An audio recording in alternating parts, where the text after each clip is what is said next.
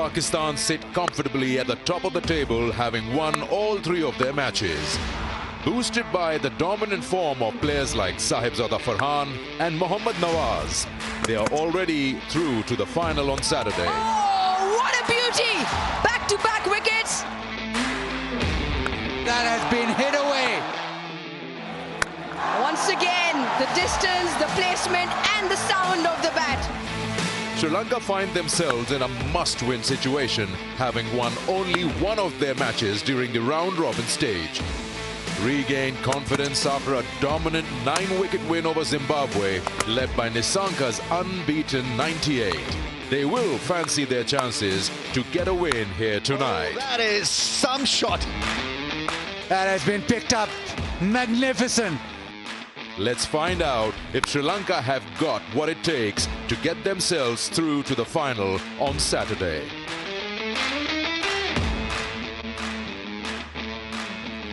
Hello and welcome to the coverage of today's play. This is the last of the round games. Pakistan versus Sri Lanka for the KFC presents Vigo Telmobile Tri-Nation Series live from the Rawalpindi Cricket Stadium. It's an all-important game for Sri Lanka. They win today and they come back on Saturday for that final against Pakistan. Otherwise, Zimbabwe will get their opportunity. This is what the points table look like after 5 games. Hello and welcome, I'm Sikandar with you, all set and ready for this final game in the round, and we'll decide, as I said, that can Sri Lanka make it to the final after that big win by 9 wickets against Zimbabwe just the other day. Will inject a lot of confidence in them. We saw the real Sri Lanka, the play, the 20-over format, and I'm sure with the help of Nisanka's form, which he's found over here, and of course the bowlers like Hasaranga, Chamira, they will test Pakistan. For Pakistan, what's in store? They've already qualified. They might test their bench. They might just give somebody an opportunity, or maybe they'll play an 11 that they would like to play in the final. All that chat. I've got Uruj Mumtaz and Russell Arnold alongside me. Good evening to both of you. We'll start with you, Russell. Why? Because there's more at stake for Sri Lanka. And the way they performed against Zimbabwe, a clinical win. A win is always a lot of confidence. But would you like to see something different from them against a side they haven't won against? No, not really. I'd like to see more of the same because they did certain things different. They came out tactically smart and the execution was good. The fielding, the energy was back. With the batting, of course, it was Pathum Nisanka who led from the front, but the feel-good factor flows through. And there's nothing to think about. I'm also happy that the fact that they only need a win. If the net run rate was in it and they were ahead of Zimbabwe on net run rate, that'll complicate the mind. They'll think, okay, we can still lose and get in. There's nothing. It's just simple as it seems. You said real Sri Lanka. Hopefully it's real Pakistan out there. Well, we speak of Pakistan fast and quick before the toss. Would Pakistan prefer a team or an opponent in the final, or they'll just take it as a game and say, you know, let's go on with some new guys who've not had a chance? I don't think Pakistan will have a preference. The way they've performed in the round series against Zimbabwe and Sri Lanka both, they've had clinical 3 wins on the bounce. They've got 5 wins in the bounce in terms of T20 games, 2 versus South Africa. So they're going well. But they are also going well with various match winners in various games. We don't see one particular person winning them and getting them over the line. They've had a few that from a rotation policy have actually just clicked. The one thing you mentioned at the beginning, I would just like to see maybe one change. I know we're very close to the toss, but the only guy who hasn't got an outing in this series so far is Hassan Nawaz. So let's see.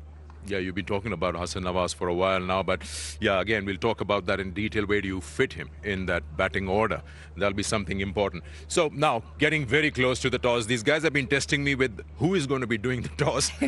I'm hoping that I'm right this time. I've got the 2 captains out there in the middle, and I'm very sure it's Ramiz Raja who is going to be looking after who's going to win this toss and what do they want to do. So over to you guys. Ready with the toss. We've got the 2 captains out here. Rion King is the match referee. Salman Ali Agha will probably have the coin. Dasun to call. Heads. Heads it is. Salman, what have you decided to do and why? We're going to bowl first, and it's been Dio's been playing a big part here, so just want to use that as well. This is the 3rd game on this trip, but pitches haven't really played up. They've been rather nice to bat on. Yeah, it's been all right. It's been not really like getting slower. Pindi is always a good pitch, but it's not really a Pindi pitch, but it's still like enough for batsmen. And to be honest, it's enough for bowlers as well. Yeah, what do you think of Sri Lanka? I mean, they are in a desperate situation. It's kind of a must-win game for them. You want to spoil their party, right? They are a very good side. They are a very dangerous side. They have a match winners. We just want to focus on our team. We just want to do what we are doing. We're doing really well. We are winning games. We just want to keep doing that. Yeah, I mean, 5 straight wins. Obviously, you know, the environment in the dugout will be a lot happier now. Yeah, we have been playing really well. We just want to continue that, and 5 win is a big achievement. We just want to keep doing the right things, and we want to win every single game. Okay, any team changes? We have 2 changing. Naseem and Usman is missing. Ibrar and Salman is coming back. Have a good one. Thank you. Right then, the challenge is to beat Pakistan. It's a must-win game for you.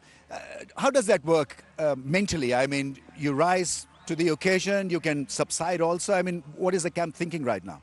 See, we had a very good game last game. So, yeah, boys are fully confident coming to this game. So, even the toss, you know, we are happy to bet in this strip. So, yeah. Lot more energy in the field. I mean, the pre-game exercises and the routines. See a lot of chirping, a lot of shouting, backing each other. Is that the motto for today's game? See, we had the discussion before the previous game. We need to show some energy before coming to the game. So we had that clear discussions what should be done during the game. So yeah, with a lot of energy, and boys are ready for the challenge. How many runs are you looking at? You're batting first, right? Of course, anything over 150, 60 would be ideal, because you know how the surface has been played, but not to compromise. Sure. It seems like a good wicket. And last question, any team changes? No, same team. Have a good one. Thank you. Right then, Pakistan have won the toss and have elected to bowl first on this surface. And to the expert, the pitch expert, the technical hand we've got is Pommy Mbongwa. Pommy, I mean, this is the 3rd game on this surface. Do you see any changes at all? Any roughness, abrasiveness?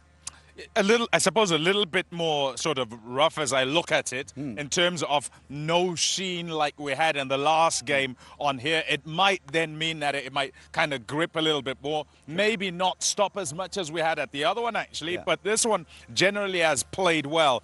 As the batters that have turned up here, they've actually found that it's been okay once they've got through the initial bit. The initial bit, though, is the ball moving around. And there are all these cracks that I'm talking about. Let's go back to what happened in ODI number 5. And as you look at where the ball went off the surface from a length, and we're standing on about a length, and I think it comes off some of these cracks, actually. Some of those deviations are a great deal. It's prodigious the way it goes back in or away from the batters from that length. So essentially, you've got to try and live on that length. When you look at this pitch map, focus on the blue ones, right? The blue ones are the ones that deviated, and you look there, it says more than 0.7 degrees. It's a lot. It doesn't sound like a lot, but it is for batters who kind of pick out an initial line, and then the ball ends up elsewhere, closer to them or further away than they would like. The Sri Lankans actually were very good against Zimbabwe. They lived in this length, and the Zimbabweans didn't quite manage to get that right. So, under pressure, having produced this, they want to do it again. Look at that for line, and look at that for that cluster. That's 31%. Very good. So when they get their opportunity to bowl, they want to be there. I would say for the Pakistanis, they probably need to be slightly further back than that, because they're quicker in terms of their fast bowlers. Sure. I mean, keeping things simple, I guess. I mean, it's not that simple, hitting the stumps and hitting the hard length, but that's the story of the day as far as bowling is concerned. As far as bowling is concerned, stay on the stumps. If it deviates and goes away from them, such as life, but you might also get up and down, so you want to bring the stumps into play and keep it as difficult as possible for the bowlers. Right, okay. Thank you very much. Thank you very much. Great pitch report for you. Indeed is, and I'm going to take something out from there and put it to Russell. Talking about that length area, 6 to 8, and say how the ball deviated. Probably that's what Zimbabwe bowlers missed when they bowled very short at Nisanka and others, and that probably cost them. Against Pakistan, they suffered because they went away from that length quickly. If you go back to that, Shahzada Farhan especially, he was just coming at them using his feet. There were a few bottom edges that flew off. They adjusted the length rather than believing this is what's going to work, because one shot or two will come off. Against Sri Lanka, they knew that's what they needed to do. That was their natural length as well. That's why it's disappointing. The taller fast bowlers, they were trying to hit the deck hard, but were missing by a foot or two because they were trying too hard. So that was the problem Zimbabwe had. They knew what they needed to do because it was quite obvious. It's that length that works for you. But for some reason, for reasons I did mention, different reasons in both games, they went away from it very quickly, which played into the hands of the batters. Quick one from the toss and the pitch, and then we'll go for a break. What do you make of this decision of bowling first? From the likes of it, he's spoiled for choices, Salman. So, where he said it, it seemed like, it doesn't really matter. Yeah, plenty of good headaches to have, I guess, in terms of personnel and the choices at the toss. The previous game, they decided to bat first because Salman said that's what we have the liberty to do so. And it's fine. I mean, a little bit of the dew's been a hit and miss. They want to put the opposition under pressure, who've also been a bit of hit and miss with the bat. Yes, they've come off a good chase in the previous game, Sri Lanka. But Pakistan bowling lineup is very good. The sort of the stranglehold in that middle phase with the spinners is good. So they'll look to sort of hold the opposition down for lesser than 150 and then chase it down. So I think it's more of a rotation, even with the choices at the toss at the moment for Salman. I think they've made the decision on putting Sri Lanka in based on the cold. Keeping Sri Lanka out there. Keep Sri Lanka out there for longer. In the second session, it gets a lot colder. That's where they based the decision. All right. Okay, time for us to take a short break. When we come back, we'll have a look at the playing 11 and, of course, talk about some key players from each side.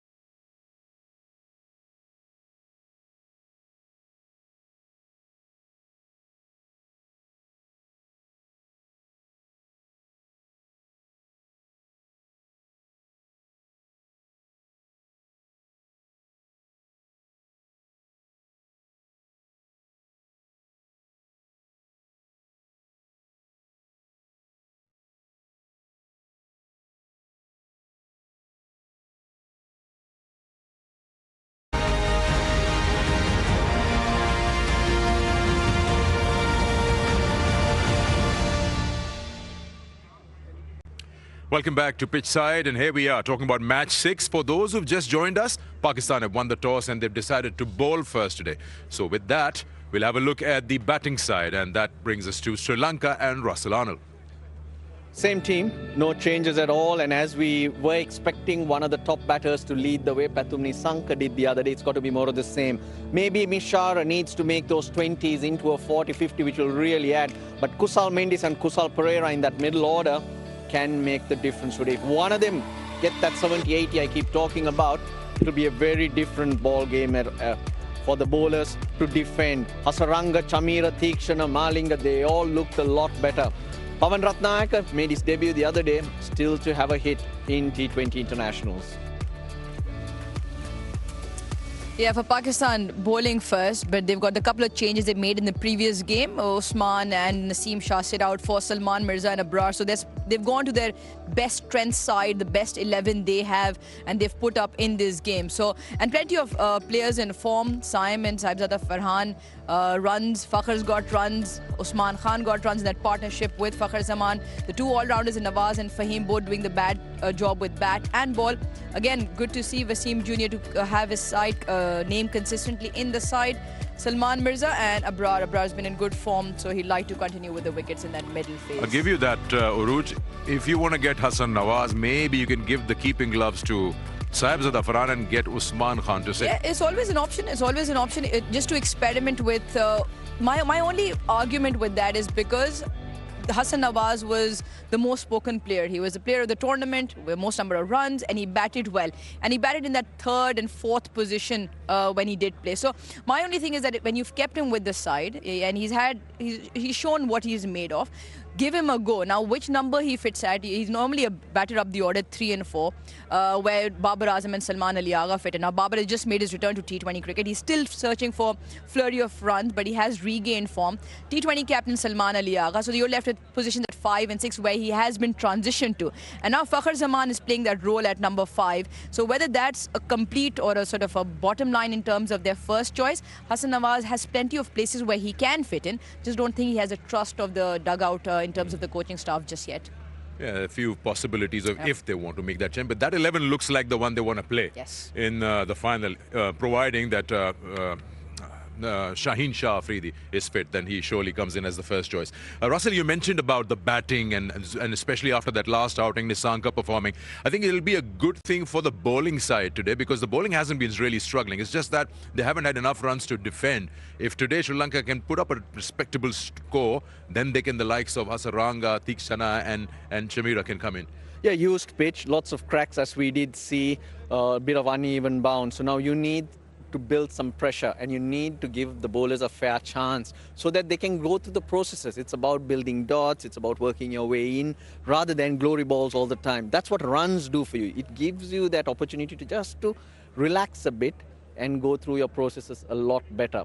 160, 165, I think the Sri Lankan bowlers will fancy themselves even in this cold. And also, not to forget, if you can just have a look at Nissanka's knock the other night, and also the important part would be that wagon wheel. When we look at that as well, it just shows how good he is all across 360. He's not a very tall player. His center of gravity is low and such a good judge of length. So anything short of a good length, he's able to flat bat it.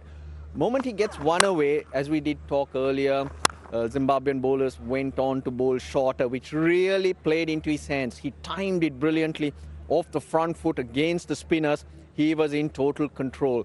Why I like him is because he scores runs with good shots, good cricketing shots, hence less risk, and he will control that innings for you. Tremendous player. Hopefully the confidence that he's gained in this game gives Sri Lanka another innings, because today is that most important day. I'm going to bring in Babar Azam, and there's been a chat that does T20 format, require a guy who can be your anchor, someone who can play a little more than a run of ball. And if you've got Saibzada Farhan playing the way he is playing, it sort of gives the license to number 3 to just take his time. And Babar's 74 was as important in the context of the game.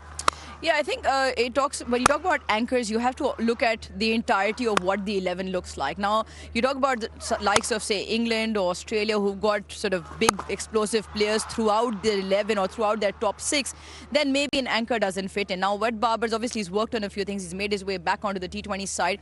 Now, why Babar can fit into the side is because we don't probably have the 1-2-6 in terms of explosive power. Yes, we found Saibzada Farhan with Fakhar Zaman doing that middle order finisher's role. If that's a given, Babar then can fit into play in between those, and that's what was lacking for Pakistan. We didn't have explosive finishers or explosive middle orders at 5, 6 and 7, and we experimented time and again with those. The problem was it dovetailed with Rizwan and Babar not scoring too many runs at quicker rates up the order. Now with Saibzada Farhan and Saim Ayub, you've solved the problem.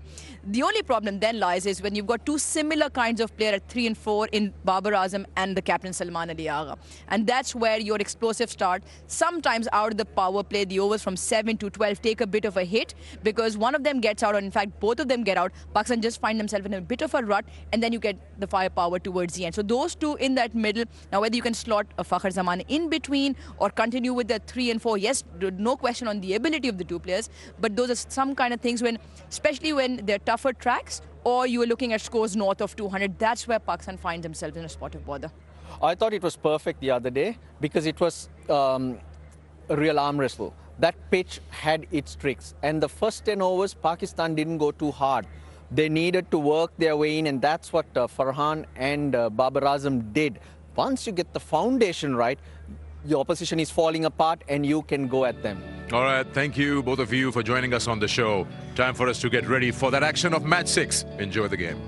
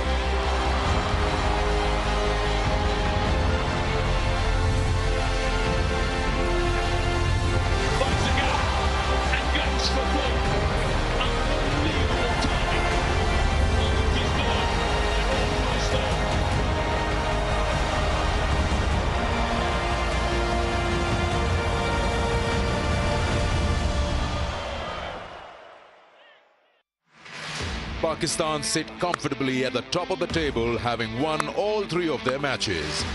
Boosted by the dominant form of players like Sahibzada Farhan and Mohammad Nawaz, they are already through to the final on Saturday. Oh, what a beauty! Back-to-back wickets. That has been hit away. Once again, the distance, the placement and the sound of the bat. Sri Lanka find themselves in a must-win situation, having won only 1 of their matches during the round-robin stage. Regained confidence after a dominant 9-wicket win over Zimbabwe, led by Nisanka's unbeaten 98. They will fancy their chances to get a win here tonight. That is some shot. That has been picked up. Magnificent. Let's find out if Sri Lanka have got what it takes to get themselves through to the final on Saturday. Smiling Pathun there because he batted like a dream. He was outstanding in this KFC Presents Bigotel Mobile Tri-Nation Series.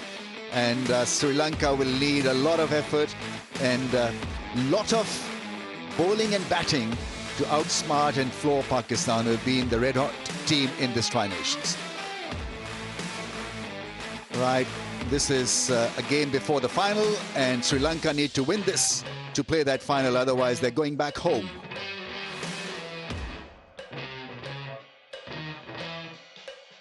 So that's the points table then. Pakistan have been seamlessly outstanding. 3 matches and 3-1.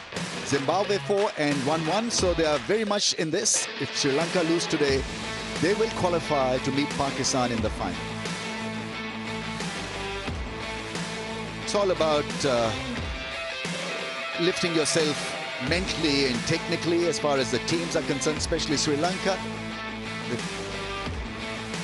He's been the star, picked up a hat-trick, and so smiling faces. And Sahibzada Farhan has been in outstanding form, probably the best player from Pakistan in this Tri-Nation. Sri Lanka, well, there's a lot to look forward to, a lot to ponder, and make sure that they produce their A game today against Pakistan on a surface that is full of cracks, but doesn't look dangerous at all. The ball will come on to bat rather nicely, and they are here, and the numbers will grow. It is pretty cold here in Rawalpindi, and kids, families are all in here to watch 2 exciting teams play together in this all-important contest. Right, couple of interviews now. Russell Lardle caught up with Tikshana. A very good performance the other day and a welcome win. Yeah, it's a great win for us to lose 8 games continuously and to come to the winning, to get a winning moment and to give a comeback in this Tri series. Big players needed to stand up. Pathum Nisanka did with the bat and with the ball. I thought all of you were very good. Yeah, it is a great comeback from the team and even from the bowling department and from the batting department as well. We were like almost getting all out in all the games that we played last time in Pakistan. So this is the first match we won, and it is like an easy win because we only lost 1 wicket. Your roles were also different. You bowled the first over and you bowled really well. How important was that spell for the team and for you? Yeah, it is a great comeback from me as well. It's a confidence booster for me because I was not in the great form to pick up wickets in last few games. So for me, I just tried to do my basics right, and in the past I was trying to bowl with the new ball and bowling wicket to wicket and to bowl in the right line and length. So that was my plan last game, to bowl right line and length. That game you sat out, now did that freshen you up mentally? Was that a positive to miss a game? It's always up to the team that when they pick the 11 and all. I think it's what for me it was. I was a disappointment, to be honest, and because I was not picking up wickets to stay in the team, and what meant from the team. साहबजादा आप बहुत अच्छा खेल रहे हैं. मेरा सवाल है कि क्यों इतना अच्छा खेल रहे हैं और कैसे खेल रहे हैं? जी रमीज़ भाई, बिस्मिल्लाहिर्रहमानिर्रहीम. वही जिस तरह आपको अगर शुरू के मैचेस में अच्छा स्टार्ट मिल जाए तो काफ़ी अच्छा कॉन्फिडेंस मिलते हैं एज अ प्लेयर, और इस चीज़ को मैंने चाहता हूँ कि इस चीज़ को कंटिन्यू रखूँ।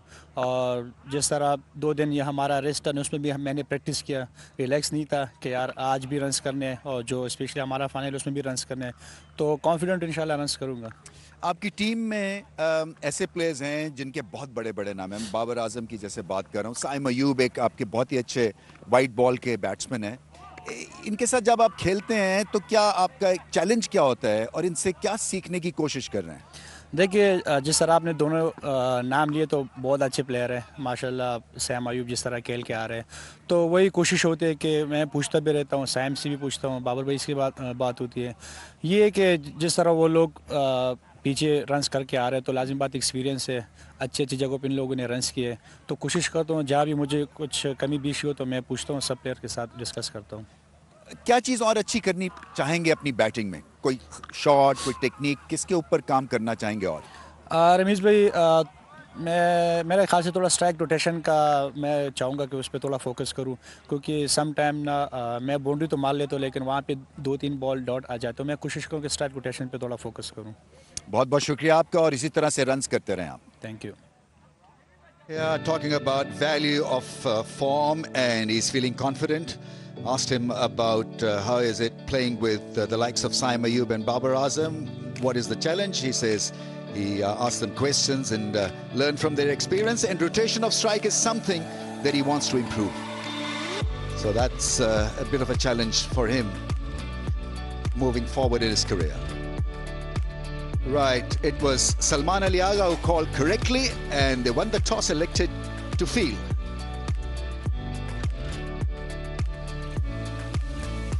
Pommy Mbangwa is here with me. Pommy, Sri Lanka, do you think they can outsmart Pakistan with this lineup? Yep, they can, certainly, and they showed that in the previous game in terms of their batting. The big three in the batting are Nissanka and the two Kusals, Mendes and Pereira. Mishara has shown good signs with the way that he started. Then the rest of that middle order, and the bowlers can then go to work if they have a score on the board. Pakistan have benched Usman Tariq and Naseem Shah, so in comes Abrar as a replacement, and Mirza is in the left-arm seamer with a lot of promise and tailor-made for white ball cricket.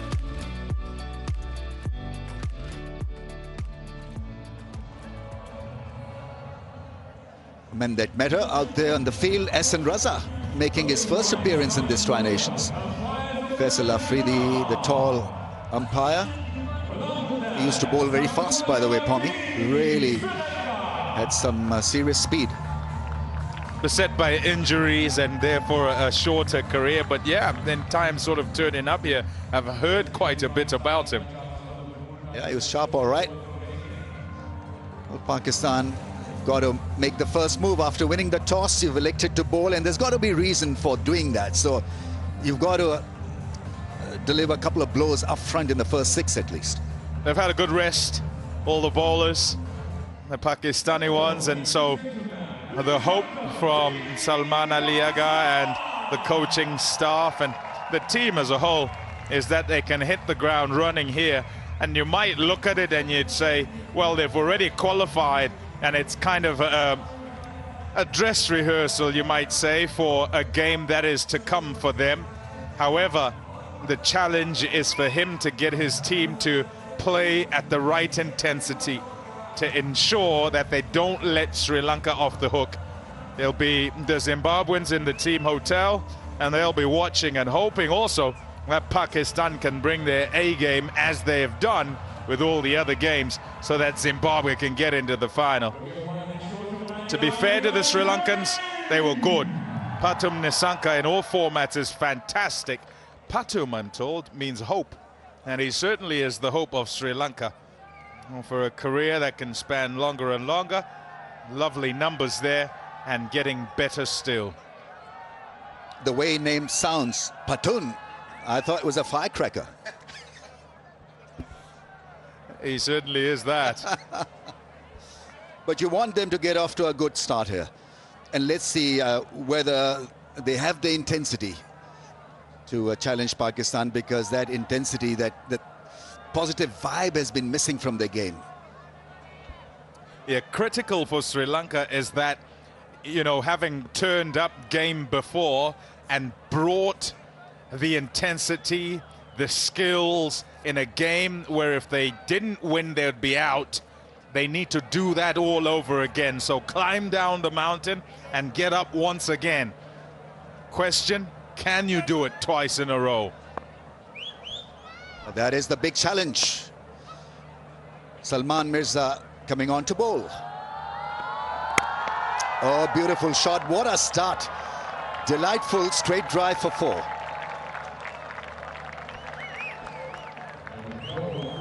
Nisanka, the Patum of Sri Lanka. Beautiful shot. It's over pitched from Mirza, and he gleefully accepts. That'll give him great confidence. Just the start that the side would want. He's looking for that in-swinging slant. The ball didn't really swing back. Could you break your bat? Because it was right out of the middle of the blade. But anyway, we'll have a little pause here, but very nice start. Just walking into that straight drive. It's so important for Sri Lanka that he shapes up well. He's the form player, and he was outstanding. The pull shots, the drives, anything that was pitch shot went the distance. It was fed a bit. And once he got going, it got even more difficult for the bowlers. Oh, listen to the sound of that. That was to finish it off. Was keen on the milestone, but hit it too well to have another go at getting 100.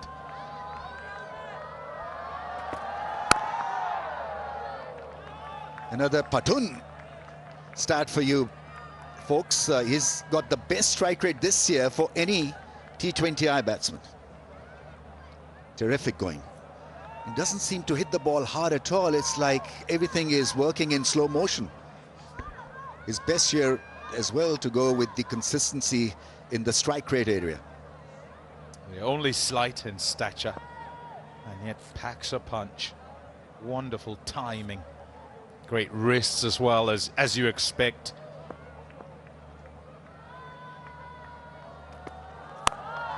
Cut shot will go straight to Wasim Jr. Don't attempt the second when he's fielded the ball. Right, Vigo mobile giveaway, so you earn a free mobile. So come in numbers and be that lucky person. We're in, we're over here.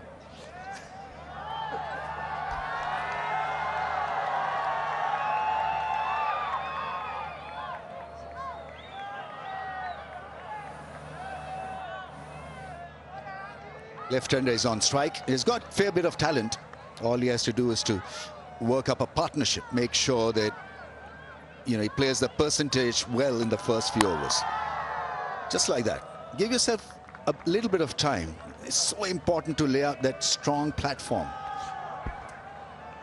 Yeah, for Mishara, he is quite keen on playing shots, and might be the way that he plays his game and the task that he's given generally at the top of the order. When he's playing with someone in great form as Nisanka, he perhaps doesn't need to go out as hard, can be a little bit more selective. Absolutely. Very fine player when the ball is pitched on his pads. There he goes, plays it into the gap. 2 runs to the left-hander, is off the mark.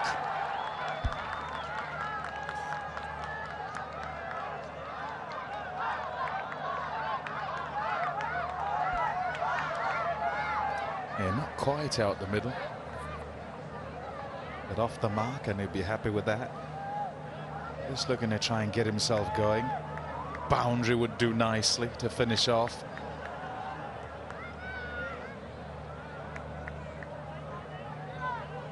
Not quite constructed how he might like. Salman Mirza, this first over. Critical to finish well, having started off by over pitching and going for 4.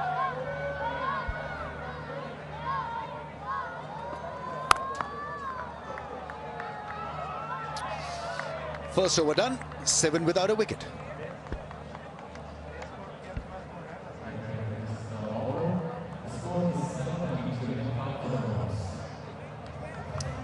Yeah, good intent with the last delivery. Make sure you finish action. Aim at a particular place. And that's back of a length and exactly where he'd want to be. Hit the pitch there, Salman Mirza.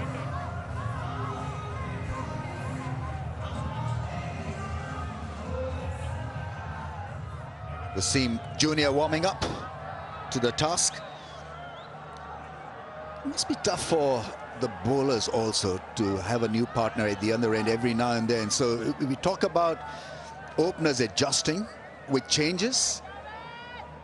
And believe me, I've gone through that drill where during that period, there were so many openers that were tried by Pakistan. So I'd be there and suddenly I'd see a new partner. And that takes a little bit of adjustment, a lot of adjustment at times, because you want to understand the game plan. What about the calling, that kind of bit. So, Pommy, you can maybe shed some light on a new bowling partner or new bowling pair completely. I mean, how does that work? Does that impact your performance? I don't know that it should. From a kind of mental perspective, I think you end up probably more in your own head than anything else, because as we say so often, that despite it being a team game, cricket is very individualistic. You know, so when you get your opportunity, you just essentially want to make sure you're doing what you need to do right. Yeah, Wathan put away quite nicely through the offside for 4. It's a fast outfield. Just a cosmetic run after the ball for Babar Azam. He was never going to catch that one.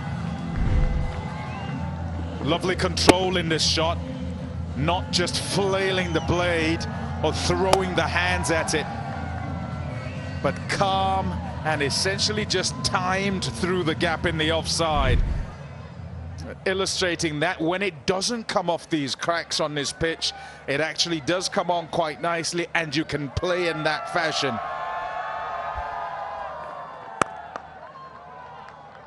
That's a good single. Maybe the pitch may not play up as much during the first half compared to the second. I feel that this will have a lot in it for the bowlers come the second part of the innings.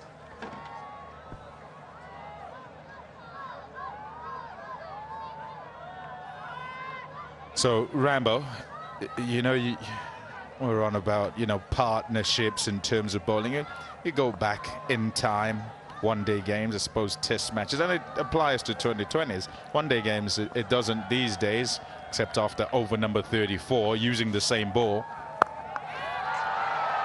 High on the bat, fortunate to get away with that. Loves it there and loves to tuck it away onto that onside.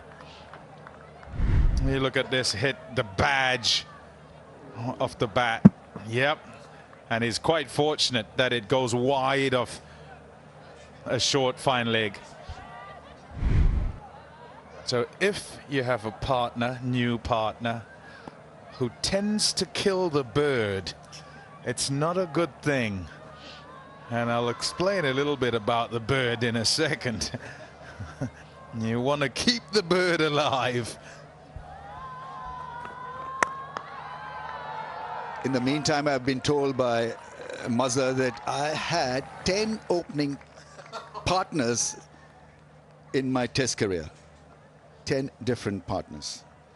And I think I had more in white ball cricket, and we only played 50 overs then. Yeah, from you talking about it before, you sounded scarred. Anyway, from the chopping and changing. The bird, if you look at the Kookaburra ball, there is the bird on the one side. So if you're killing the bird, you're not hitting the seam, you're hitting the shiny side. And so you don't want to be that guy in the bowling partnership, because you got to look after the ball. 16 without loss.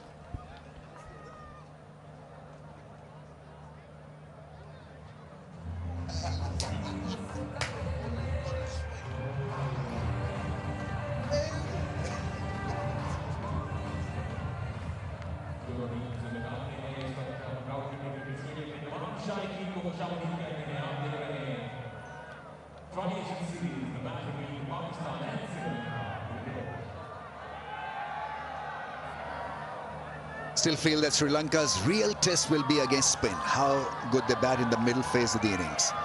Because that's where they've not been that clever at times.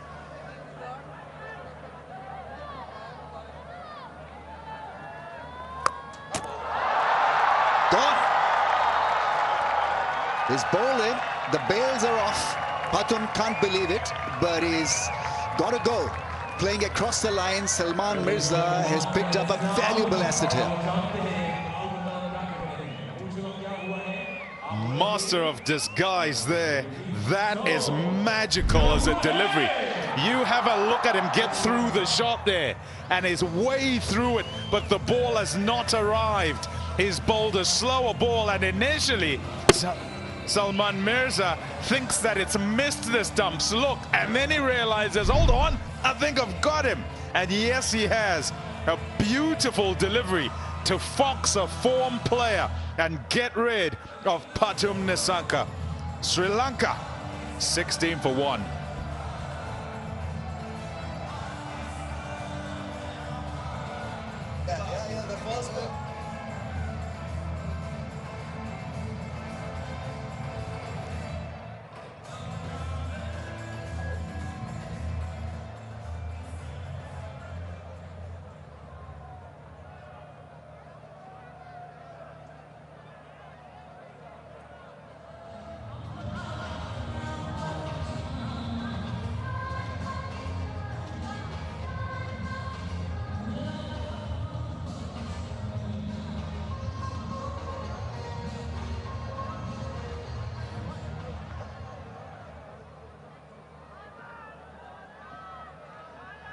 Kusal Mendes is in at number 3, strike rate of 130.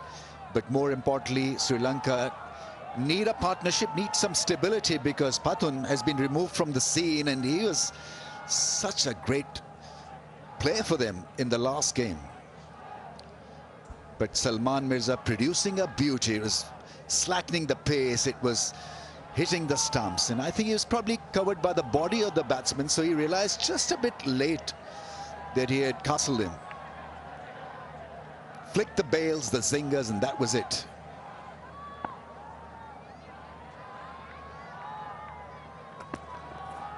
Yeah, nice delivery, length bowling. Now that's the best you can do also. If the ball is not shaping around, that's an excellent way of dealing with the situation or the flatness of the pitch. This was smartly bowled. Yeah, magical.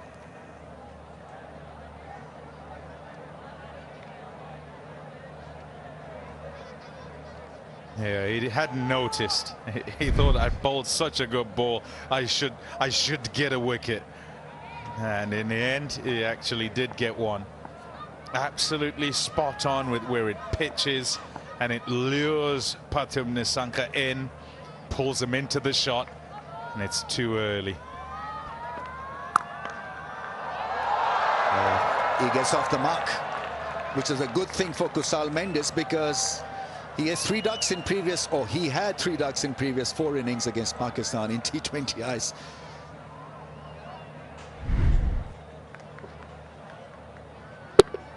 Struck it well.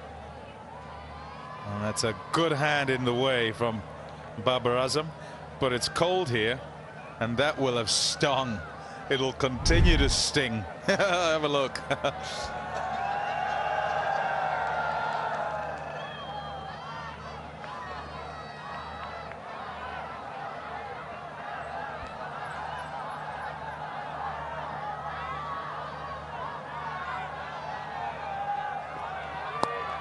Slice, gets it past the infield, couple of bounces over the rope. Not such a great delivery, because the field wasn't set for this length. Yeah, another of those slower deliveries. This time he's trying to go slow and into the pitch. But Mishara, awake to it, waits, and able to pick out an area where there isn't a fielder. And away it goes for 4. Much needed runs, those. as they try to take advantage of this power play, try to get going, some sort of flow in the innings.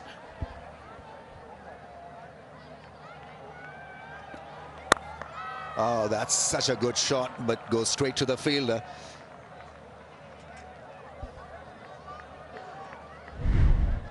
Sumptuous, this master of disguise. You have a look and he rolls over it right there. The length critical. Because it's the right length, he can't really pull out of that once he thinks that he can drive it.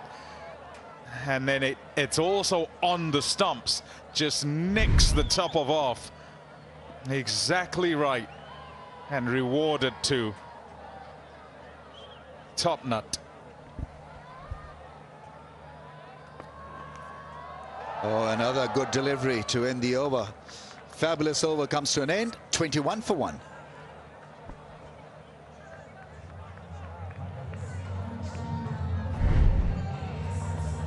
Heard a sound in our ear, but he's missed it by a distance. Wondered right then. Yeah, heard it there again. Sounds like he's edged it. Yeah, we'll have a look at that actually, and it might be one they've missed, Pakistan.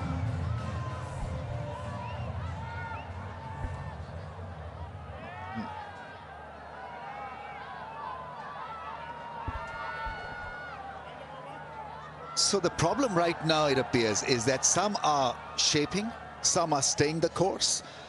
So from batting perspective, you're never in, because you feel that you've got control over the pitch, and then suddenly one will just hoop a bit more. Fahim Ashraf is coming on to bowl in good wicket-taking form. He is. Gets through it, gets it through the offside. It was a whack. A little bit of width provided, and he's off to a very good start. Couple of nicely timed shots now for him.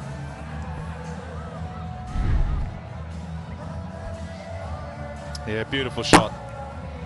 Wide, a touch on the full side, not too full actually, but it's a good shot that to be able to control it, to get it in the gap and all along the ground as well. Give him confidence. He spent some time out in the middle previous game.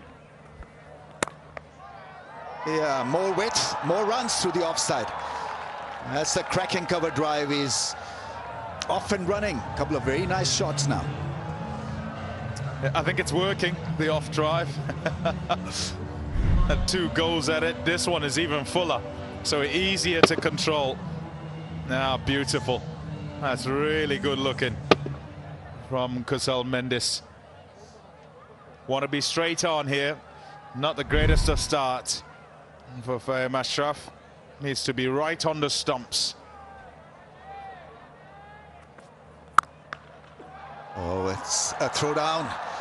3 deliveries in the same area. That's well stopped in the end by the skipper. Really had to dash after that one, but not an auspicious start by Fahim Ashraf. Sri Lanka happy to accept those deliveries as they try to get going, because the good length has been rather tough to get away, and so to receive some opportunity to flail the ball off to the fence is a good thing.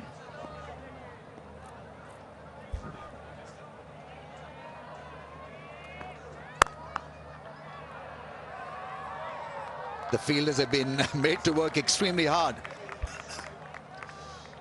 That's good fielding by Fakhr. With Bengal Flowers 1100 plus branches, you can open your current account from the nearest branch to enjoy various free services and earn Orbit rewards by maintaining or growing your balance.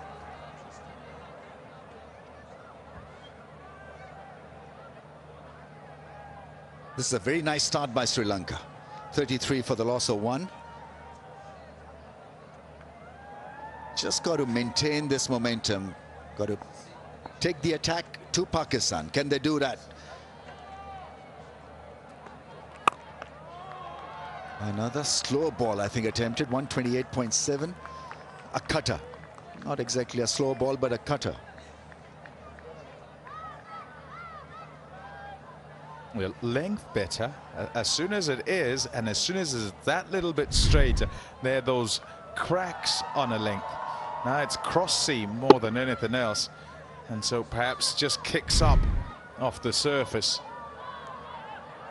But in a particular area, and you've got all those cracks, you can kind of pick one. Maybe they're too many for you to be able to actually be accurate as your head bobs up and down as you run. That's put away up in the air for another boundary. Tremendous over for the right-hander. 3 boundaries and 3 very good shots from Kusal Mendes. 16 from just 7 areas, 37 for 1. Yep, too varied the length and not quite in the area that he wants to be. Fahim Ashraf. Kusal Mendes happy to put that away. Quickly onto it and pulls it away comfortably for 4. 16 off the over. Most productive one. It will help no end in maximizing.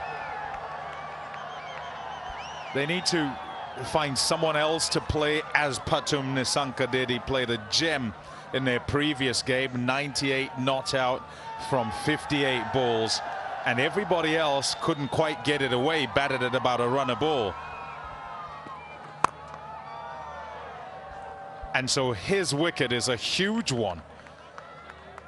And so to have got him out, Sri Lanka have to look elsewhere for their runs. We wondered if he nicked the over before. And he stood and watched as these went off to the fence. Yeah, not a lot of control over his length. Fahim Ashraf in that first over of his. Salman Mirza on the other end has been outstanding. Variations and control. We've seen it, how he's exploited this pitch, the conditions. Oh, that's a beauty. Once again, I think it was a cutter. Twisting and turning.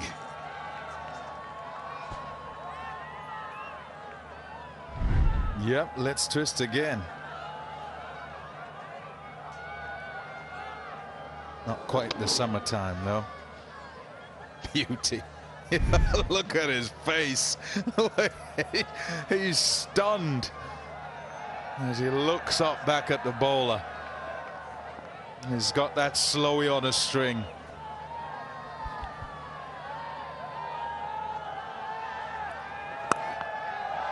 Yeah, I mean, it's just about made it over the head of the fielder at mid-wicket. And timed well enough to make it to the fence. But clearly, once again, a little amazed, surprised, and not totally in control on that delivery. Yep, just kicks up off the surface. It's another slow ball. And he's trying to sort of adjust because it's not quite getting to him. And in the end, it comes off the middle of the blade with his adjustment. And luckily loops over mid-wicket. It's a terrible teaser too, because it has the fielders going after it all the way to the fence. All in vain.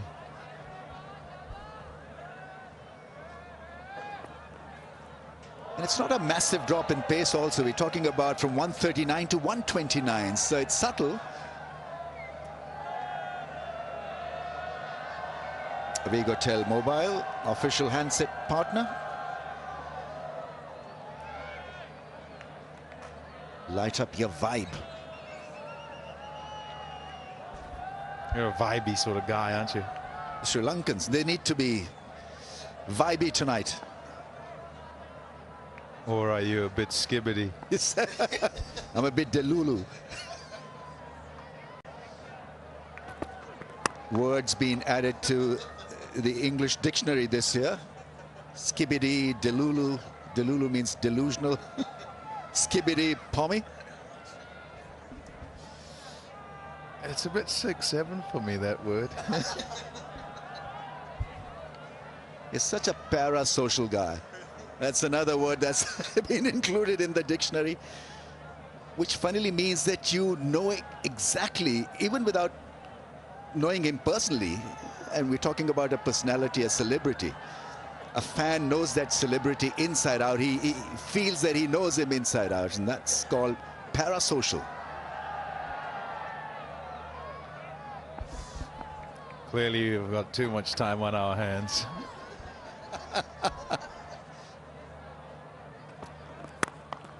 Full shot, just a little bit hesitant, but he gets a single, and after 5, 43 for 1.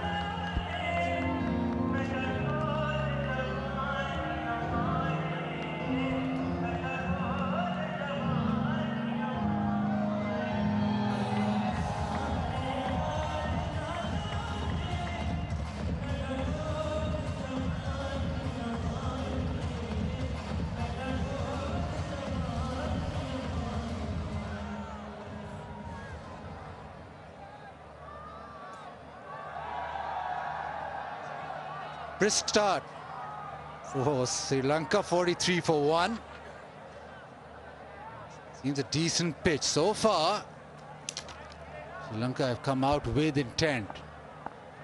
Had it beautifully in the previous games against Zimbabwe. The main man is gone, but you expect now to have your A game on. Pulled away, that is magnificent. Short ball and dealt with.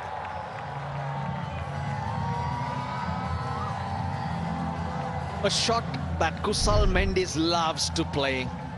Bat goes from down to up. He wasn't very fluent against Zimbabwe. He hung in there when Pathum Nissanka was playing it to all parts.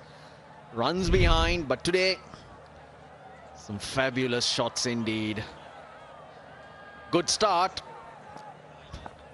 But how Sri Lanka play from over number 6 to 12 will determine where this game goes. Shot again, pulled away, this time in front of square. A 6 and a 4. 50 on the board. Mendes has been very, very quiet. Very important game for Sri Lanka. Could be their last on the tour, and they have to win. Big players need to stand up. Nissanka did the other day. Mendes so far 31 of 14. Why I said 6 to 12, Baz, is when the spinners come on and the field restrictions are lifted. That's a phase where Sri Lanka really struggle or don't show intent. That's where this game will be won if they can play the spinners, control the game in that phase. Change in field, deep mid wicket in place. Down the leg side, and that'll be 4 again. Poor delivery. And Kusal Mendes is really zipping along. Leg byes, doesn't matter. It's runs for Sri Lanka, that's the bottom line. Only the slower balls from Salman Mirza seem to be hard to get. But when pace on offer, this seems to be a good pitch. Yeah, Wasim Jr. and Fahim Ashraf and Mendes play for the same franchise, Quetta Gladiators, in PSL. So he's been very severe on his teammates. So only Mirza, who doesn't play in his franchise, was bowled well.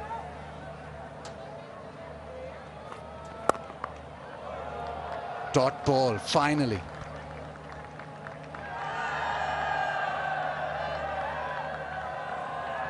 .160, 170. That's the type of score you need. It is a very cold evening. You look at even the Pakistan fielders, sweaters out, hands in pockets. Come an hour and a half into the evening, it will get colder. That'll be another challenge to deal with.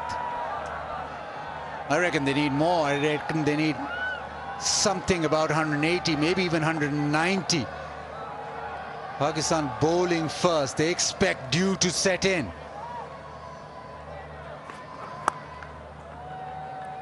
Times it nicely down to third. Get your 160, 165 first. They aim too high. It's a team that we know lose their way, and also those middle overs. Get your foundation right. 42, this partnership, keep it going, and then you can go from there. Last ball of the power play. The deep square leg and almost a deep gully on the fence. Mishara. Oh, swings and misses. So the power play, 58 for 1.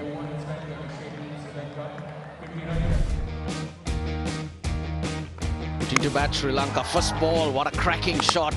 Mishara played a couple of brilliant shots until Mirza bowled that slower one. It's been Kusal Mendes in this partnership.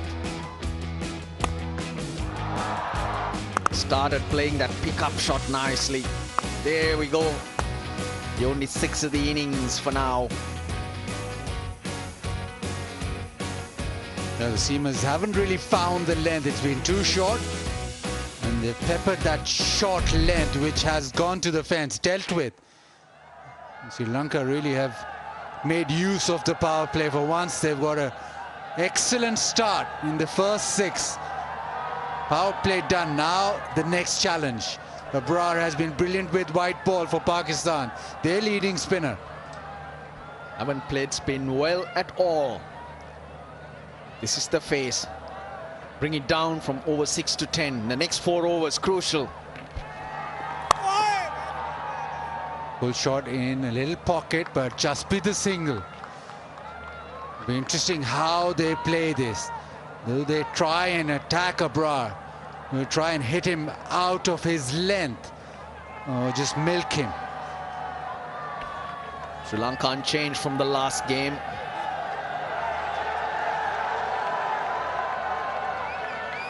Batting to come, there's Janit Lienage, Pawan Ratnayaka. He's still to have a hit in T20 internationals.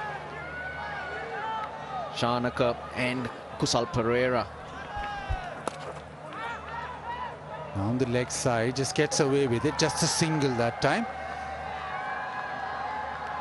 Right now, all going to plan. So, Fikr free for Sri Lanka.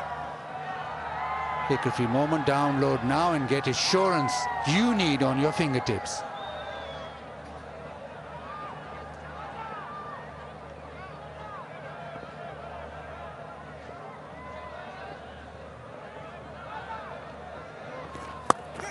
Pulls it leg side and hits it pretty well. So just be the single. Not happy with himself, Mendes. He thought there was an opportunity to pierce that gap straightish mid-wicket. Plus he hit it hard. The good thing is they're rotating the strike. Mishara has a massive role to play to support his senior partner and keep this partnership growing. Not open the door for Pakistan.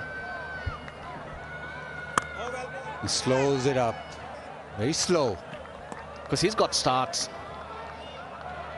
Be a great opportunity even for him to establish himself at the top of the order. We can go on to convert that to a meaningful score. Change of angle for Abrar. Goes round the wicket.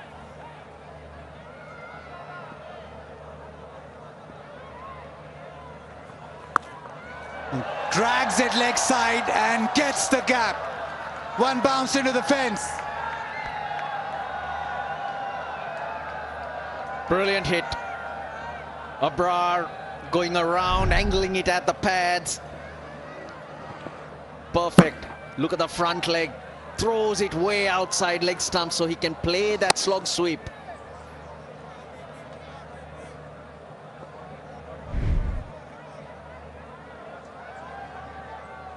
Seven off the over so far. And very slow this time into the offside. So the first over of spin has been dealt with. 50 partnership also raised. 66 for 1.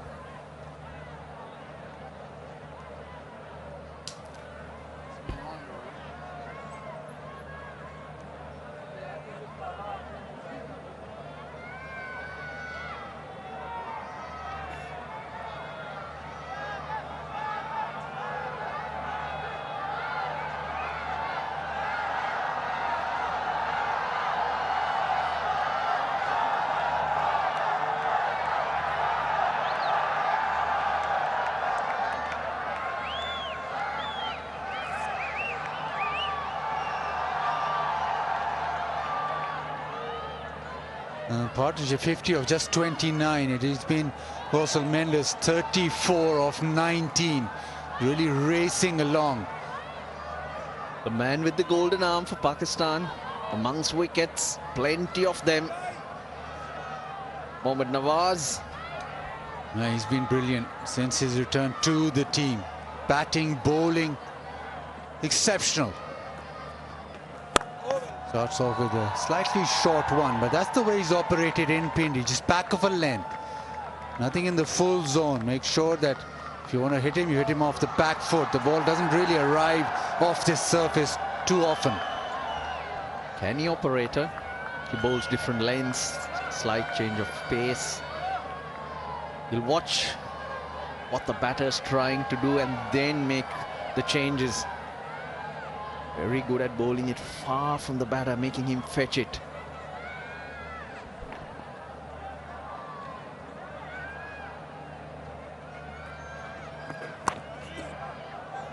Nicely played. He's got the gap. He's very good with that back cut.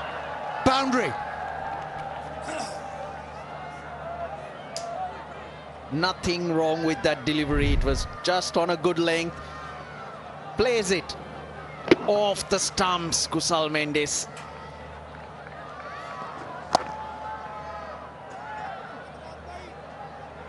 He's playing some wonderful shots. Yeah, needs to carry on. Now Nawaz has just gone for 4.92 the over in this tri-series. So if Sri Lanka can get hold of him, that just makes life difficult for Salman Ali Agha. They really don't have to go after him. Make sure he doesn't bowl dot balls. You've got the boundary in the over. Knock it around. You for the next 2-3 overs, 8 and over, you accept. You can shake your head as much as you want. Boring. Boring is not the point. It's about the win. It's about what you do smartly, not throw it away. Entertainment business. Wide. There you go. Nawaz bowling it away from the left hand, thinking he might come at him, which is very clever indeed, but Mishara was up to the task, read the line well.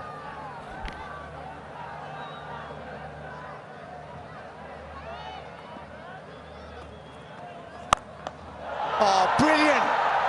Down on one knee and smashes it all the way. Shows you how to play spin. You're so right there, Baz. Let the ball come to you. Previous one, he left it alone. This one, Nawaz had to adjust. Bowled it closer. And what a hit. This is a good partnership. Sri Lanka doing lots of things right in this first part of the innings. Foundation set, now to build. Yeah, putting pressure on the spinner. Salman Ali Agha now thinking about how to go about these middle overs. Couple of overs off spin so far. Goes wide again, pressure on. That's what you mean by not go after the bowlers. Let them bowl to you. And it works for you today. Mishara, Kusal Mendes making some wonderful decisions. This time down the leg side, quicker delivery, oh, brilliantly done. Salman Mirza saves a boundary. It was a faster ball, so pace was on. Superb fielding. One-handed seam-up delivery. Oh, yes. And the roll over, back at the shoulder, making sure no injuries. 15 off the over so far. Now works at leg side, they'll cross over for a single. Fabulous from Sri Lanka. 16 off the first Nawaz over, 82 for one.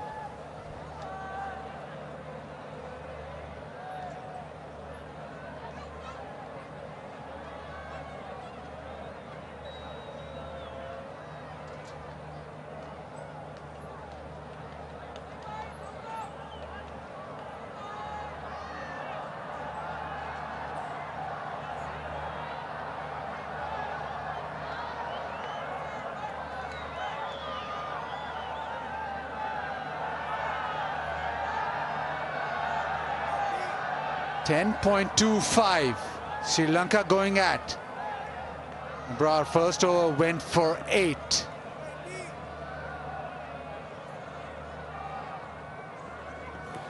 Oh, close, and that should be it.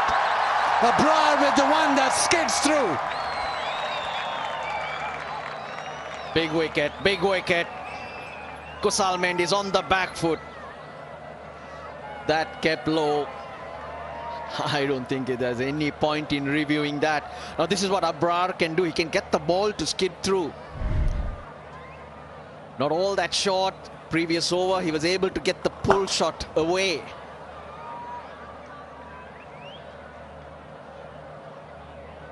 But Abrar, that ability to deceive the batter with the pace of the pitch, working. But a very good knock from Mendes. He goes for 40. Sri Lanka 82 for 2.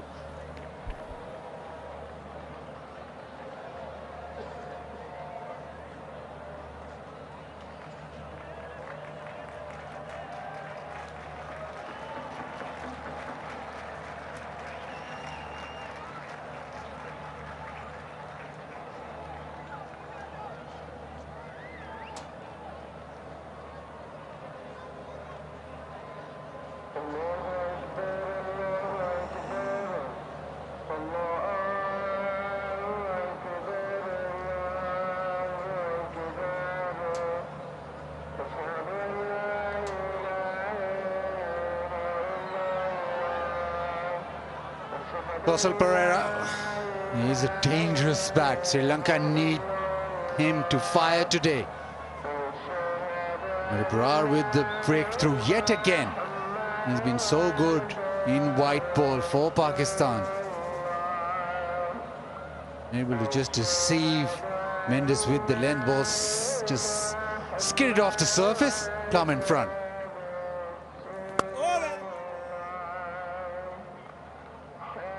Kusal Perera's off the mark. Well, good length. A lot of players look to play off the back foot. But Abrar, he's a different type of bowler. He's got the ability. He's got the skill to get that ball to skid through. Beats him for pace.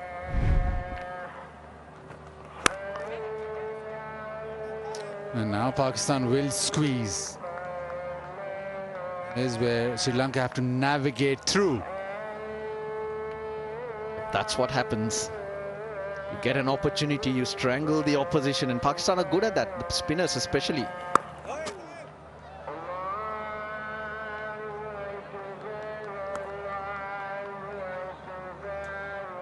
KFC, flip the bucket challenge. All you have to do is flip the bucket as fast as you can onto your head, and you win KFC finger-licking good prizes. Just 2 runs off the first 4 deliveries. Suddenly, it's a different ball game. Abrar with the wicket, and he's making sure that he gives away nothing. It's over a wicket and 2 runs. He'd like to close it off. That's not the way he thinks. He thinks wickets. Maybe thinking, how can I get Perera out? Slows it up, turns into the leg side. A terrific over from Abrar. It is 85 for 2.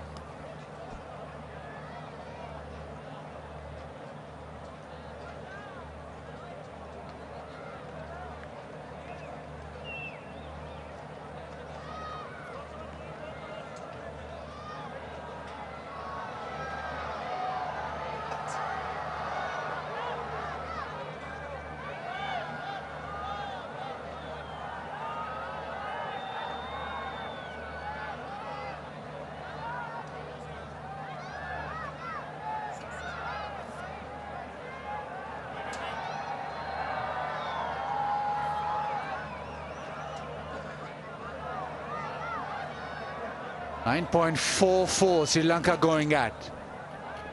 2 left-handers in the middle. Mohammad Nawaz getting a break. Salman Ali Aga.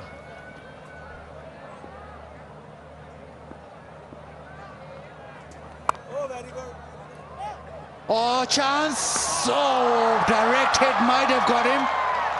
Pakistan very confident.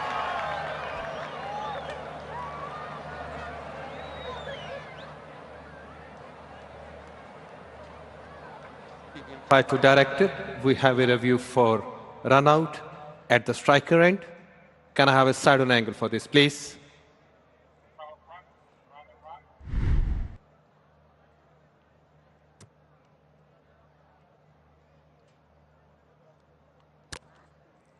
Roll it back, please.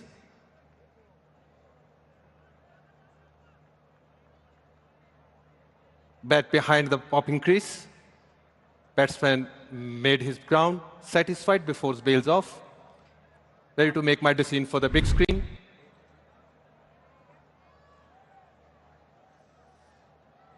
No run there. Pereira gets a dive now. At full stretch, he's not got a great shoulder. He's had an operation on it. Hopefully he'll be fine.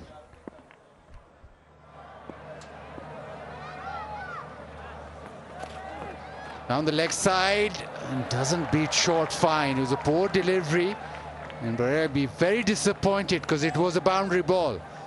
A direct hit is what was needed. Good work from Babar. Had to throw across his body. That gave Pereira the time.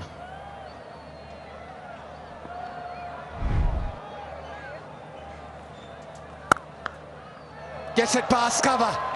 He's very strong off the back foot through the offside. Sri Lanka needed that boundary. But since the fall of Kusal Mendis' wicket, it was just getting a little tight. Yeah, that deserved to be hit. It was so short from the captain.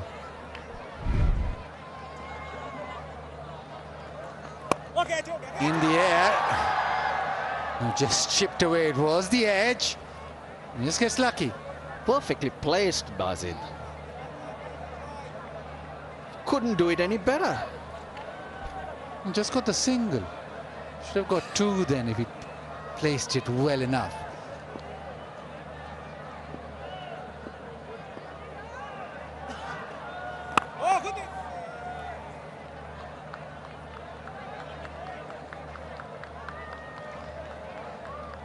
Inverx EV, Pakistan's smartest hatchback EV, Inverx Zeo, is up for grabs for the most electrifying batter of the series. Inverx Zeo, charge fast, drive smart, on and off the pitch. Cuts it through the offside, will just be the single. It has been a good 10 overs for Sri Lanka. They've got to 93 for 2, and it is time for drinks.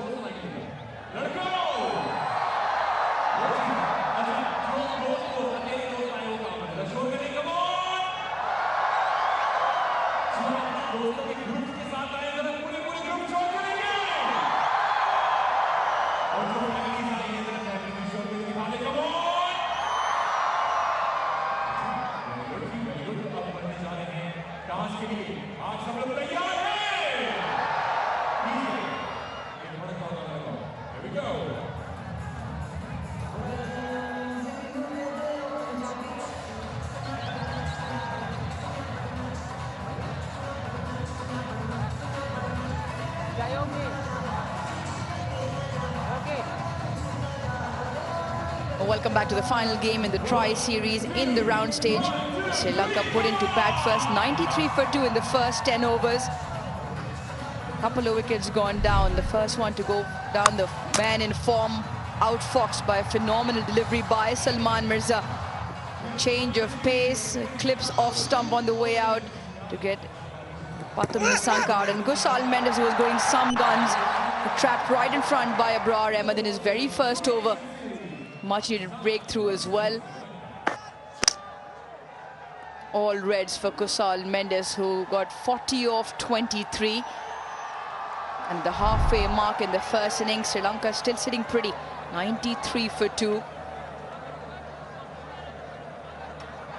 Pakistan bowlers in the initial part of the game struggled to find the length. Width was on offer.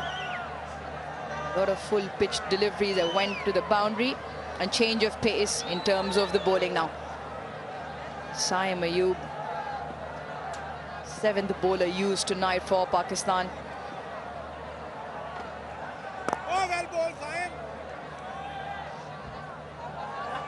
Mohammad Nawaz, just the one over, went for 16 with the left-handers out there, not continuing with him. Salman Ali Agha.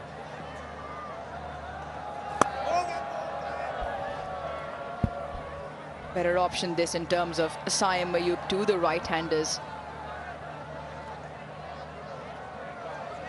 It's time for Pakistan's leading home appliance brand, Super Asia. Shop online, got the magic of one touch.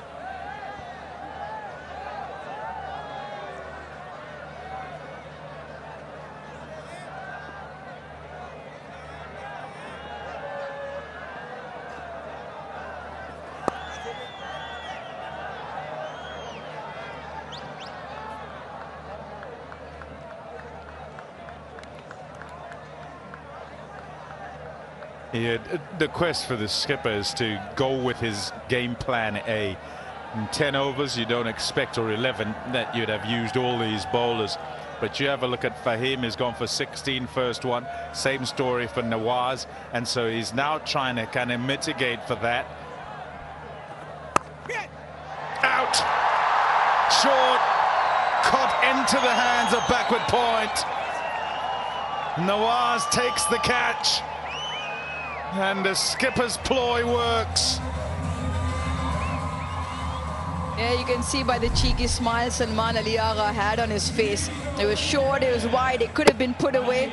But the only place Kusal Perera has put this away is into the safety net of Mohammad Nawaz. Didn't quite get the elevation to go over, couldn't keep it on the ground either. He goes for 6 tonight, Sri Lanka 96 for 3.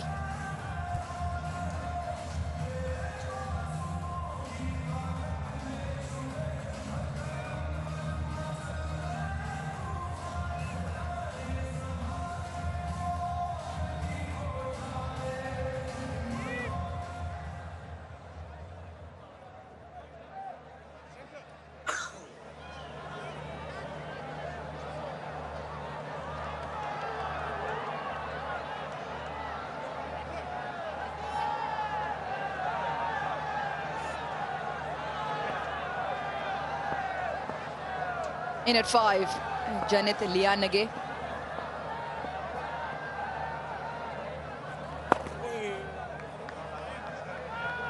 Seventh bowler paying dividends for Pakistan.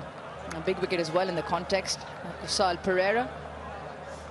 Your left-handers out there would have said, right, I've got to go to my offies. He bowled himself. Salman Ali Agha, and he's bowling Saim Ayub now. Happy to see that Janit Lianage comes in, because he might be able to go back to Nawaz at some point. 11 done, 98 for 3, clawing back.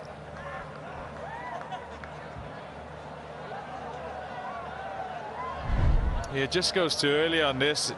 It's into the pitch. He expects it to come through quickly, and what he's trying to do is get that behind. But on a slow one where it might be just a touch sticky, you've got to pay special care to that let it come. Picks out backward point.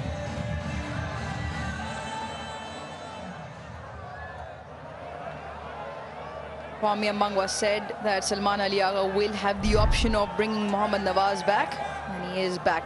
Spinners tonight. Look at the grouping. There's been a bit of a right hand, left hand, but predominantly spinners have bowled to the left-handers up until Kusal Pereira got out. Once again, just in the air, but his timing is very good. Up and over, and also brings up the 100 for Sri Lanka. Great skills from Mishara, who's got the pace of this pitch. Doesn't look to overhit that. Picks the gap, times it, and then gets it away. 4 runs, nobody in the open spaces there. And instead of looking leg side with the turn, happy to keep his options open. On 41 now, so accustomed to the pace of the pitch, or lack of pace thereof.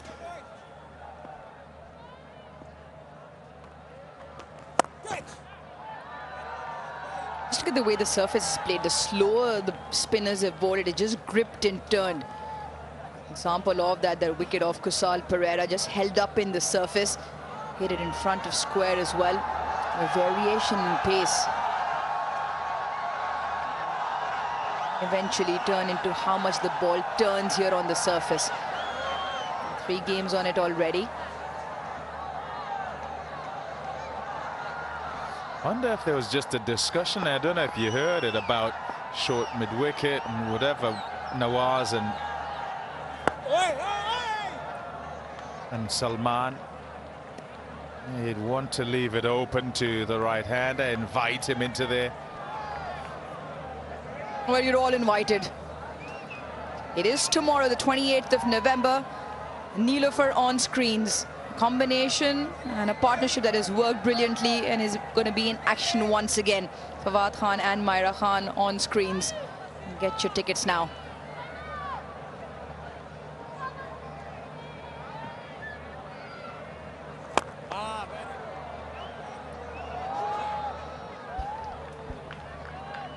Yep, needs to use all of his skills here, Nawaz, because Mishara is after him.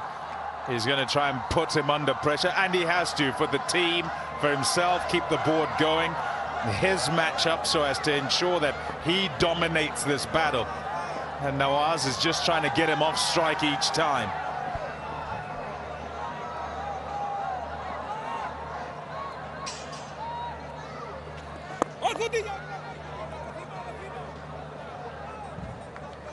Into that open leg side, and no fielder inside the ring in front of square on the leg side. All Lianagi has to do is just drop it there, and there is a single available. So the boundary on the very first ball, followed up by 4 singles. They'll also be doing their own assessment, the Pakistanis, as they go about this, in terms of where the score is with regard to getting to par or above par. Catches the call. Slightly uppish once again. Mohammad Wasim Jr. will do up the cleanup job on the boundary. So good over for Sri Lanka. 10 off it. 108 for 3.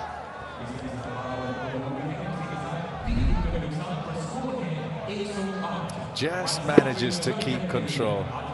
Enough to get it away from that fielder. Just bounces up on him. A little higher than he expects. And somewhat forces it in front. Probably the benefits of having been out there for the 31 balls he's faced. Sri Lanka 108 for 3 in 12 overs.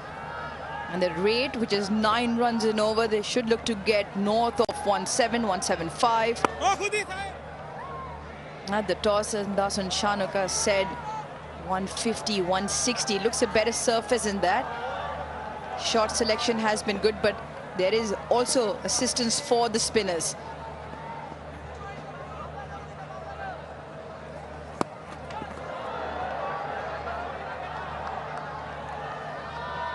Home safely. To re-bowl that, Saim Ayub just losing the radar, looking to fire that one in. 100 Ks, that previous delivery. I think he thought he was coming at him. And he thought, I'll get you down the leg side. Keeper did well to get it, actually, in the end.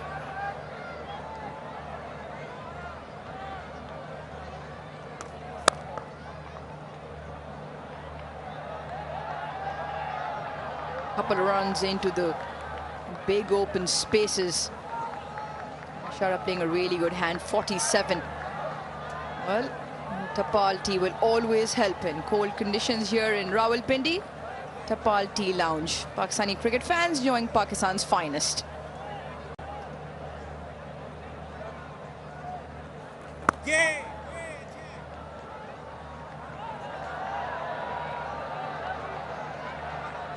Very good.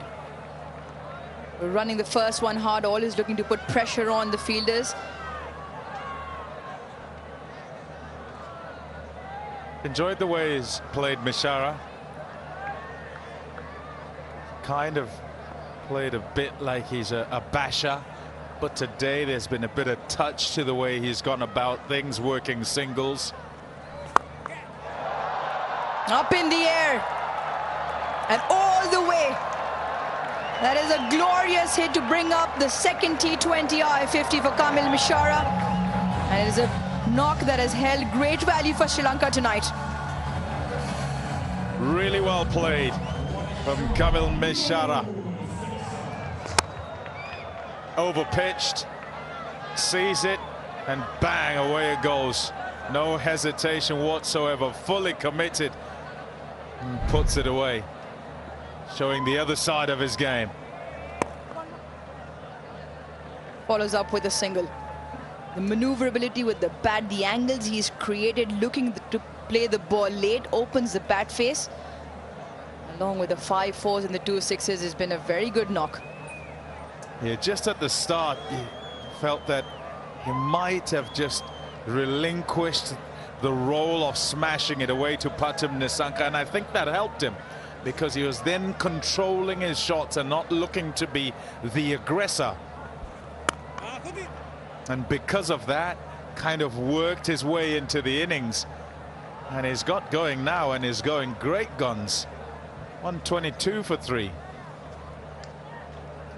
Also, after Nissanka got out, Kusal Mendes came in and took that role. Got very quick runs, took the attack on to the seamers in that first phase. All of that allowing Kamil Mishara to settle in. And settle in really well tonight so far.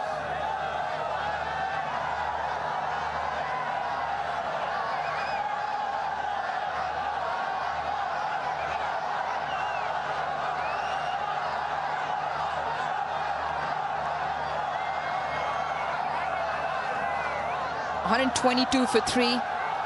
Kamil Mishara leading the way for Sri Lanka. 56 of 35. Brought up his second T20 half century in the previous over. 7 bowlers used tonight. Fahim Ashraf now in for his second. Kwame and Ramiz did that pitch report. You showed the amount of deviation off the surface, and more importantly off that length. Fahim Ashraf is the sort of the bowler, he normally bowls cross seam, likes to roll his fingers over. Those kind of conditions might actually suit him. Yeah, he's got to first hit that length. There's a particular area where there are quite a few of those cracks, and it's being used again this pitch. And in the previous game, hitting a particular length made it difficult, but one side was able to hit the area more regularly, and tonight there's also been another one of those stories. Nice shot. Oh, playing beautifully. Have a look at the control. He's not He's not tried to whack that. He's just helped it on its way. Talking about areas, good length area.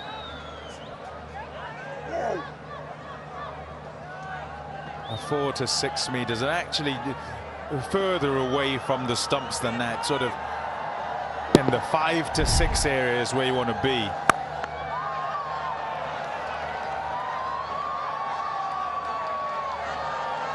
At the moment, Kamil Mishara seems to have an answer to everything. The previous delivery, the first two have been slow ones. Not looking to overhit any delivery. On-pace deliveries also being timed. Great partnership as well, now building 30 of 18 between the two.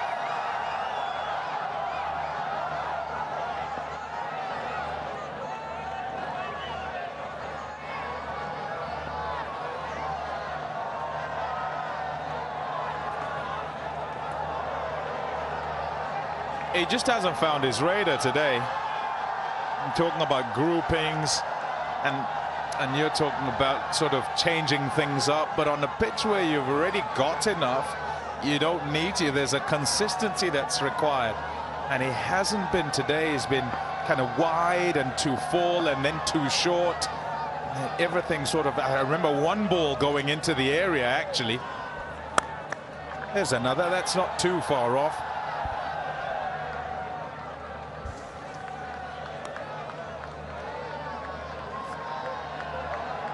Always a 100% confidence moment without any dandruff. Hello, hair.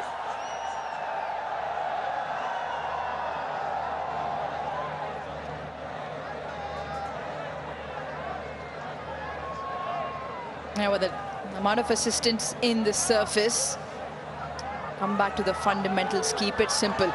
Hammer down on that length, keep the stumps in play. Change of pace. Talking about seamless pitch map, we saw what worked for Sri Lanka versus Zimbabwe a couple of nights ago. Look at where Pakistan is, all over the shop. They've been short. They haven't really hit that 6 to 8 meter length, but also been very wide. Yeah, just missed it short. And I think it's in an effort to hit it.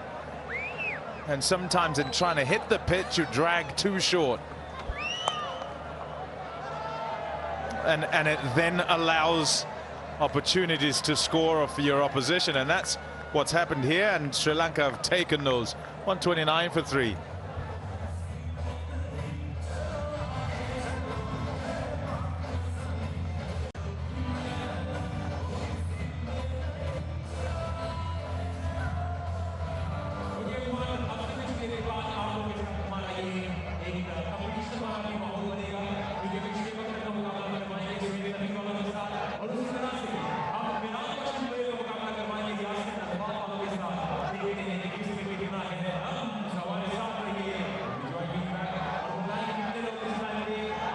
Six overs for Sri Lanka to put up a score.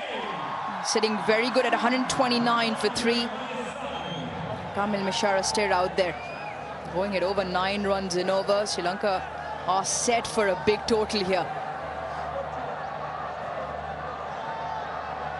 It's been a hit and miss in terms of a bowling package for Pakistan. Abrar has been more on the hit side for Pakistan. A couple of overs, picked up the 1 wicket, that of Kusal Mendes as well.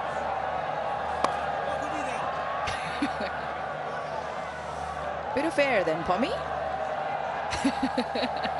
Air out the ball. Yeah, shocked a little bit, the batsman.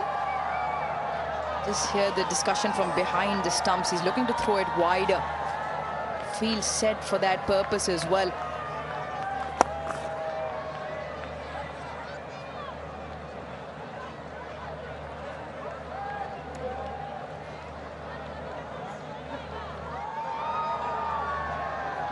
Intensity is something I was kind of looking to watch tonight.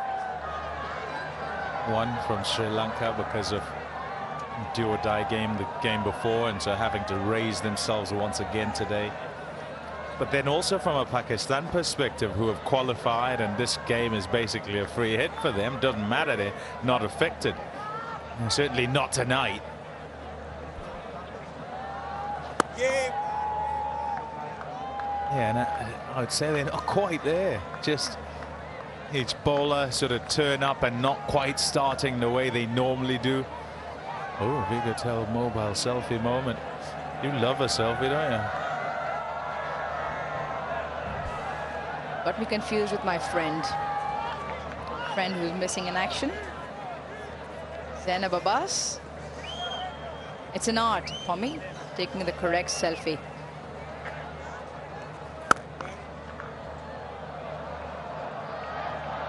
What a shot. What a shot. Very quick to bounce onto the back foot.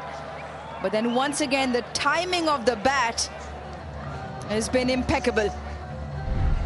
And it is all very good cricketing shots. Watch this. That is very good. Yeah, I'll go back to that word control. When you watch him as he hits the ball on just about all his shots tonight, you couldn't accuse him of trying to overhit.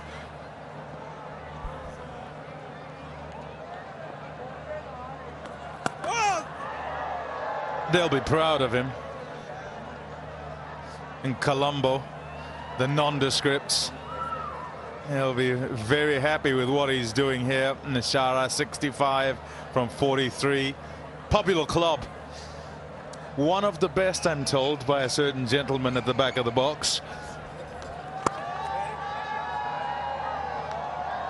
And you'll hear from him shortly as well. The gentleman in the back of the box. 15 done, 137 for 3.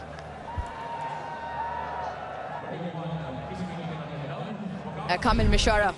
Excellent control, poise, and the way he's timed the ball. He's played all around the ground. His second international T20 I-50, and it's come at a very good time for Sri Lanka in a must-win game. Big shots, ran well between the wickets, and the timing of the bat has been sublime to watch. A shot of the day so far, and he's still out there for Sri Lanka.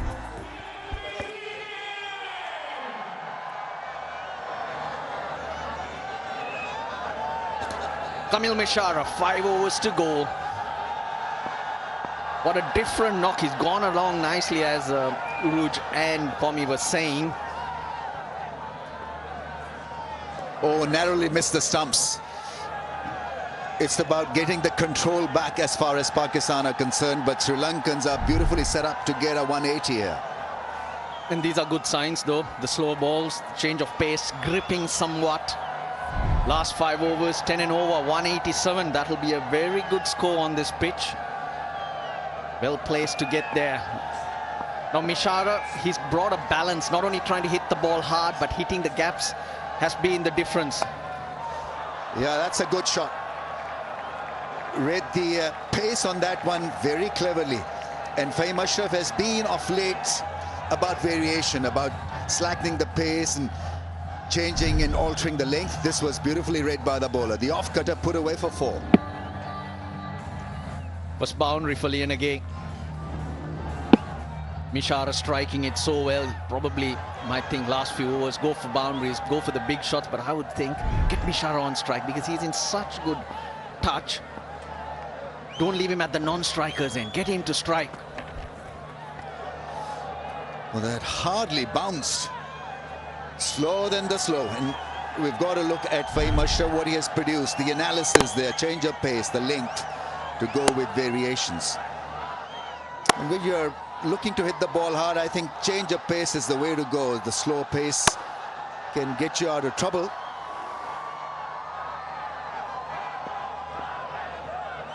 Talking to the coach after the drinks break, just trying to set the compass back. Another play and a miss. It's my point, no dot balls, just get off strike. Fielders are sitting on the circle. Every ball is a single. You've already got a boundary. A runner ball gets you 8, 9, and you're on your way rather than inviting pressure here.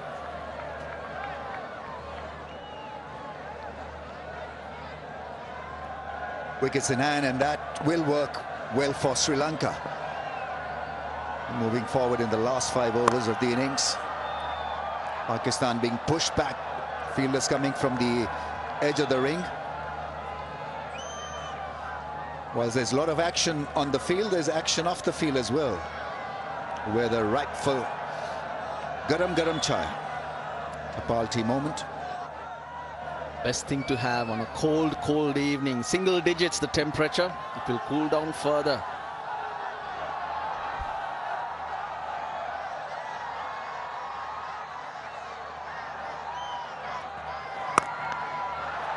Big shot. Is it a big shot? That's dropped. It is dropped. Salman Ali Agha is usually a safe fielder. Had to run towards his left and he has grasped it. And that could be costly for Pakistan. 144 for 3. Again, a slower delivery into the pitch. Looked like he got it into the gap, but Salman Ali Agha did brilliantly well to run across. Did so well to get himself into that position and spills his lollies. That was Mishara. Mishara is the man who's controlling this innings.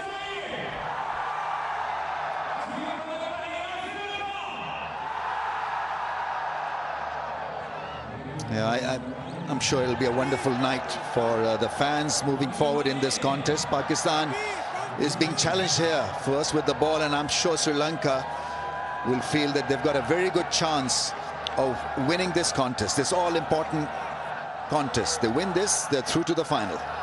Abrar to bowl his last over.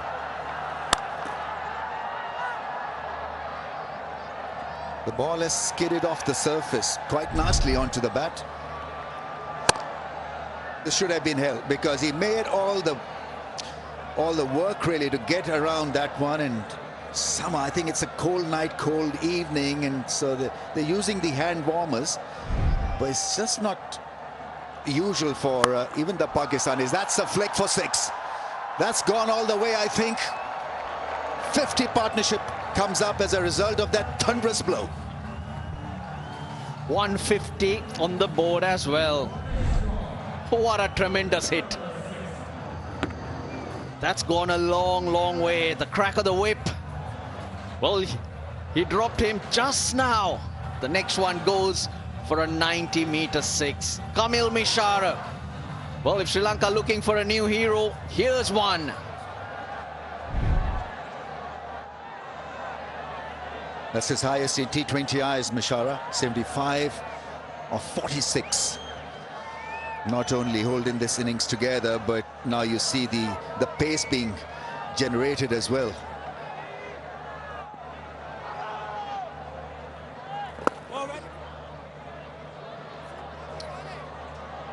Right, yeah, you got to be careful. That is excellent thinking from the Sri Lankan player. It was Mohammad Wasim, and we know that he's got a rocket arm. So, well thought out. I think it was the keeper's fault. On the stump mic, you could hear him egging Wasim on, and that's what switched the batsman's mind on to who the fielder was.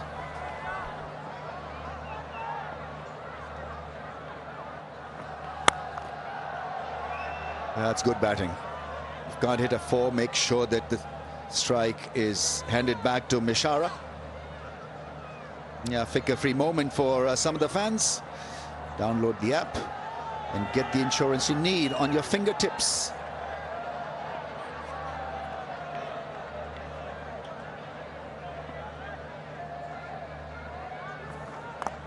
Slow ball, that's got up in the air. Mohammad Wasim doesn't drop it.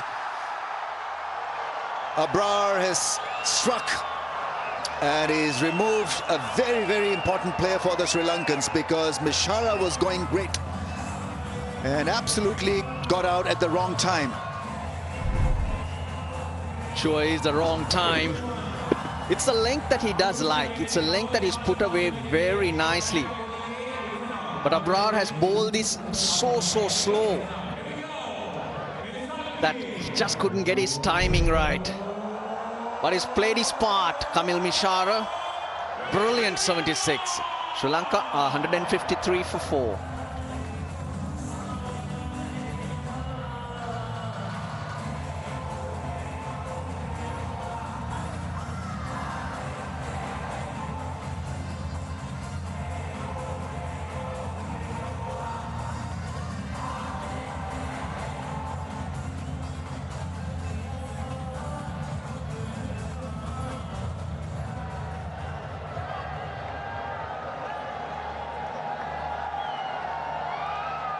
is a neat striker as well, Sri Lankan skipper. They need a very, very meaty innings here from him on strike.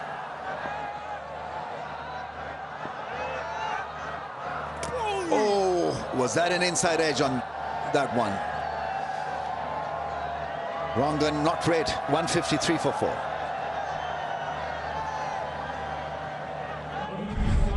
Well, he's done his bit. Abrar, he's bowled out 2 for 28. Could have easily been a third. Dasun Shanaka, probably for the second time against Pakistan, could have been dismissed for a first ball duck.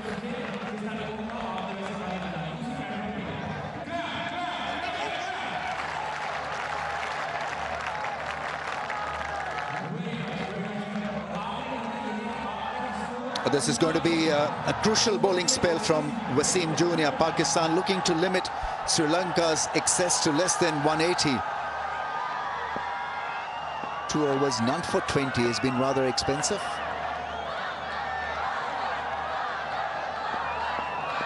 Fahim has gone round the park as well. 3 overs, none for 30.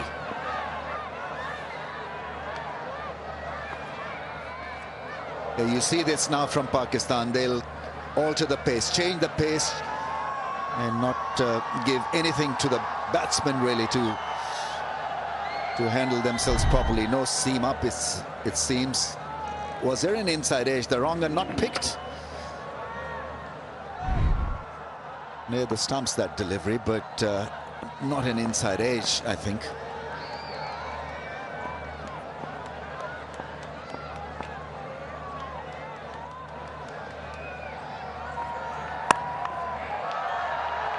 That's lifted for a run over the infield.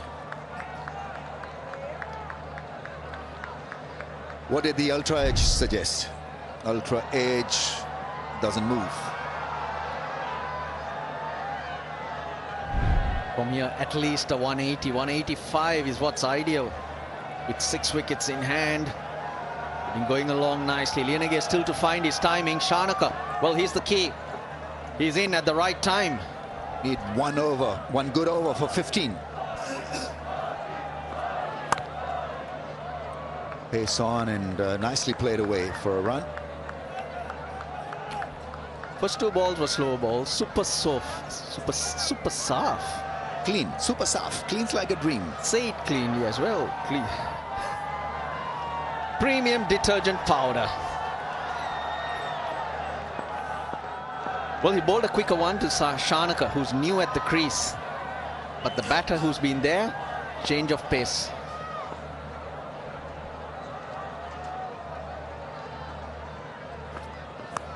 Inside edge, that'll do it nicely. Runs and hits the fence. Inside edge, did the job. Yeah, relief for Sri Lanka. But it's so strange that each time there's extra pace on offer, either via the middle of the bat or an edge, it seems to be finding the boundary. That's the advantage of having 6 wickets in the tank, because you can go out there and feel free to hit everything out of the park. I'm sure he'll go again. Lianage. Yeah, no timing on that one. Once again, no pace on the ball.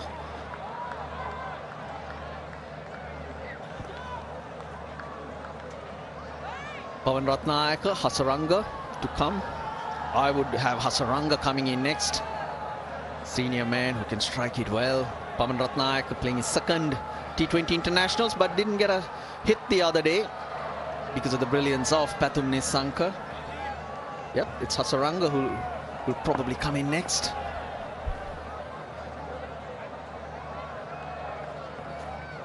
Yeah, pace on, misses the ball. Ends on a good ball, 160 for 4.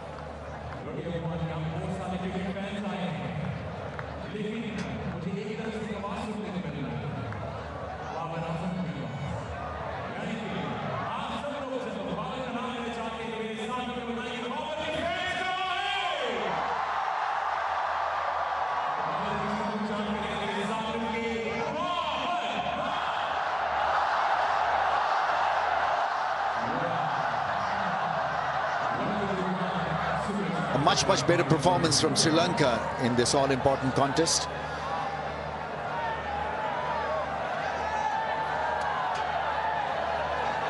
And not losing wickets was the real deal, especially in the middle phase of the innings. Now they have the advantage. 160 for the loss of 4. Salman Mirza coming on to bowl. He's bowled well, 1 for 18.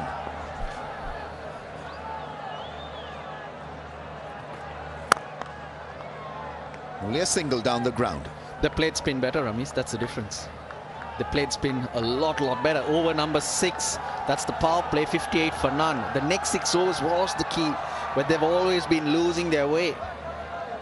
They scored 50, lost 2 wickets, but going at 8.5 at that period, you take that. You're happy with it. Now it's about the flurry. 3 overs, 24.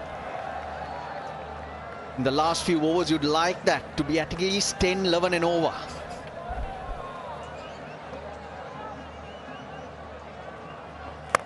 Oh, that's gone. Up in the air for 6. Beautifully timed. It wasn't such a bad ball, but made into 1 because of that wonderful power.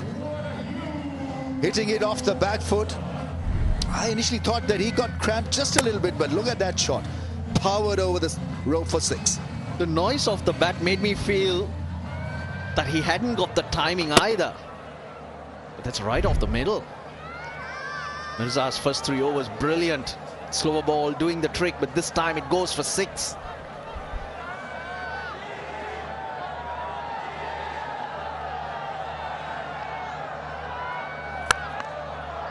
Big shot down the ground on the bounce to the fielder at long on.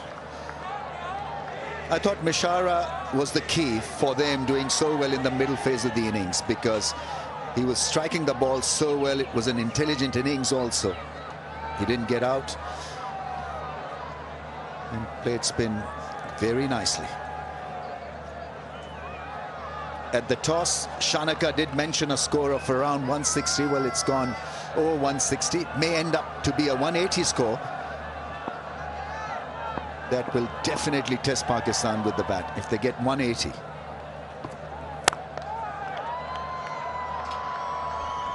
At least a couple. But for Pakistan's point of view, Ramesh, 180, 185, even if they concede, I think it's a good thing. Test themselves in a chase, a good chase. But they got nothing to lose in this particular scenario. They're in the finals already. It's about working more on roles, confidence, and they really haven't been challenged in this tournament so far. I think if Sri Lanka win today, there'll be a handful in the final also, because they will then have the flow and rhythm. And it's such an important game in so many ways for them.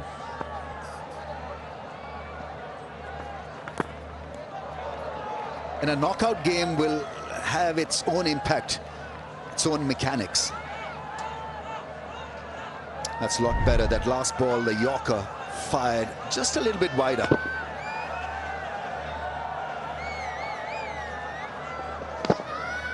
Seven balls remaining. I think this ball's a free hit. Lianage has to find the boundary. He's going at just over a runner ball and managed to find the boundary on 2 occasions. One was a bottom edge.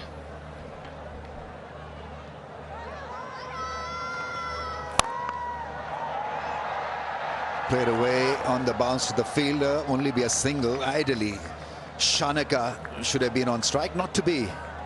Last 6 balls of the innings to come 171 for 4.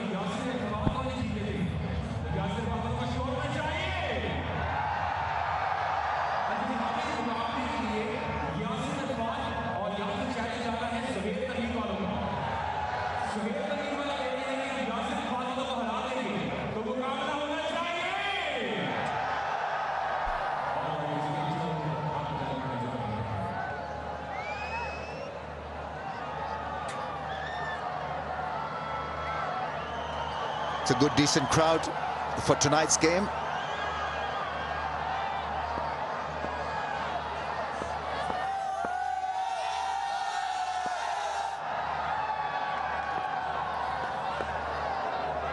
Yeah, they had to run. They had to run. Oh, he misses the stumps.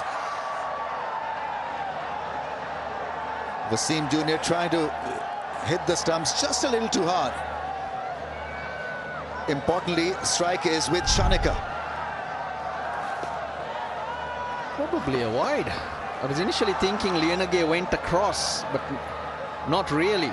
That's when the bowler gets the margin of that wide line moving way across. All three to aim at Wasim. Here we go then. Wait for the action. Here it comes. Oh, it's hit him on the throat. Trying a ramp shot, and that must have hurt him. Probably caught his collarbone, I'm not too sure, but aid is in. One thing's for sure, he's never gonna try a ramp ever again. He's got it straight on to his throat. Both fielders behind square. Oh, God. I'm surprised he's still standing there, because this is Wasim Jr. bowling at 140 plus. I think the shot was definitely on. He's inquiring about his health, and so it allowed a little bit of time for Pakistan to get into a small little huddle. Clarity is what is needed at this stage for a bowler. So you've got to really, when you're at top of your mark, you've got to really then decide what you want to bowl. You can't change the delivery, the length halfway through. So it's important that Wasim Jr. is clear in his head what he wants to bowl.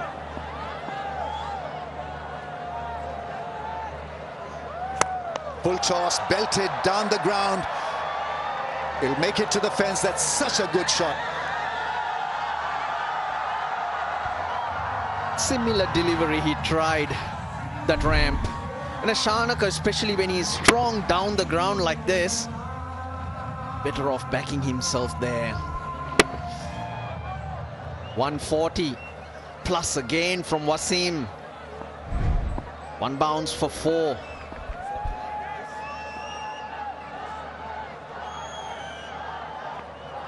Goes wider of the stumps, tries to bowl a cutter. It's been wided by the umpire, so it's not his natural go-to delivery. Wasim Jr. at times struggles with variations. His best ball is the Yorker at pace. Undone by this good hitting from Shanaka on 12. 3 balls left in the innings, and Sri Lanka will be pretty happy with how they've marched on in this innings. Square leg in the circle and long off sneaks out. Oh, that's slashed. That's hammered for 4. Great timing from the right-hander. Captain is playing a brilliant innings here. What a shot that was. He probably couldn't give this delivery pace because of the change in the field, and I think Shanaka knew that. Waited, wide-ish third man and deep extra cover. He got the length. Massive 2 balls remaining in the innings. Sri Lanka 181 and counting. Oh, that's another wide. He's obviously under pressure here, just trying to keep the ball away from batsman's reach. Shanaka playing a very fine innings there, 16 of 8. And the crowds have gone just a little bit quiet. Well, let them know that if Pakistan chase this down, they're having a fabulous evening. Yeah, this is what he wanted. Finally gets it right. Yorker at a wider angle. Since the 15th over, that's the last 5 overs. 45 runs have been scored by Sri Lanka. If they break this innings down, that's where they'll feel they could have done a little bit better. Way too many dot balls. 55, 60 would have been fabulous. Last ball then, Shanaka on strike. Oh, he'll have to reload again, and so trying to find out how good he is under pressure. And so think tank, I'm sure, will have a word with Wasim Jr. because with World Cup round the corner, if he's to be used in the last part of the bowling innings, then he's got to buckle up and be just a little bit more smarter than this. None for 38 is in 3.5.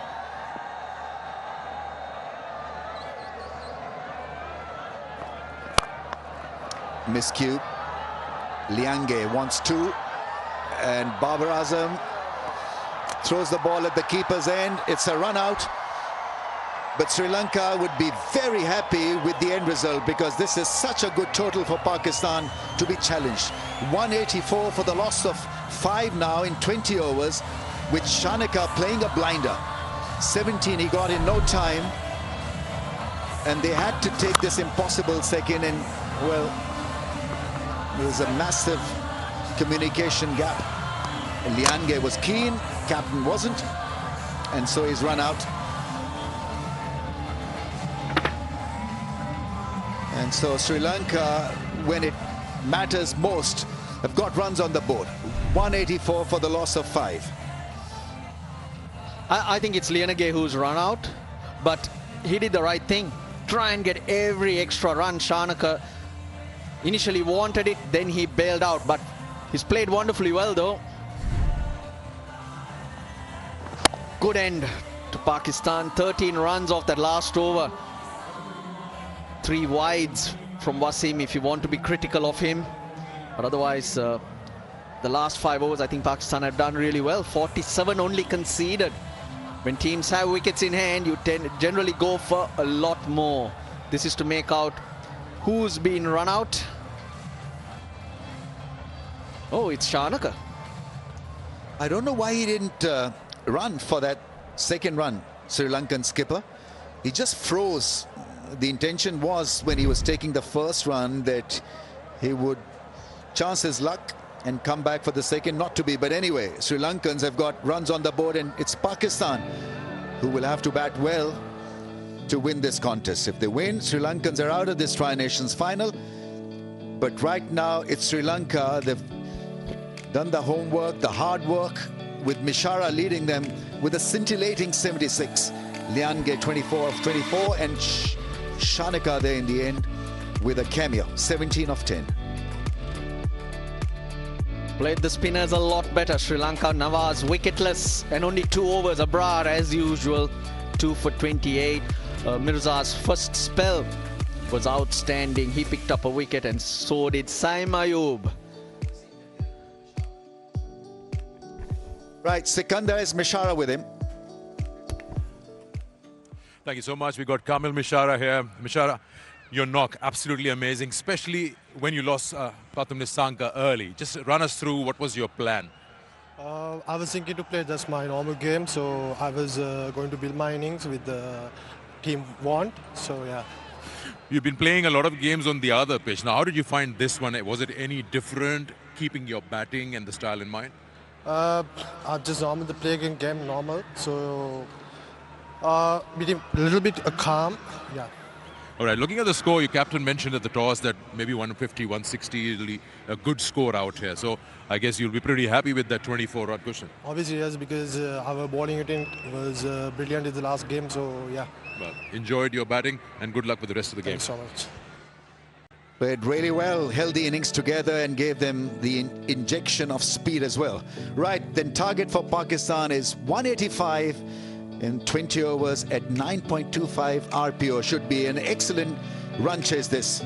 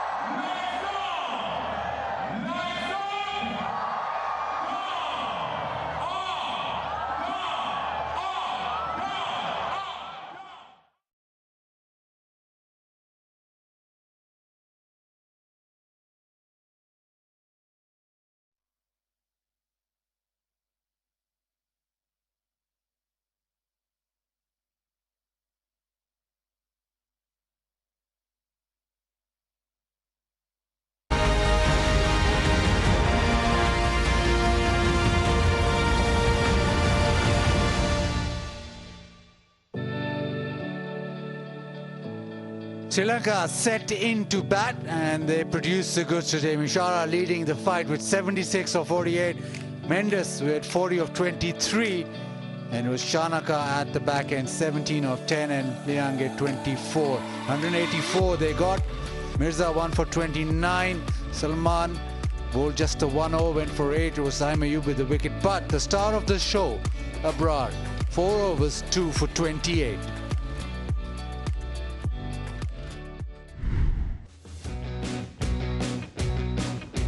Started off with a lovely straight drive to the fence. There was a lot of positive attacking shots being played. The slow one from Salman Mirza, dismissed Nisanka, but Mishara who took it on. The power play, Mendes and Mishara really took the bowlers to task, especially Mendes.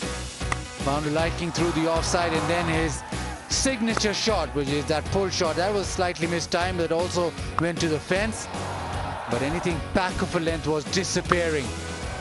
And then the spin came on, but it didn't matter because positivity continued.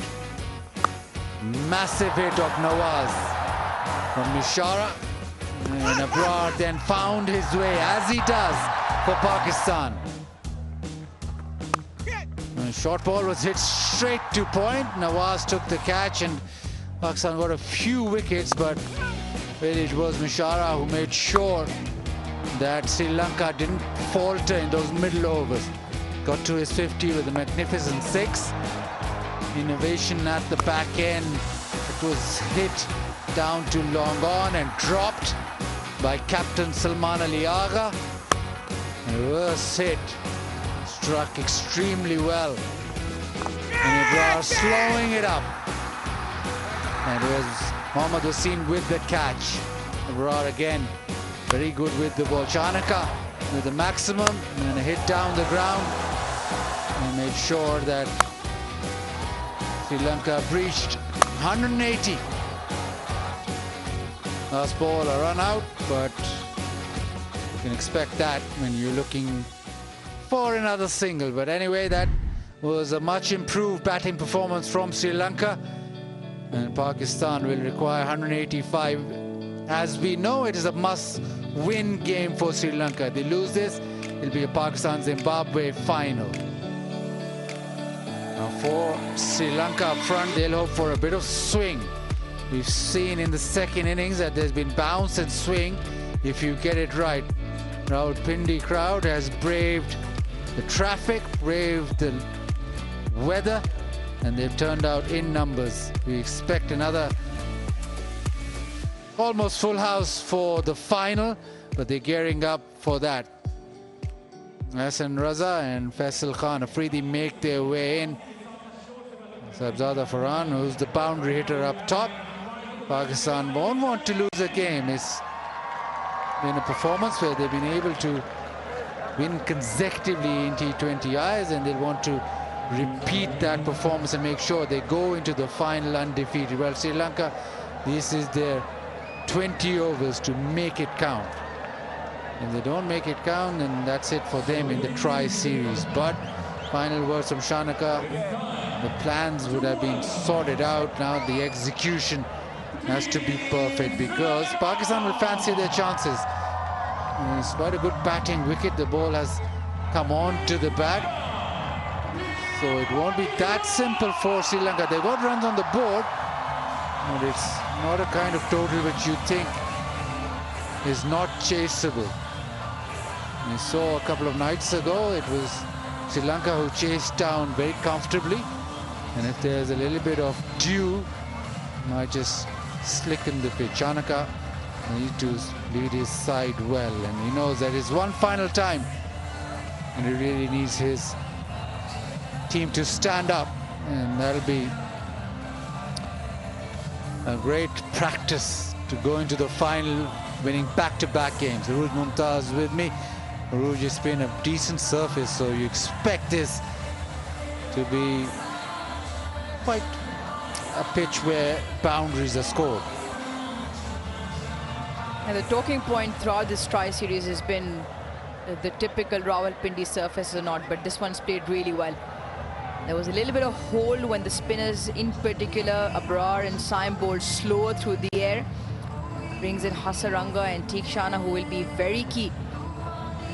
Pakistan, they've got a few men in form, especially the man on screen, Saibzada Farhan. He's got a couple of 50s in the tournament. He's got a partner at the other end who also is a very good striker of the ball. And if the two of them get on their merry way and make use of the power play up front, Saim Ayub and Saibzada Farhan, this total on this particular surface definitely chaseable. That's why the game for Sri Lanka and a do or die will do them two favors in terms of confidence, back-to-back victories, an important one to make it to the final. And also a lot of their men coming into form right at the time they require. Tikshana got a couple of wickets in the previous game. He'll be key up front. First delivery, Saibzada Farhan on strike. A little bit of swing that he does get with the new ball. He was the one who set the tone for Sri Lanka a couple of days ago against Zimbabwe. Tikshana picked up the opener, picked up, in fact, both openers in that game. Bowled quicker through the air, the natural angle. Zimbabwe batters could not pick him in terms of which way the ball was going to turn. Pulled away impressively, straight to the fence. Saim gets off the mark with a boundary. Just there, that shot, that ball, an affirmation on the surface being a good one. It is a touch short. It's the one that turns into the left-hander. Saim very quick to pounce on the length. Hits it way in front of square and off the mark with the boundary.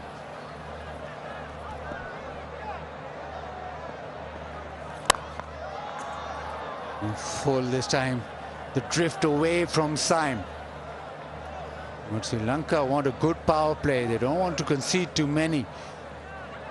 Their side haven't played T20 cricket too well in the recent past, so need to get off to a start with the ball.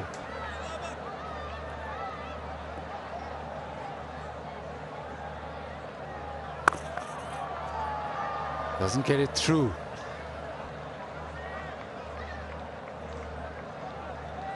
For Sri Lanka, The bowling performance in their previous game was also good, restricting Zimbabwe to a subpar total, but their batting came good. Now the first half of this game, batting's done its job. Dasan Shanaka at the toss has repeatedly said areas of improvement, all three facets. I'd like to repeat the performance with the ball. Put the home side, which is on a running form in terms of 5 games, just under a touch of pressure. Doesn't get it through either. There's a little hesitation. It was hit hard, didn't get it through. Saim wanted the single. Saibzada Farhan, well, he wasn't having any of it. Loud call, 3 times he said no, and in the end it was suffice. Saim, the disappointment of missing out twice. 2 deliveries on the offside, normally very good through the offside, but he's hit the field.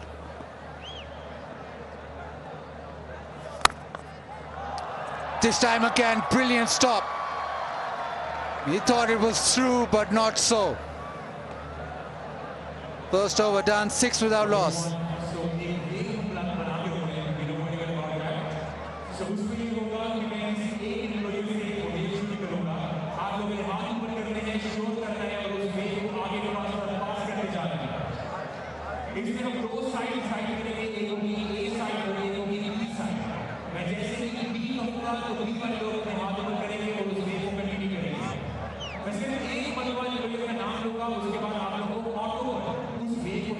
Top of the pile, Saibzada Farhan. Had a wonderful series. Boundary hitter. 2 Zimbabwe players, Sikandar Raza, Brian Bennett, Ryan Burl, and then Patum Nisanka. But 160 runs so far for Farhan. Now it is going to be Shanaka. He bowled with the new ball in the previous game. Keeper standing up.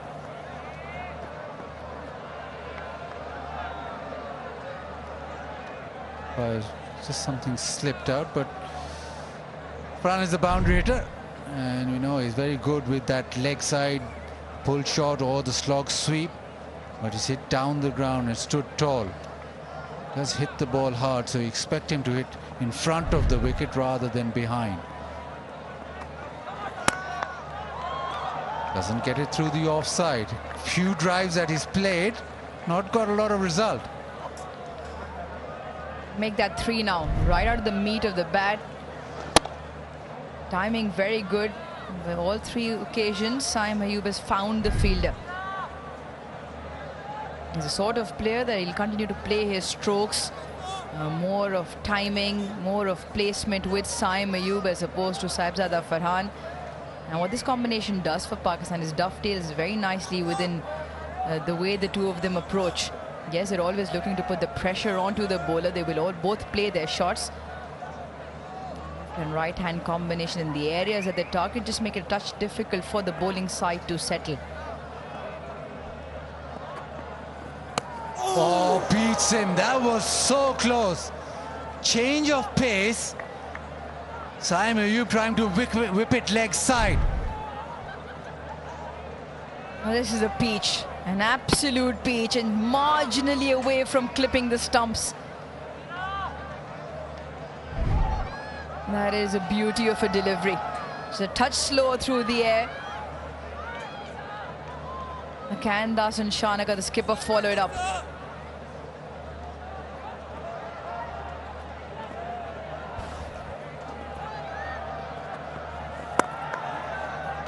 Works it away leg side. First 3 deliveries, just a 1 run.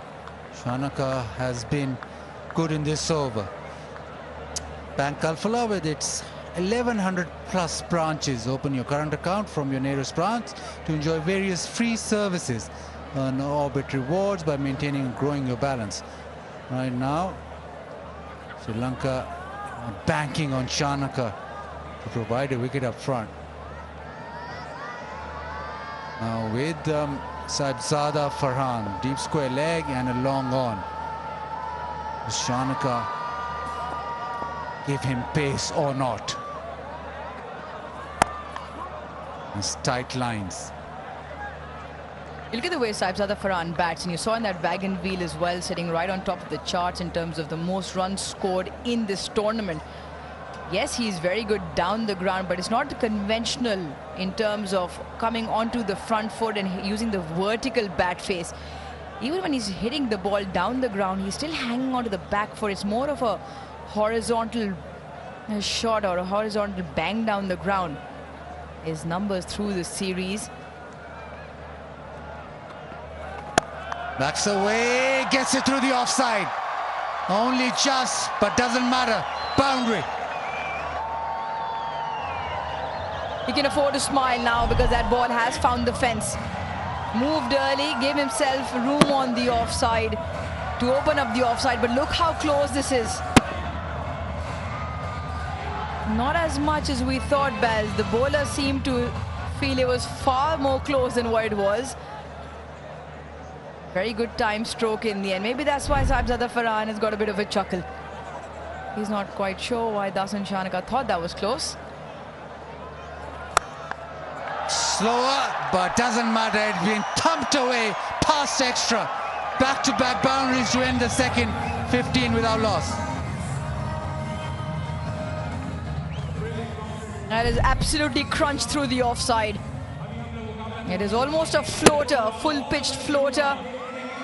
And he gives it a real tonk, this Saibzada Farhan. Two really good strokes to close the over out. Pakistan looking good so far.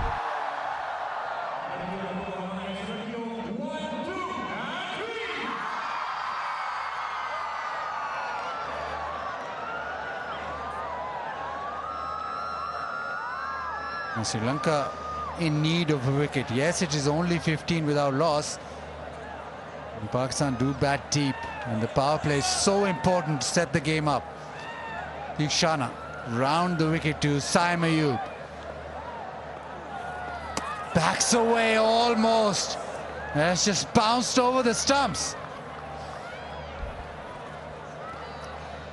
This is a lovely competition between bat and ball. Living dangerously here, Saim Ayub. Gives himself way too much room. He's almost gone so far behind. A bounce of Tikshana has just saved Saim Ayub there. This time over the top. He had enough of driving it to the field, so he's taken the aerial route. A quicker delivery, and Saim Ayub stands his ground here. From 90 Ks, he goes up to 101 Ks, and Saim Ayub, with the pace on delivery, hits it through the line. The surface is very good, which is just allowing the batters to play their strokes. That has just called for a mini meeting between the top heads of the Sri Lankan contingent. Kusal Mendes is in there as well, Dasan Shanaka. What do they come up with? And remember, yes, they've got the runs. Pakistan require north of 9 runs and over. But if the surface continues to play the way it has, Sri Lanka need to impact the game now in the power play. This time gets it through the offside. He's had a few tries, one over the top. This one pierces the gap between extra and mid-off. Last 5 deliveries, 16 runs. A couple of boundaries to close Dasan Shanaka's over out. And now back-to-back boundaries to Tikshana from Saim Ayub. Once again over-pitched, width on offer. He's hit a few fielders there on a few occasions. This time finds a gap. Leg side. 3 and 3. The sweep shot now. Make that 20 runs in the last 6 deliveries. 5 boundaries now, 3 on the bounce here. And all in 3 very different directions. Pakistan well and truly in control, and Saim Ayub showing his full array of shots. I just feel with Sri Lanka, it's been a hit and miss with the length. Either it's been too short or too full. There hasn't been consistent pressure in terms of that length, that good length in line with the stumps. And because of that, man on screen has found it very difficult. Now a fielder drops to deep backward square. Protection is now square of the wicket on the leg side. Pick up flatter. And just a single. These boundaries really enjoyed by the crowd and by the Pakistan squad. First one over the top. Second one piercing the field. It went slightly wider, then into the pitch, but nothing really in terms of being able to stop those boundaries now. Yes, Pakistan squad, the crowd enjoying this. And also Zimbabwe squad probably sitting in their hotel watching the TV, enjoying this so far. 28 without loss.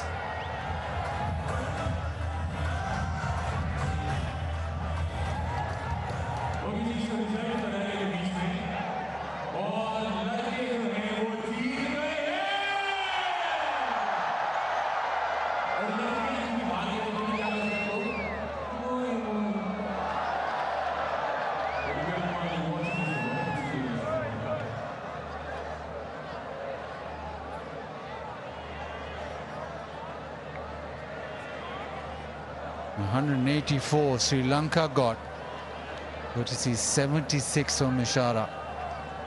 And Pakistan off to a very decent start. 3 overs for 28. Now Shanaka has gone to pace. Shamira has got some wheels about him. Can he get a wicket? They need wickets up front. Ayub, well, he's found a little bit of rhythm to his batting. Hasn't had a great try series. Swing and a miss.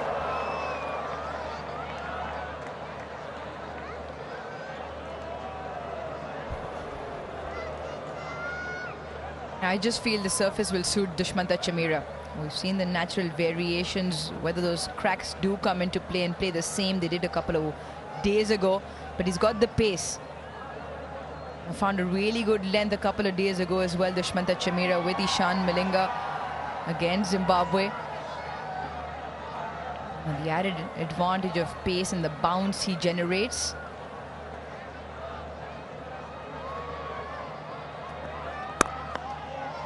Punch down the ground, just for a single.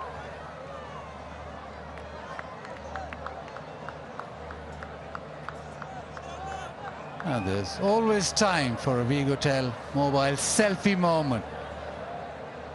As soon as the camera's out, the smiles come out too.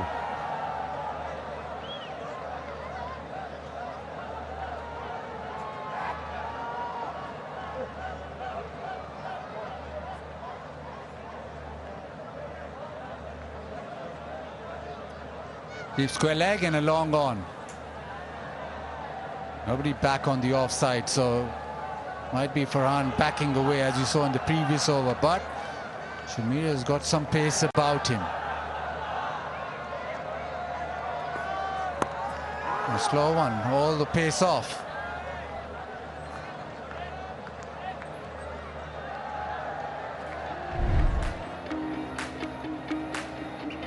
Slightly cold. Babar feeling it. Salman Ali Agha, hands in the pockets. That's the best way to deal with it. Sitting in a dugout, have some tea. Even the cameraman, don't concentrate on the game, have some tea.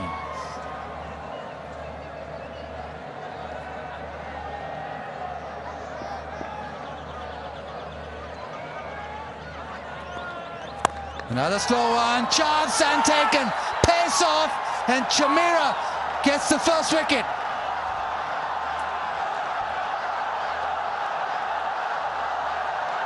And this is really good from Dushmanta Chamira, just a change of pace.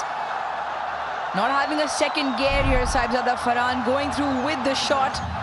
It is a lovely delivery, he's been outfoxed and he gets it spot on with the length as well. Simple catch into the offside. Dushmanta Chamira celebrates.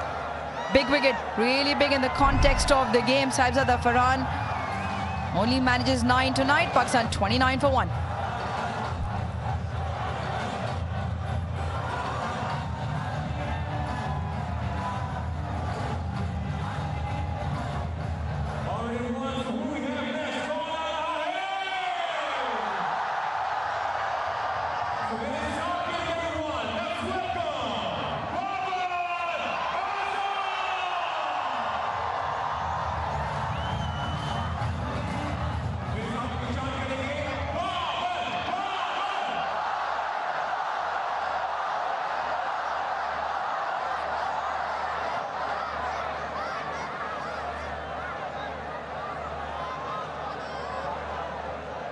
Babar Azam walks in, and the Rawalpindi crowd, as usual, chanting his name.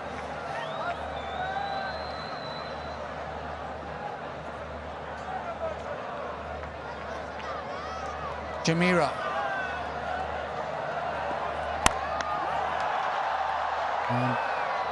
Expectation whenever Babar does walk in, but the slow one worked. And worked really well, primarily because he found the length.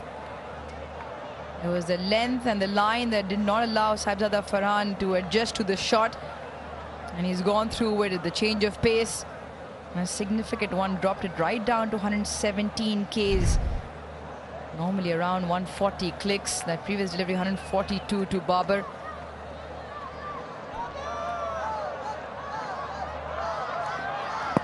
Oh, straight, and it's gone. Playing across the line, Ehsan Raza says out, huge wicket. Babar just trudges off.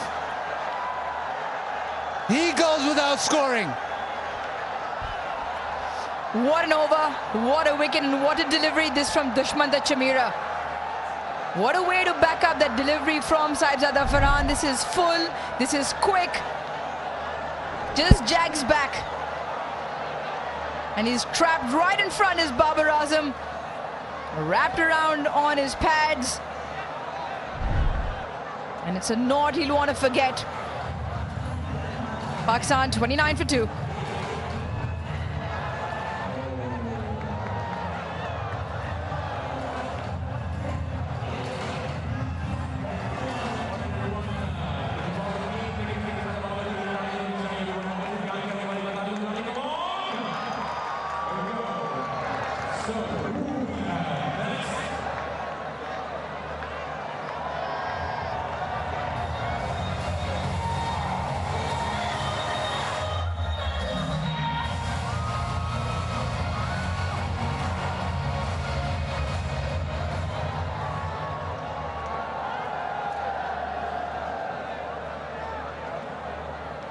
Captain Salman Ali Agha walks in at number 4.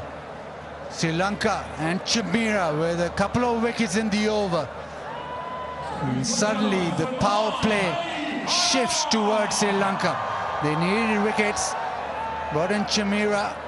Got one with a slow one. The other huge wicket. Babar just lasted a couple of deliveries. Now back to pace. Malinga bowled well against Zimbabwe a couple of nights ago. He needs to repeat that performance. Get the ball to swing. Down to third. Chance! Oh! A direct hit. And suddenly this game has feeling to it. Absolute chaos in the middle. And the captain would have found himself returning in that very same direction had that ball hit. A little bit of confusion, a couple of wickets. Suddenly find Pakistan camp, a slight amount of jitters. 30 for 2 in the 4.1 over so far. And the captain out there who's looking for runs. He could do with a few runs, a skipper with the bat.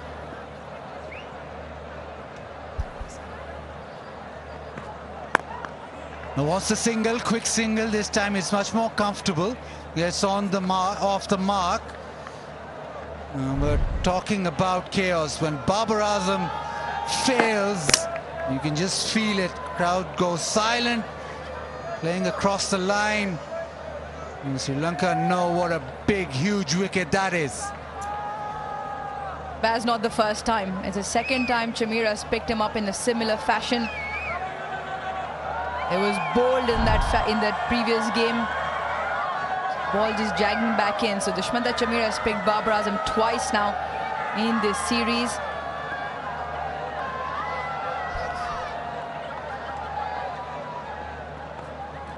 Oh, brilliant. Shot of a length, and that has been picked up and into the crowd. At this point, the game seems to have everything in it. From chaos to brilliance. all in a space of a few deliveries. The pickup shot off his hips, the swivel, and the time all very good from Saim Ayub. He's raced to 27 just with the 17 deliveries, and that is the first maximum of the evening from Pakistan.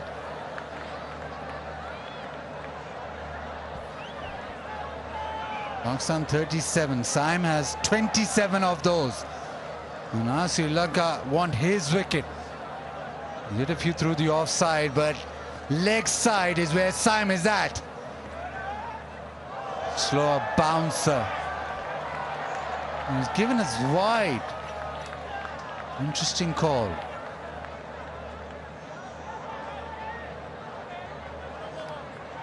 Yeah, Malinga not happy at all. It is the slow bouncer. Yeah, maybe. But he's just looking at the ball as it passes. Marginal but fair, Baz. Just over Saim Ayub. A wicket of Saim Ayub, you mentioned rightly so, is so crucial at this point for both sides. Sri Lanka get him and they will surely be ahead. And Pakistan will want him to be out there for as long.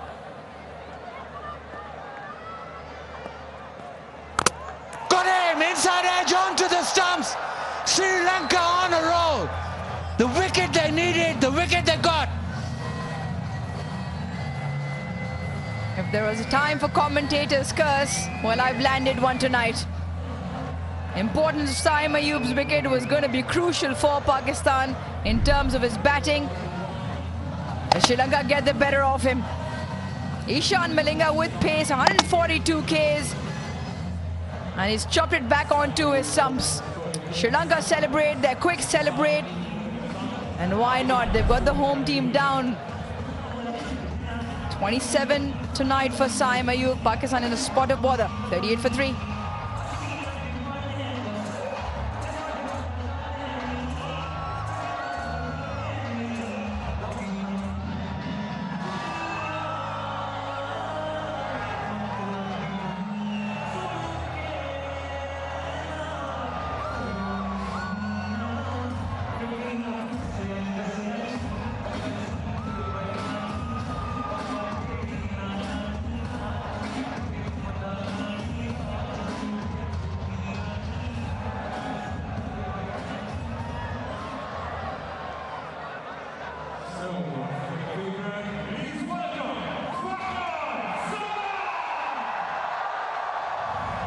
Fakhar Zaman, he's batting at number 5, but he walks in the power play. It's just the 5th over. Sri Lanka wanted wickets up front. Chamira with a couple in the previous over. Malinga now with the important wicket. Saim Ayub, who's looking like he had everything under control, in great form. Yeah, pace, not the width that Saim Ayub thought he had, and he cracks it back onto his stumps. And full toss, just bunted down the ground.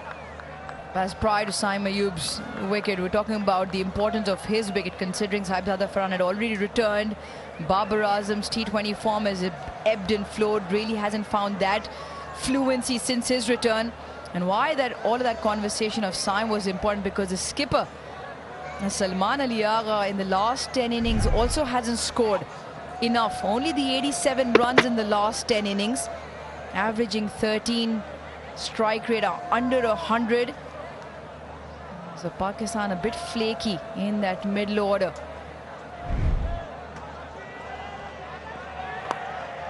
Down the leg side and helped away. A boundary to end the over. Pakistan after 5, 43 for 3.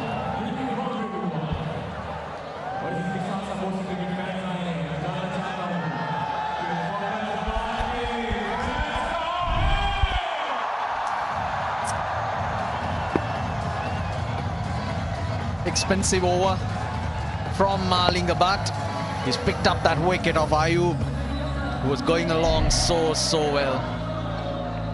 They just couldn't control him and needed something like that, an inside edge probably.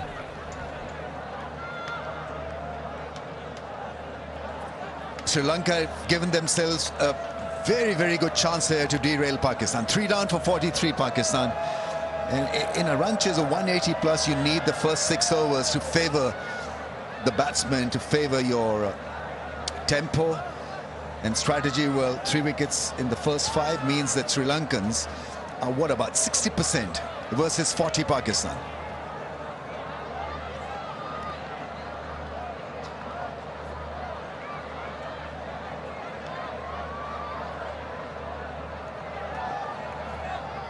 That's the beauty.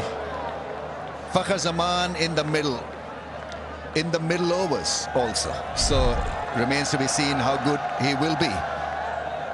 Chamira's first over. When he bowled straight, it was staying low. Farhan tried to go or give himself width. There we go, straight to you bowl on a length. The chance of it staying low is there. Chamira, massive strikes. Yeah, look, pumped up Sri Lanka. They won this. It's a must-win game for them after a very good start with the ball.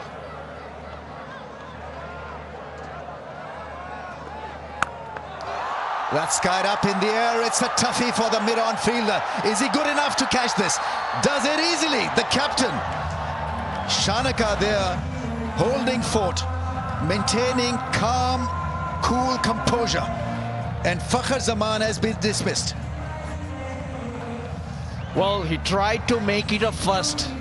Fakhar Zaman tried to take Dushmantha Chamira on. He has never hit a 6 against Sri Lanka, mind you.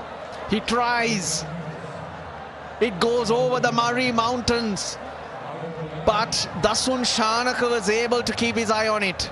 That's a fabulous catch because it went so high. Also, it's a cold night, so your hands may just freeze. But he was warming up to the task of getting rid of Fakhar, who could only get one. Pakistan slumped now to 4 wickets down for 43.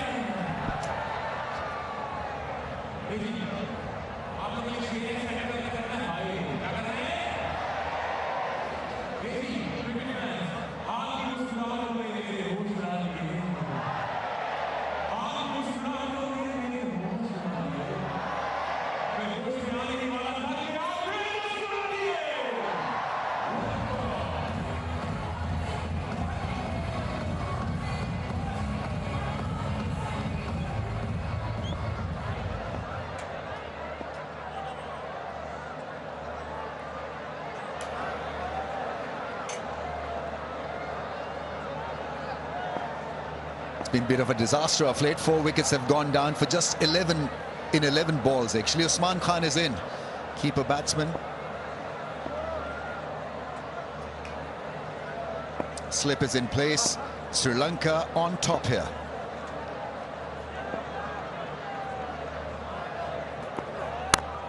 Nicely played.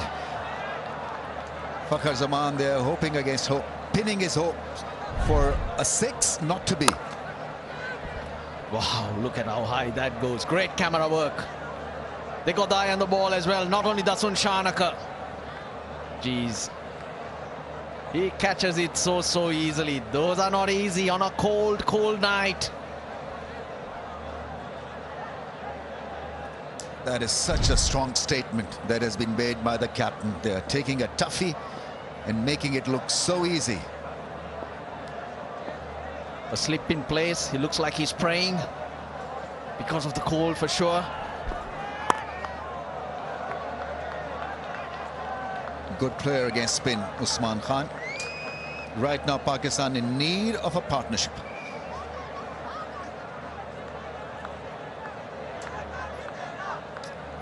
In domestic cricket, when he played the PSL, he got 200s here in T20 games. He needs to kick on as well. Salman Ali Agha is short on form, but if ever there was a time to lead them from the front, it is now, right now. There we go again. No, he's not praying. He's trying to keep them warm, blowing into those palms.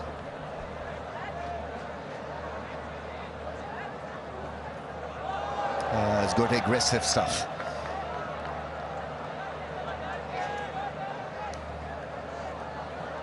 3 for 2 in 1.4 overs. It's figure-free moment. Download figure-free app and get the insurance you need on your fingertips or your arms. The guy in brown, he jumped the gun.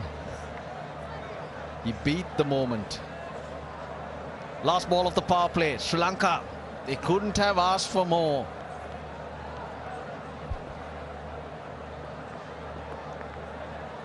Required rate almost 10 now.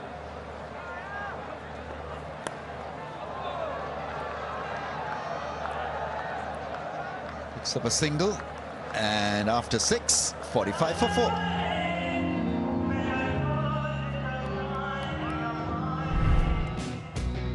They needed a good start because it is a big score that Pakistan are chasing. Sam Ayub played some wonderful shots. So did Farhan. Geez, when Sam Ayub gets going, he's so good to watch. Deekshana taken apart, 3 boundaries in the over, forced to go to Chamira, and straight away 2 in the over. Brilliant. And straight after, Sam Ayub going, Fakhar Zaman. Outstanding catch from Shanaka, and that was 4 for 44 in the first 6. I took a lot of risk for Fakhar Zaman, even though, you know, he likes to hit the ball hard out of the ground when he enters the crease, but looking for a mighty 6 of the 3rd ball of the innings was just a wee bit too risky. With wickets down, batting in the middle order, needed to be just a little bit more careful with the shot selection.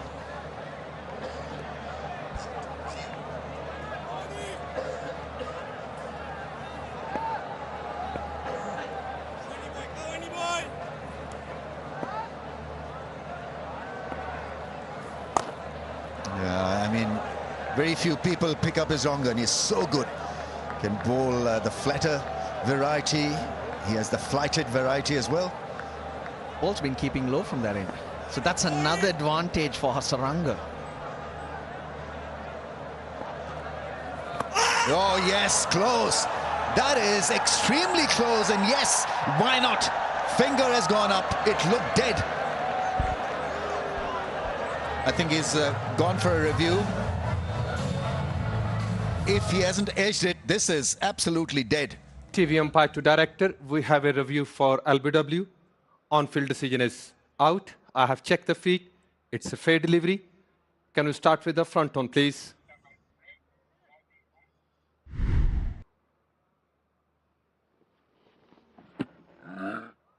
Ball is close to the bat. Let's confirm with the ultra edge, please.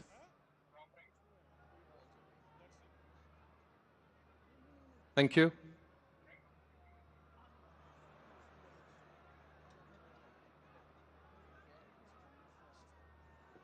Waiting for the ultra edge, guys.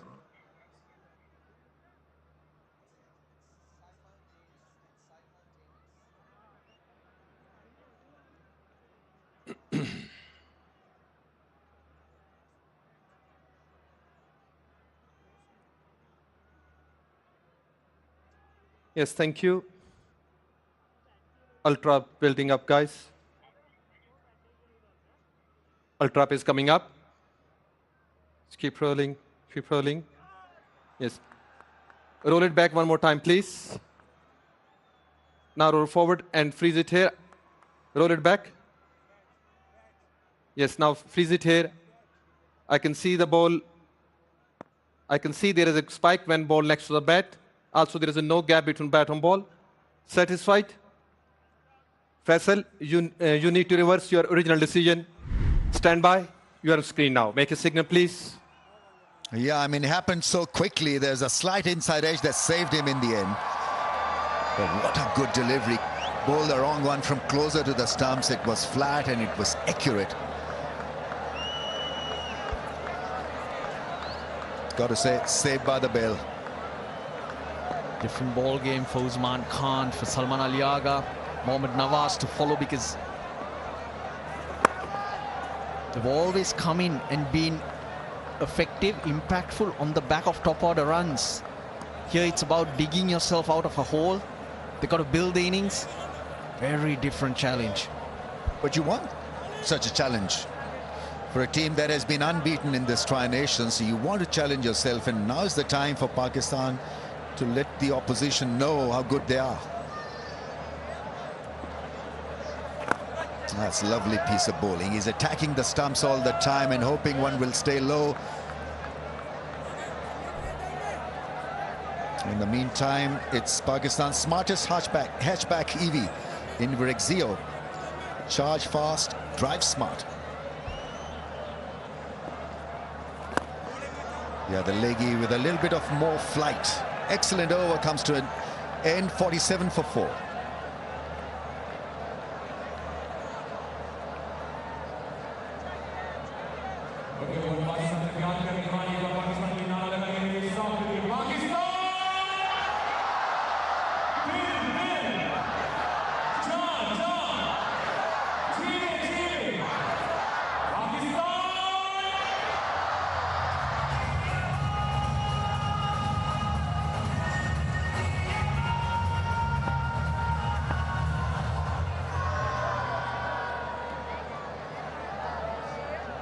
Pakistan falling away, 4 wickets for 47. They need a big effort from this pair, Salman and Usman Khan.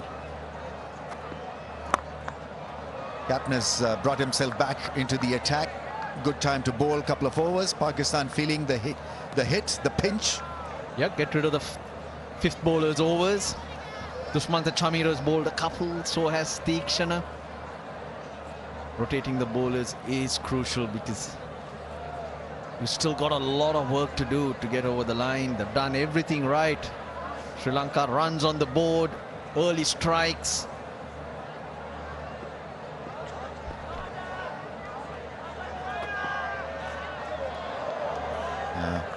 Trying to use his feet, and length altered just when it was needed by Shanaka. And from a batter's point of view, it's a time that they got decisions to make. Do they see Shanaka off, or do they think this is the time they try to put some pressure on Sri Lanka and turn the game back into Pakistan's favor, because you can't let the overs go by. So a lot in that mind. Excellent bowling, excellent fielding. It's now almost 11 and over. They need big shots, and they need to be played right now. They'll be thinking Hasaranga at the other end. He's always a handful, but here he's shown that the ball's keeping low. That's a different challenge too, a tougher one. So proper decisions, chances need to be taken.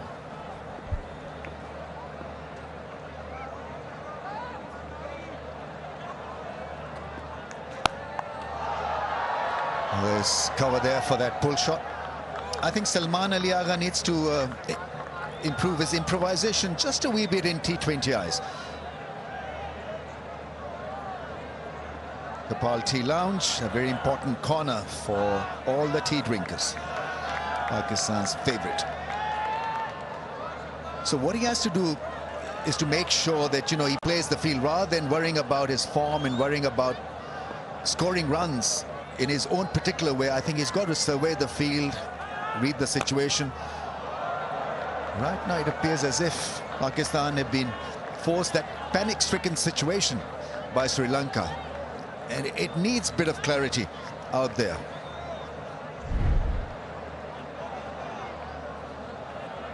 Sri Lankan seamers today, their groupings have been quite good. 37% of them in that area that we've all been talking about right throughout this tournament. Lots of cracks on this pitch. Variable pace, variable bounce, a little bit of deviation puts the batters off. Sri Lanka have stayed in that zone.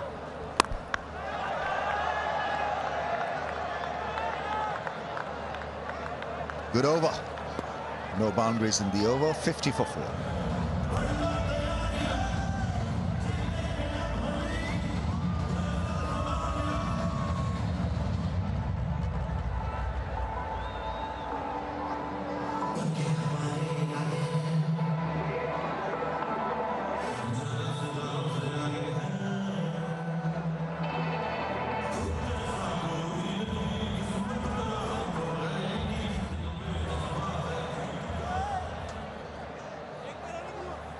18 balls for 12 runs between Salman and Usman Khan.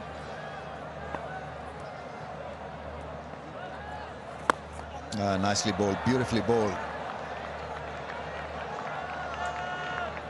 Not an easy customer when the charge is on. You got somebody like Hasaranga who's got wicket-taking potential. He bowls flat, doesn't get a lot of bounce. Oh, that's travelled, that's gone all the way. It made a cracking sound.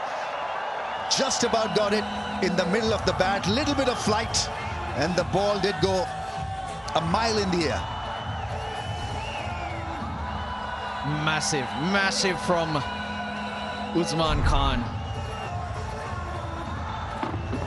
You're right, he tossed it up. That's what he was waiting for. He's got runs here. He knows this ground really well, Usman Khan.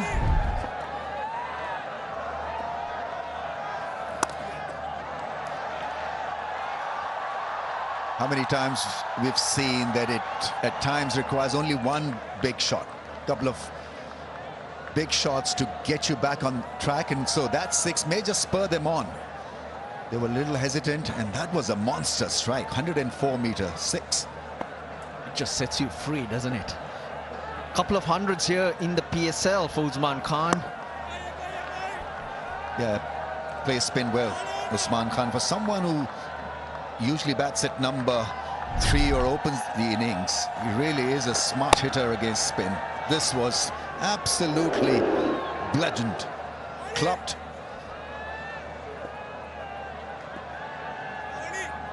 That's some sky miles on it. Oh, now that is close, is it? Hitting outside the stumps maybe, but did not read the wrong one, Salman Ali Agha. Yeah, I'm with you, slightly outside the line. Sri Lanka still discussed that. That 6, I'm reminded by my friends here that it was hit to Murray. Review taken by Shanaka. TV umpire to director. We have a review for LBW. On-field decision is not out. I have checked the feed. It's a fair delivery. Start with the front on, please.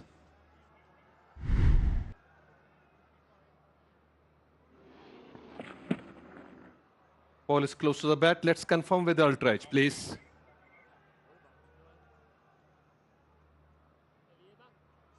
Gap between bat and ball. Flat line when ball next to the bat. Roll it through the pad.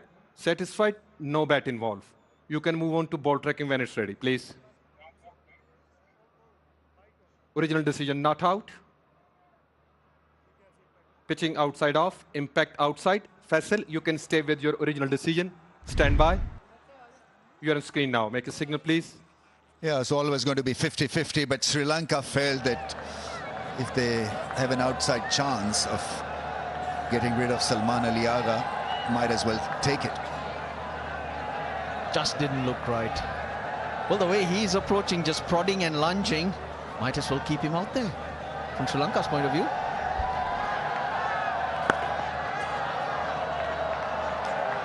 Nicely played, well fielded.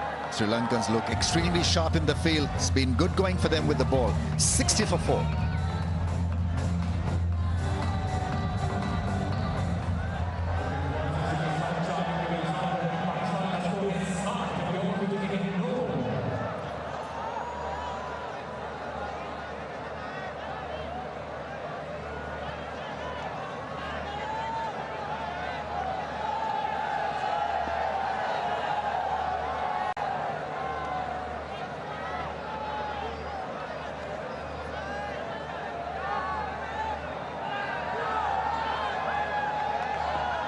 From 12, he's on strike, Salman Ali Agha.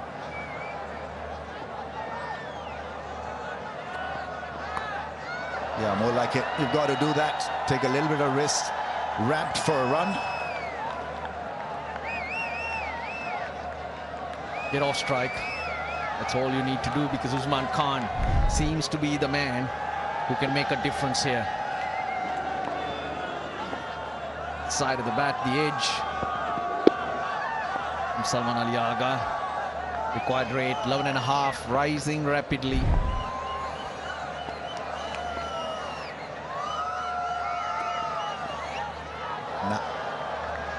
It's a wide, a marginal. But the idea wasn't a great one from Usman Khan, trying to work it towards mid-wicket.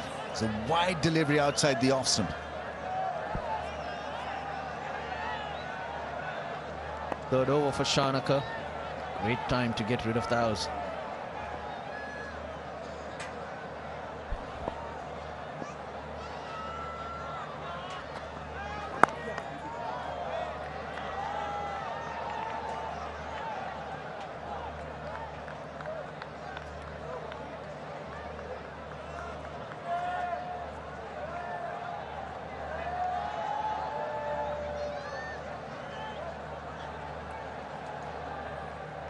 Good crowd in, almost a full stadium here, braving the cold, supporting the home team.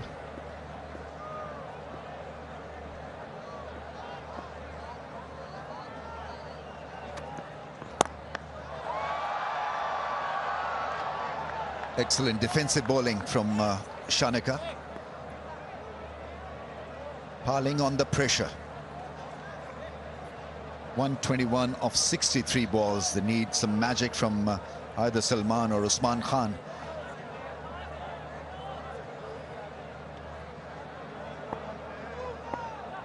Mohammad Nawaz is in great form, great striking power too, but you'd ideally need this partnership to get the required runs to about 80. Nice, very nice. We'll find the gap, we'll find the fence. Lovely piece of timing from Usman Khan. Great awareness, great skill as well. No pace to work with. Skips towards the leg side because he knows that's the boundary. That's the area that he can target. Just 8 fours and 2 sixes.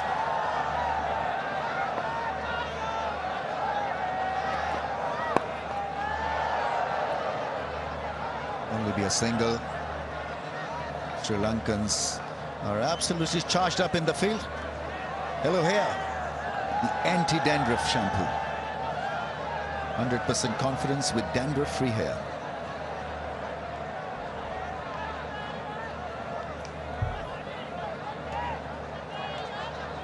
They've allowed Shanaka to bowl almost 3 overs, none for 21. He should have gone for a lot more than just 21.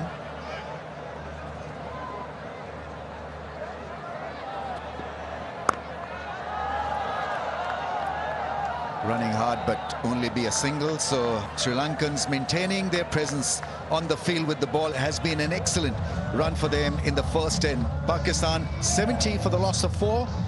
We'll have a little break for drinks.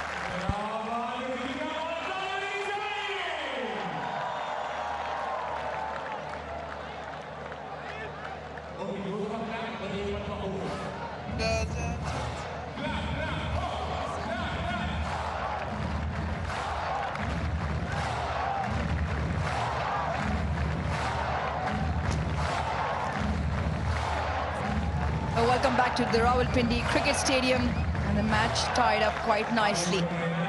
Pakistan required 115 off 60. They've lost the 4 wickets. This is the fashion in which they fell. Hassan Shanaga's men have come out after the first couple of overs went for runs. It was Dushmantha Chamira into the attack in his very first over. The change of pace delivery to Saibzada Farhan, and the one that just darts back in wraps Babar Azam right in front. A couple of wickets in that over, and then Ishan Malanga struck to Saim Ayub. And a good catch by the skipper himself. It was a skyer. And it was a Fakhar Zaman's undoing. So the halfway mark in the chase, Pakistan required 115.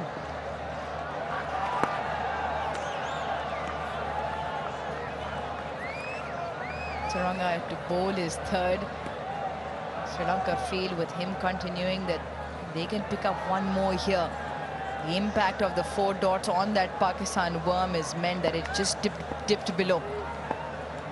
Sri Lanka were ahead on runs and wickets at the same stage, 93 for 2. Kwame, since the start of the day, just felt that Pakistan were hit by either it was smooth criminal like that.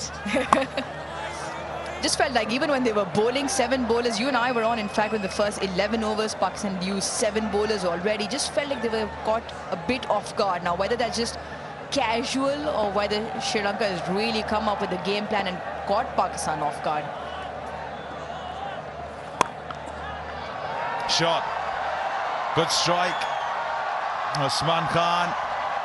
Yeah, they need that. Need to get some sort of flow here. Going at a run of ball, not sufficient.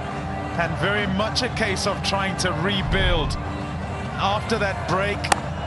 And this, in answer to your question, need to be out of the blocks quickly. At the start of the day, they weren't out the blocks at all. Pakistan chose to bowl and didn't go well with ball in hand at the start.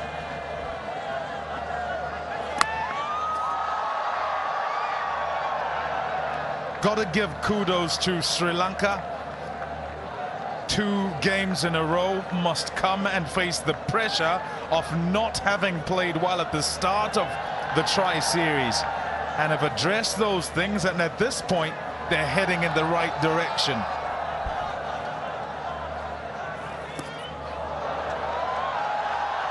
Off the keeper's pads, he runs in buys to end the over. 11 done, 78 for 4.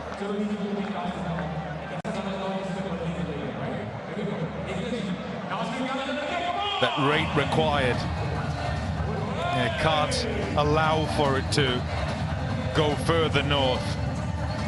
And so a start of 8 to the over.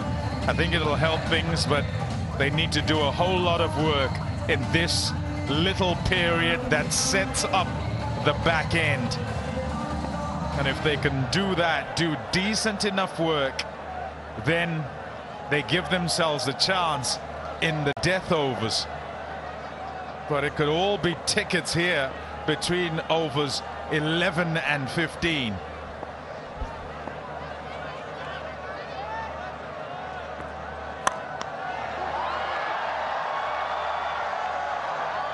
Osman Khan played a great knock with Fakhar Zaman, that first game of this tri-series.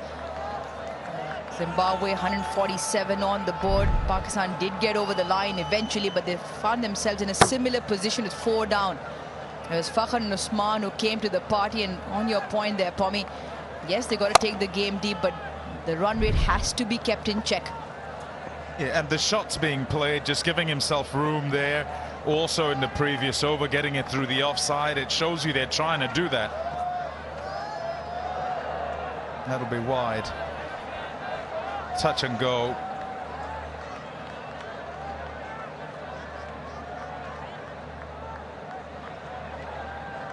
You just see with the movement in the crease, across it and back into it. Yeah, it didn't move. Feigned to move, yeah, touch and go. Could have been called not a wide, and that would have been right too. That's definitely going to be called. Overcompensating, going for the wide Yorker, the previous delivery. The work that Pakistan have to do here, Salman and Usman, has to be work that is sufficient, that there is enough pressure that transfers back to the bowling side. So just stay in touch.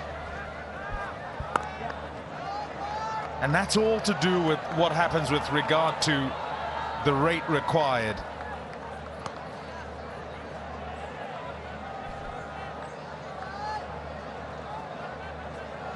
Well, it's time for the favorite part for the crowd. KFC, flip the bucket, land it on your head, get finger-licking good prizes.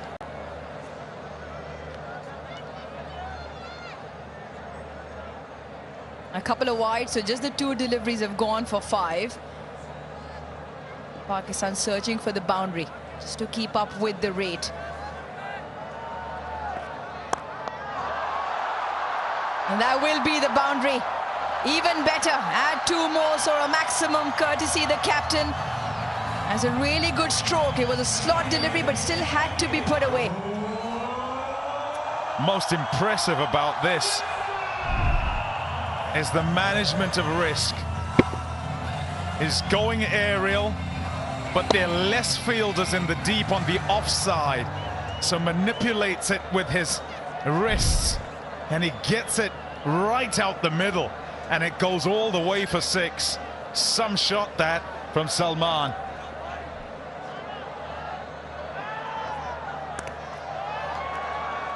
And look to run hard, and the slip might just allow them the 2. This is very good from Pakistan. Still 1 delivery in the piece. Beg your pardon, 2 more deliveries and 13 have already come off it.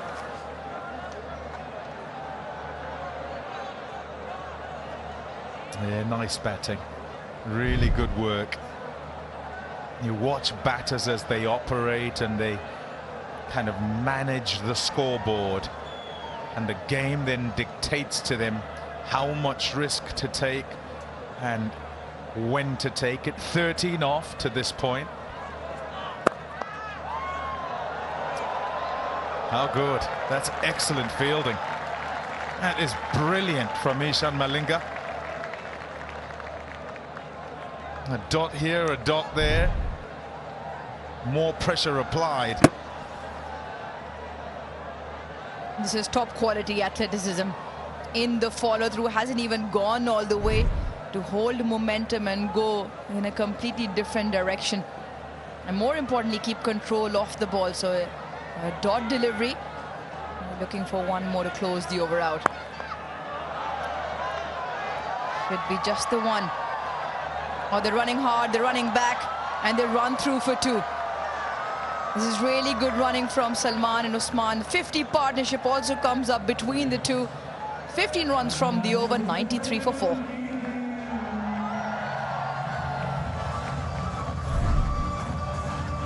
What a good over that was in terms of the batting. And first up, search for the boundary somewhere along the line and looking for it early in the over, and then the running between the wicket.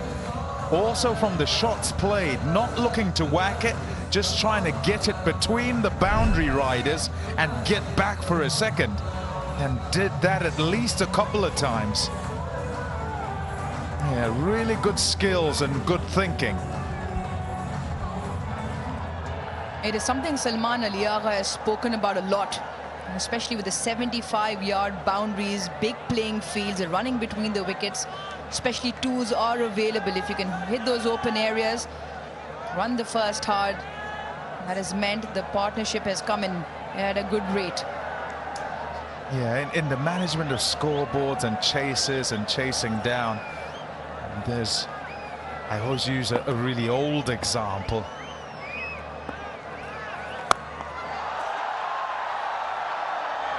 Has that found the fence comfortably?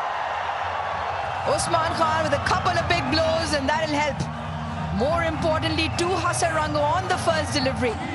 Pressure back on the bowler. heart and mouth stuff, this. He strikes it. It's a fantastic strike. But I tell you what, as it goes up in the air, long on's just standing there. This one should be held out. Is one too many. Needless, you might say, in the end.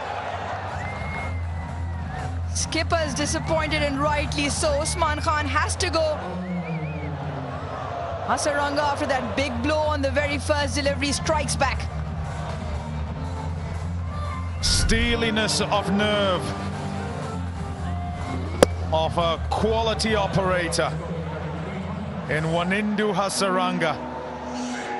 The ball before was the same sort of ball, looped up. Look at that reaction from the skipper.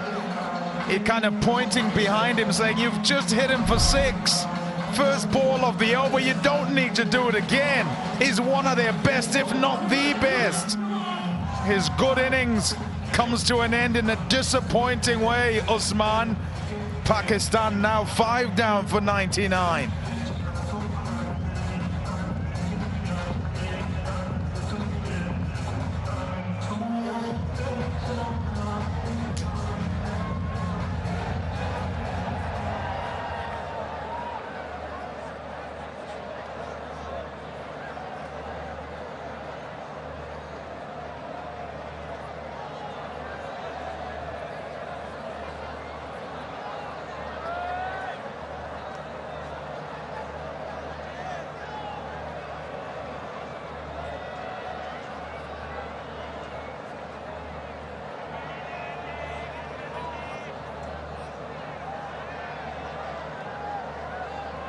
Half the side back in the dugout for Pakistan, and out walks Mohammad Nawaz.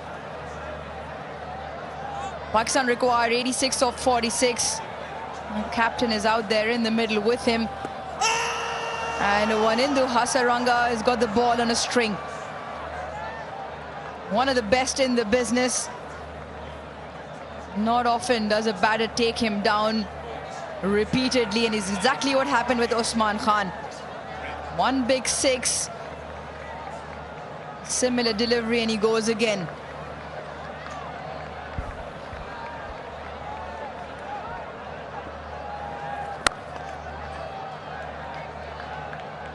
So much going on there with that wicket.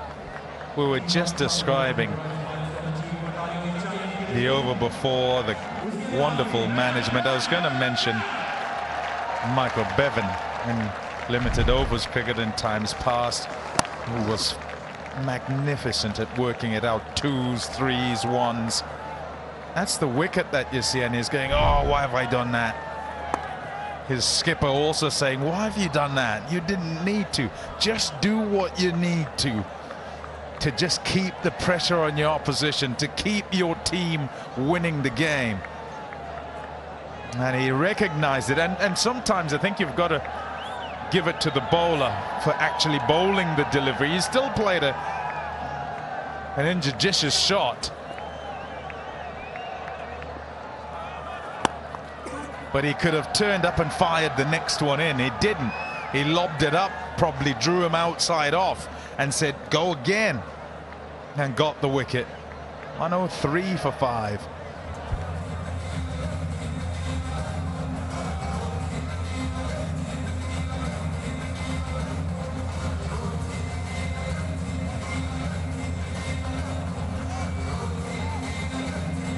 Yeah, Usman Khan gone, Hasaranga done, but what a job that is. Senior spinner, he takes 1 wicket, and the 1 wicket is when your opposition are just looking like they're coming back into the game.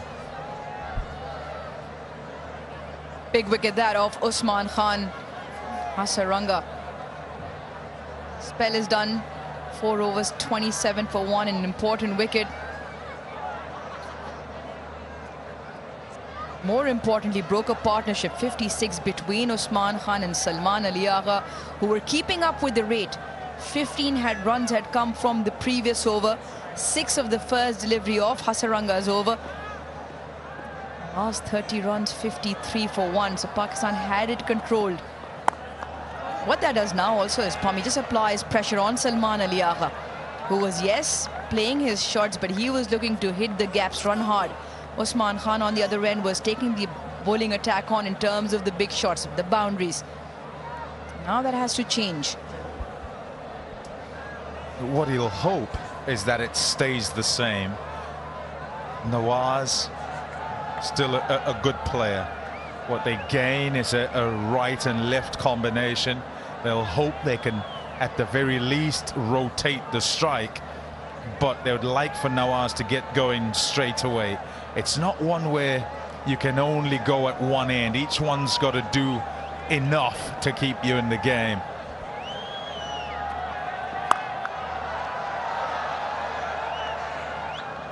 And they're also kind of blessed with batting a long way down. Generally, teams these days down to 8 will have batters who are able to affect the game. 80 from 40, you'd rather be the bowling side, certainly on this surface and in the way things have gone in this match.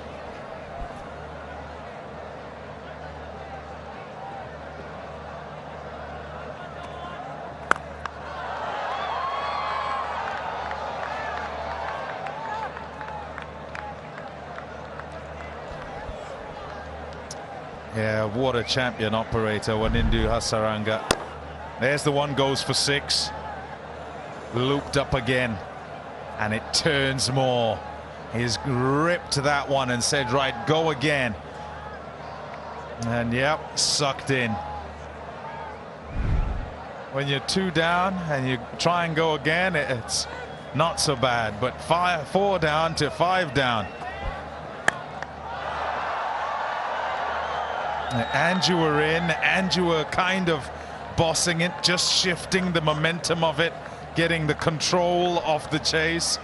And now, new batter in, and a partnership must form again. You've kind of just given away the initiative. And that too in the 13th over. We made that point where we were just at the 11th over, and whether Usman and Salman could keep that same rate between 10, 11, 12 runs and over for the next 4 or 5 overs. Then you're down within the 30-35 run range to win. That is cheeky, that is smart, and very, very effective from the captain. That is quite exquisite in terms of execution also from the Salman Ali Agha. Nicely done, effective. Knows where the gaps are.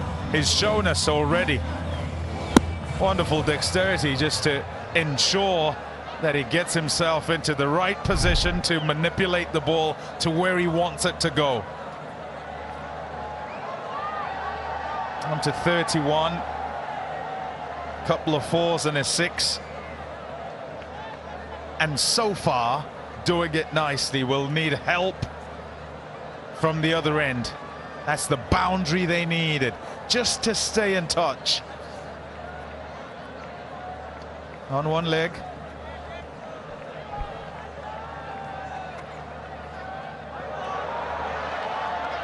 Exercise for the umpire.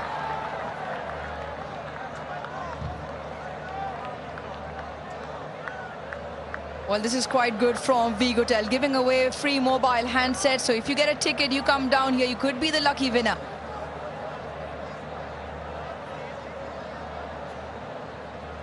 Nine runs off the over, 1 more to go from the captain, Shanaka. Salman Ali Agha, who will look to outsmart him now. Third has gone back on the boundary after that delivery was hit. Just as I say that, third is coming back up again, and mid-off is falling back to long off. Full and straight with protection down the ground. Both fine and third up in the ring.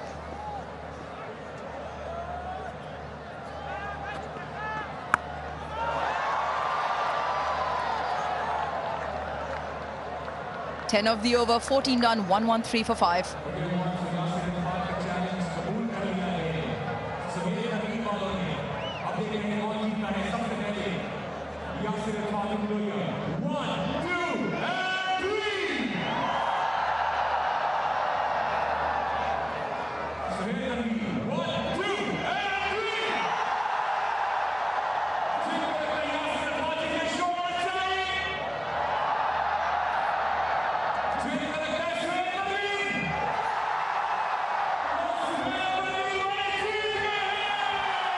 going down the line this game, 72 of 36. You look at the way the match summary looks so far, Sri Lanka probably slightly ahead. But there are two batters with all the ability for Pakistan. The captain Salman Ali Agha, 32, joined by Mohammad Nawaz. Tikshana to bowl. Well, a couple of overs at the start of the innings here. Now he's back to complete his spell. Chamira with a couple, Malinga with a couple. So as opposed to Pakistan using 7 bowlers, Das and Shanaka sticking to the 5.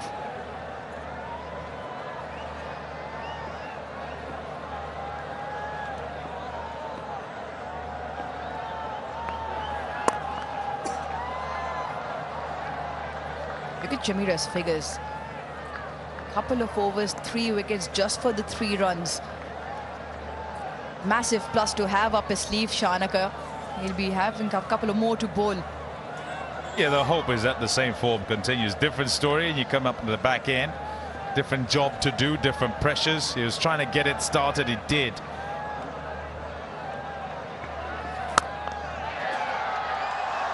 Brilliant. Absolutely belted through the offside. Salman Ali Agha with a point to prove tonight.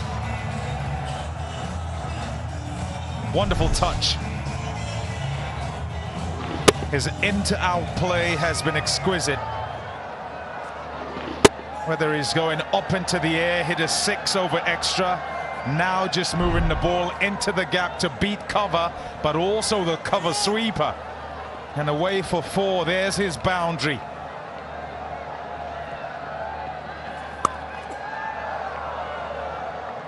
Once again, very well timed off the bat.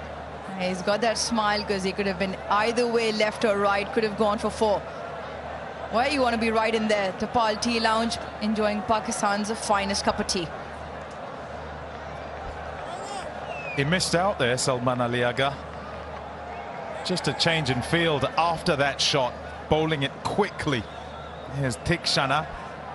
So backward points gone to the fence and deep backward squares come in. And this is toying with the field. This is absolutely brilliant from Salman. The field change that we just pointed out. And he says, well, I'll show you one better. It's one thing to think it. It's a whole other thing to be able to execute. And where there aren't the fielders is where he's trying to get the ball to. And so far, he's managed it each time. It's a super shot, that, because he's fetched it from a long way outside off to get it into the gap that's just been opened.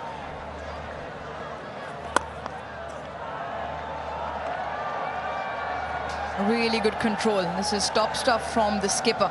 15 done, 124 for 5.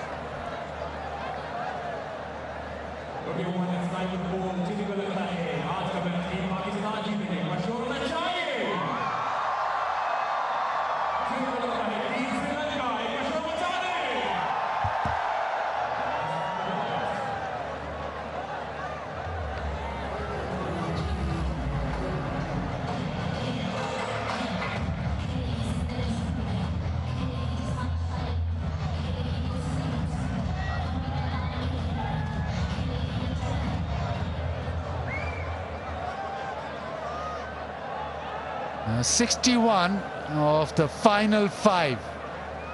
This partnership 25 of 17. It just seems as if this match is going to go right till the end. Malinga to Salman Ali Agha. Salman Ali Agha now 42 of just 32. Chips it. Oh, almost doesn't carry. 5 overs to go, 60 runs, 61 it was, 60 of 29.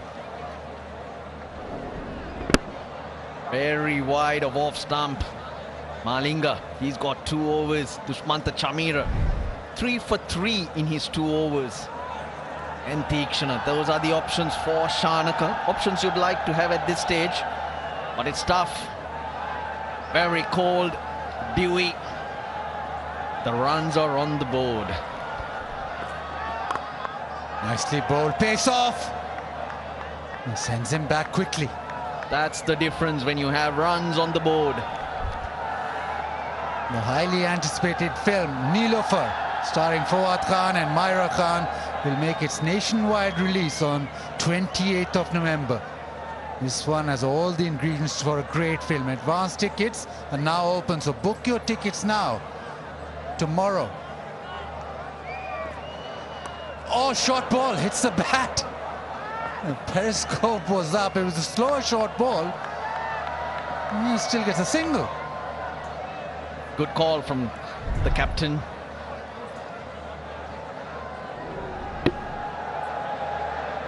Would have been a dot if not for the periscope.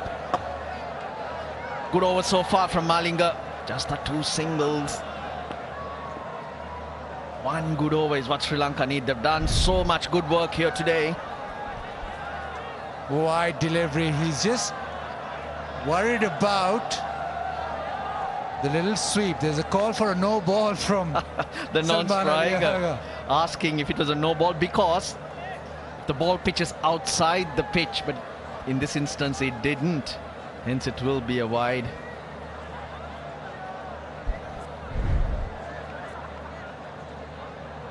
A slow one. It's okay. Outside the cut strip. It's okay. Took a long while to see that. Have a look at that. Does. Again, outside the off stump, trying to hide this. Salman Ali Agha wants 2. They will get 2. Just the batsman they'd like. Mohammad Nawaz, a good striker towards the end. The last 20-30 runs, he can get them in a hurry. Salman Ali Agha's paced this innings well. Started slowly, now gathering pace. It's a good hit out for Pakistan too. They've had it quite easy so far to be really tested, to test the lower middle order. Yeah, they've just been too good, haven't they, Arsenal? The last couple of Who are you talking about? Pakistan. You know what I'm talking about.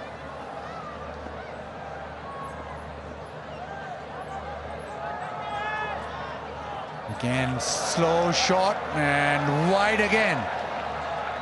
So unforced errors in this over. Well, he's trying his variations. He tried the wide Yorker, that was almost off the pitch. This one, the slower bounce, it sticks in the pitch and goes over. He's gone for 35, Malinga. He's just got to hold his head up and get through this over.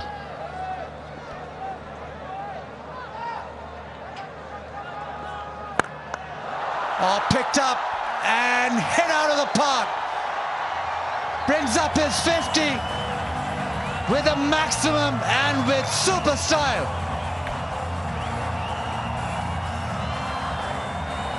When the chips are down, that's when Salman Ali Agha shows his best. Geez, what a half century that is.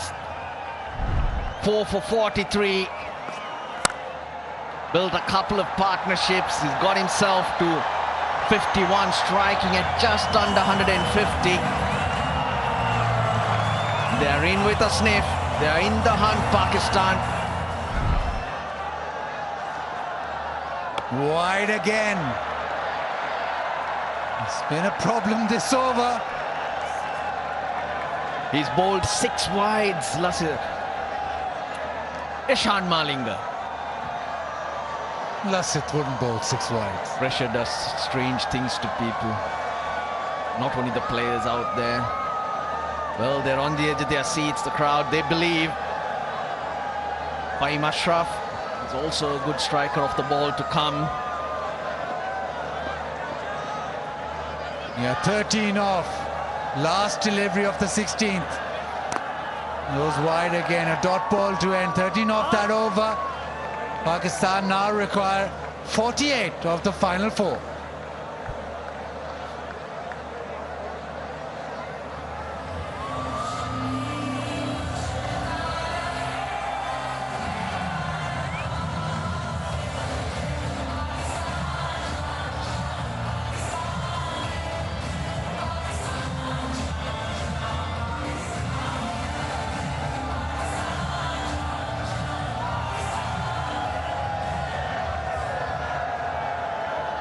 12 runs to the over required.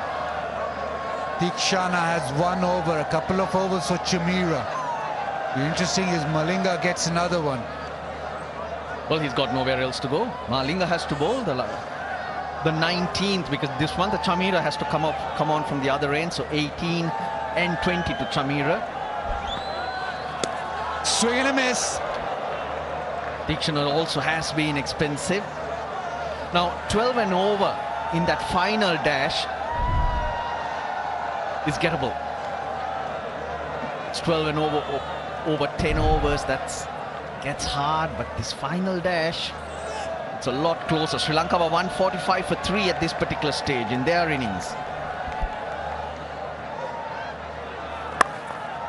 That's good. Yorker length into the onside. Salman Aliaga is off. Come back for 2. Oh! What's going on there? Shy at the stumps. Another run leaked.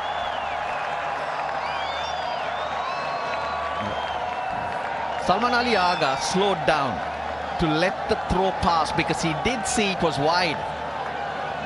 Tikshana had a go. I don't think that was necessary though.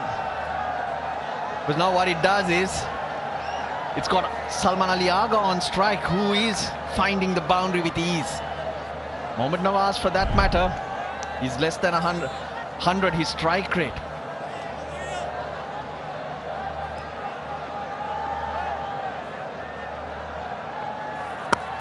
Full and wide, Yorker lands, or just a single. That's good place to be.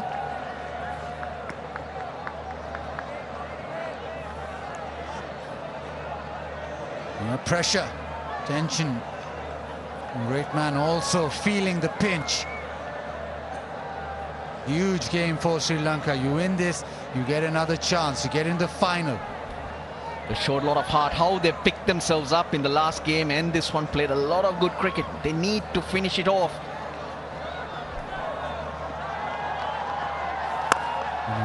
Swings it down, just a single. Singles won't hurt.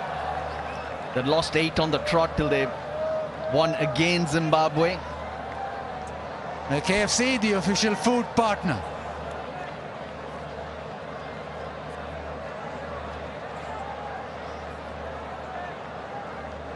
When it mattered, do-or-die game against Zimbabwe, they were brilliant. Bowling initially, and then Nisanka led the chase. Today batted brilliantly well. Started off with the ball, exceptional. Oh, extra cover. He has nailed that. Inside out, out of the ground.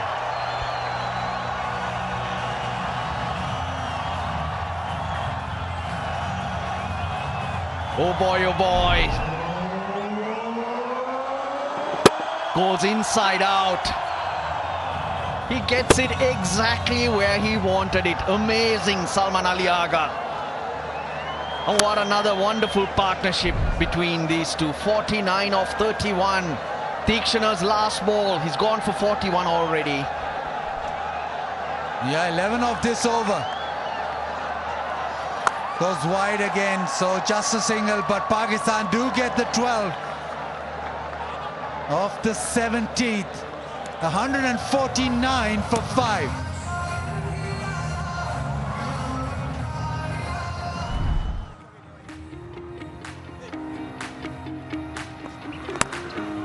Salman Aliaga. Captain's knock once again.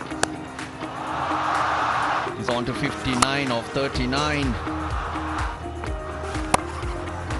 Geez, the way he finds his spots, it's incredible.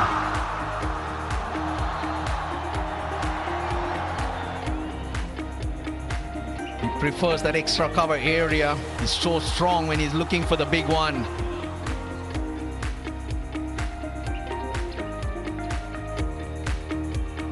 Captain's been fabulous. Striking at over 150. And they know it. He's got the key right now to this game. Well, new ball did the job when Dushmantha Chamira had it in his hand. He's got it once again, but different conditions, different situation. The pressure firmly on Sri Lanka now. They need to defend this because a lot rides on it. Dushmantha Chamira, 3 wickets, 3 runs in his 2 overs bowled. If he can deliver just one more good over, 1 wicket here. Yeah, they need a wicket. They need Salman Ali Agha. He's taking the game away. Got one edged away. Just nice stop. And they sneak a single. Slower ball, 150 on the board. Great chase. Under pressure Pakistan, but fighting back. This is really good stuff from both teams. The Fikr Free moment. Download Fikr Free app now and get the insurance you need on your fingertips. And you know what, Baz? The game has come into that zone where Mohammad Nawaz is at his best. He's only 9 off 10, but it's always at this stage, towards the end, that he expresses himself. Salman Ali Agha has got them there.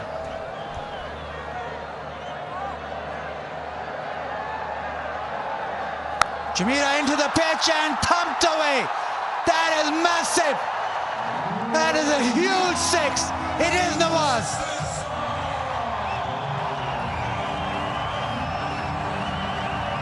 Tremendous batting, tremendous belief, way behind in the chase. 4 down for 43. A partnership of 56 and now a partnership of 57 has now got Pakistan as favourites. What a turnaround. Something special. Shanaka needs it, he knows. And those faces have changed. It is Pakistan. The crowd are up. 29 of 16. They need a wicket. They need a couple of wickets. They need back-to-back wickets to Sri Lanka. Now, if you look at where Sri Lanka were in their innings, they were 154 for 4. So Pakistan have gone ahead.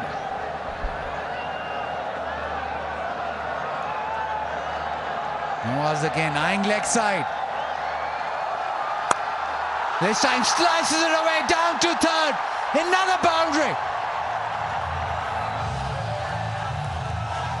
Pace on offer. 3rd man in the circle. Goes with the angle, Nawaz.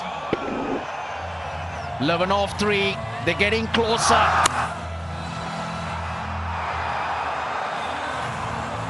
$25 of 15. Can you believe it, how it's turned around? Well, this is the test Pakistan needed so far. They're passing with flying colors. And if you want to calm down in the excitement, make your way to the Tapal Tea Lounge. Pakistan's #1 tea brand, Tapal Tea. This partnership 61 of 35. And suddenly it is all Pakistan. Zimbabwe in their hotel. Team must be cheering them on. Shaheen Afridi runs in with the gloves. And 20 minutes ago, everyone was thinking different. Other than the 2 batters in the middle who had different plans, paced it out nicely. Pakistan's game to lose. Salman Ali Agha striking 150. Now suddenly Nawaz striking 158. Shot 1 absolutely hit down over mid-wicket for 6 and then sliced away down to 3rd. He's a very capable bat. We know he's been in prime form since he's come back into the team. First 2 overs I mentioned, just couldn't get bat on ball. And now it's just flying to all paths. Chamira around the wicket.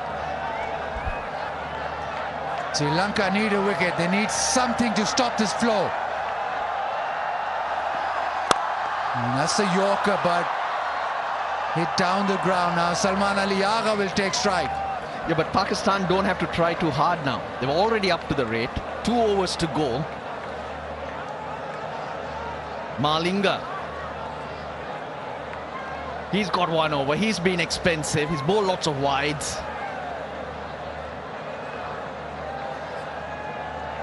The experienced man is the one who can change things around. Salman Ali Agha. Short fine legs in the circle. Third man. Pointer, backward point. They're all in the circle.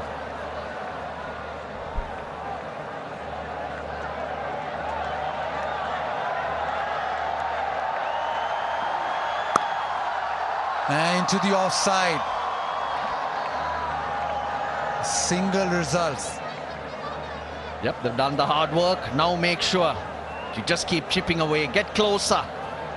Really good from Salman Ali Agha.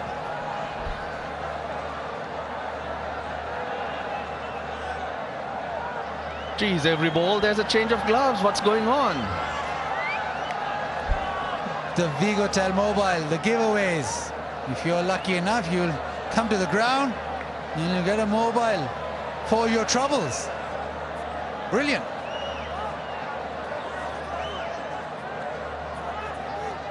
Uh, 13 deliveries, 23 to get.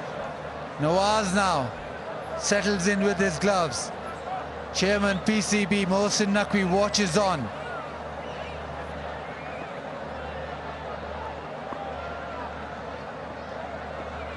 Round the wicket, Nawaz will be thinking a boundary to end the over.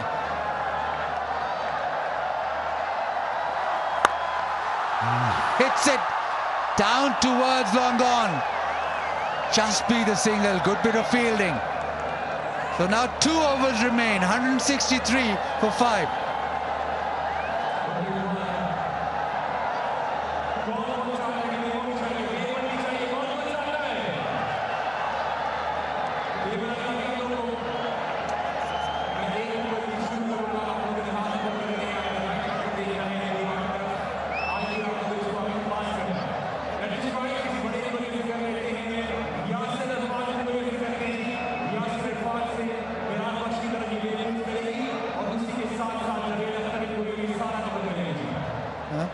Overs, 22 to get. Another problem with the gloves. There's been a huge issue with the gloves. They're coming in and out, and again a change of gloves. Every ball, really? Salman Ali Agha before the game, visualizing, making sure that he is right there, and he executed in the game. Captain needed runs, and what a time, what a moment that he's picked. Pakistan in a spot of bother, and he's come up with 61 or 41. Game hasn't finished yet. 22 to get off 12 deliveries. Hopefully those gloves are fine now. Ishan Malinga, 42 in 3 overs. He's got to deliver here for Sri Lanka. Short fine and 2 in the circle. Oh, struck away over extra and over the top of the boundary rider. Maximum. Nawaz to the body. So easy. They make it look so simple. Wide in the slot though. He's bowled a slower one. He has to. Because I was trying to say the 2 fielders in the circle on the offside behind square. So you give it pace, it's going to run to third man. But the length perfect. Hands on head. Round the wicket now, Malinga. 16 to get now. Nawaz hits it.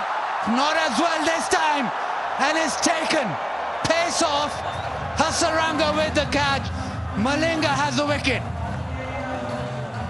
Just a breather for the Sri Lankans. Gave himself a little bit of room, Mohammad Nawaz.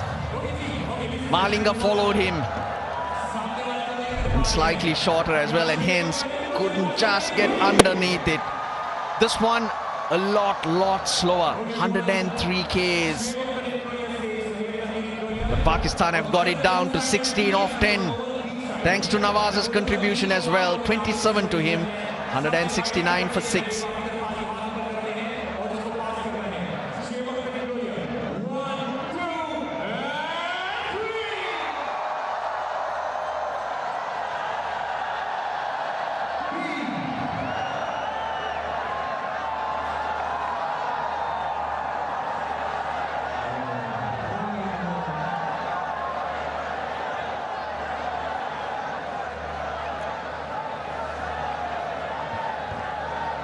Fahim Ashraf. He can strike a long ball. Pakistan requires 16. Left-hander replaces the left-hander. So Malinga still from round the wicket. Oh, catch opportunity. He hit it back and he's been floored, but this catch was taken. That's the wicket. Very much slower through the shot early. Look, one hand comes off too. Lanka pouches it.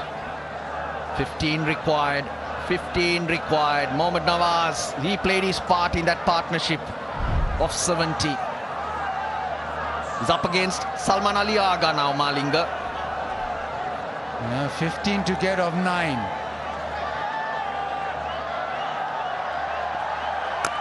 Wide outside the off stump, a single. Now 8 deliveries remain. If Pakistan get these 14, it is Zimbabwe who play Pakistan. Yep. Needing a win. This is the ball that Malinga needs to focus on. The best delivery that he's ever bowled. He's gone for 50. He's picked up 2 wickets in trying to stop that shot by Fahim Ashraf. A couple of balls ago, he's done a bit of damage.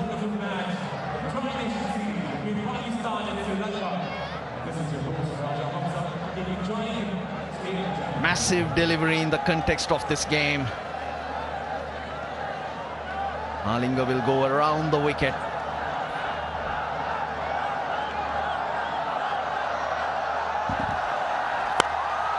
Hits it in the air, extra cover. Does he find a gap? Yes, he does, and it skips away to the fence. Important hit to the fence. Down to 10. Still 7 balls remaining. He's bowled a slower one, but wide of the stumps, which just allows Fahim Ashraf to throw his hands at it.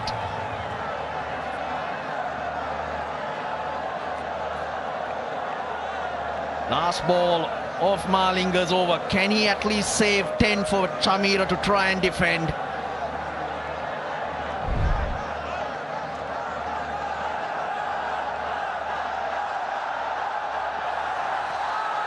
Is that a wide? No, it's not. It's a dot ball.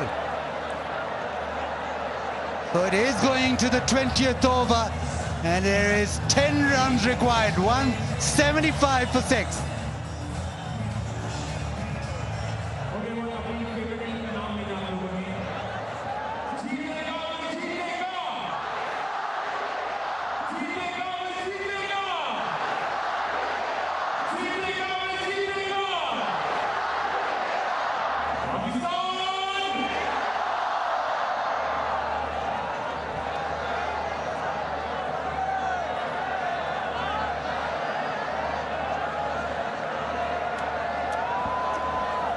Pakistan need 10. It is Chamira.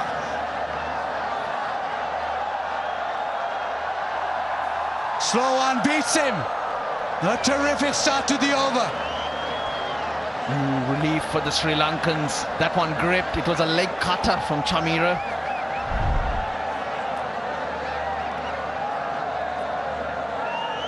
Really well bowled. Pakistan's highest successful chase against Sri Lanka in T20 internationals came in Colombo in 2015, and that score was 174.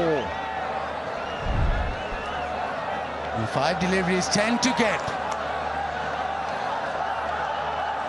Third and fine in the circle.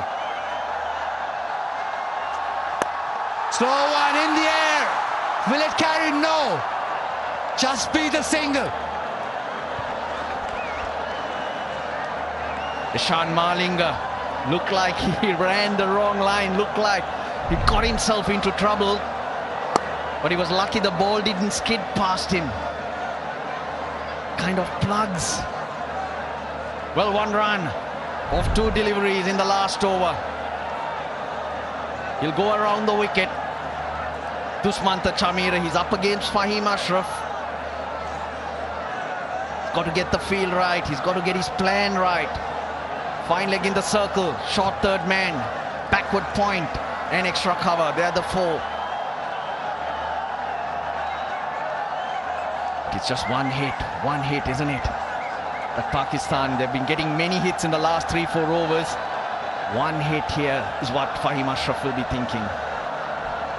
And Chamira will be thinking, as long as he doesn't concede a boundary, doesn't concede that elusive boundary right now, the pressure's back on Pakistan. Round the wicket to Fahim Ashraf.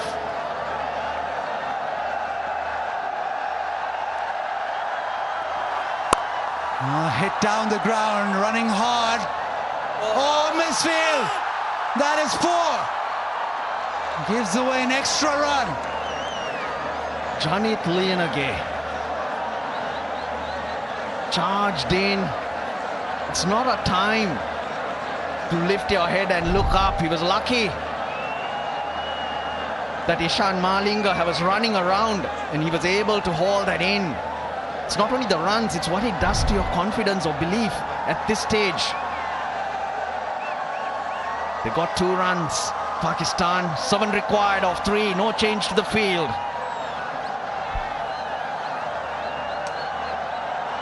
Yeah, all eyes glued to this.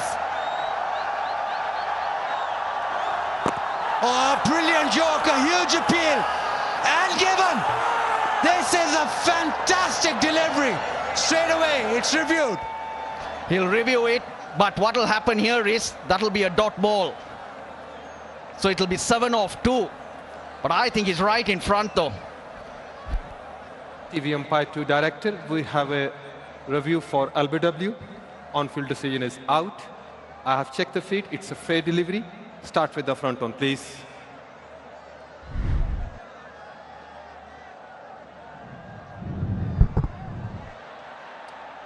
Roll it back. Now roll it forward. Frame by frame, please. Yes, I can see the ball hits the bat first, then pad. Satisfied? SN, you need to reverse your original decision. Stand by. You are on screen now. Make a signal, please. It was straight, Baz. I'm not wrong, but it hit the bat. Yeah, absolutely. Huge inside edge. But because it was given out, the single doesn't count. Mike Heston now will, yeah, but it is the rule. We all know the ruling. Yeah, the ball's considered dead the moment the decision is given, and hence no runs. Another bonus for Sri Lanka is it's Fahim Ashraf on strike and not Salman Ali Aga. This is the delivery. Dushmantha Chamira. Oh, hit in the air, chance in the deep, and taken. Captain takes the catch. Chamira with another wicket and the very last over. Dasun Shanaka, he's banished Janit Lianage. The coach not happy, we understand why, but that's the rules of the game. Chamira has picked up his 4th. And when required, Dushmantha Chamira is bowling a wonderful over. He's bowled 5 balls for 3 runs. He's picked up a wicket. Fahim Ashraf, he made 7. Pakistan are 178 for 7.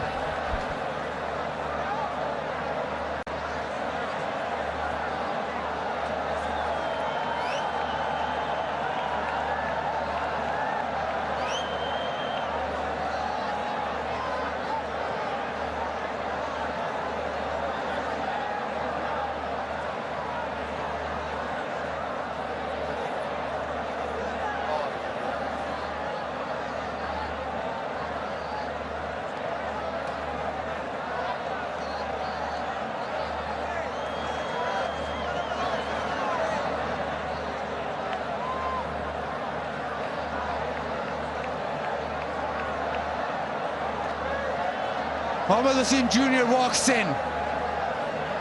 7 to win, but it is 6 for a super over. Chamira, who's just conceded 3 in his first 5 deliveries. He's been fabulous. Can he bowl one of those Yorkers again? A lot rests on this delivery from Sri Lanka's point of view. Oh, the Yorker! Chamira's done it! What a fabulous 20th over! And Sri Lanka, back-to-back victories. They qualify for the final. Fabulous performance by them. Brilliant, brilliant. You can see the relief in Sanat Jayasuriya's face. Geez, they were down and out 4-5 days ago. Fought back. There have been so many positives with the bat, with the ball, but nothing more important than this final over from Dushmantha Chamira. 10 to defend with Pakistan striking them to all parts. He got his execution right. A slower ball to start the over, and then some perfectly executed Yorkers. Sri Lanka, they're up and running, they're breathing again. Yeah, what a performance. 4 overs, 4 for 20. That final over, it was 10 required.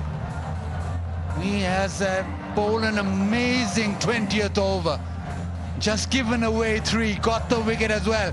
Sanat Jayasuriya, he can breathe. Now, Pakistan, they needed this game. They needed to cross the line, but they needed a close game. It will be some encounter on Saturday now. Different ball game come Saturday. It's a final. Pakistan have been very, very good. And even in this loss today, they showed tremendous heart in that chase. They'll take a lot of positives. The team getting better and better, but from Sri Lanka's point of view, geez, it's a tour that they wanted to forget, and they really did need to show up for the last 2 games. The last overs, the slower delivery, bit of a late cutter. Salman Ali Agha was off strike with that, and then to the left hander, Fahim Ashraf. Bit of clumsy work from Lianage. And then Fahim Ashraf holding out the last ball as well. A brilliant Yorker from Chamira. That's it, boy. You were brilliant. Yeah, what a performance from Sri Lanka. They put into bat, batted well, got to a total, and at one stage it seems as if Salman Ali Agha and Nawaz would take the game away, but not so. Farhan dismissed early for 9. Saim Ayub looked good for 27, but Salman Ali Agha 63 not out of 44. Usman Khan got 33, Nawaz with 27, but they fell short, 178 for 7. Brilliant start for Sri Lanka with the ball. Shanaka got through his 4 overs for 32, which was brilliant from him. Chamira, 2 wickets, 3 wickets in his first spell. Came back to defend with Pakistan fighting back and getting back on top. Hasaranga again, as usual, did a job. But they were tested, they were put under tremendous pressure, but found a way.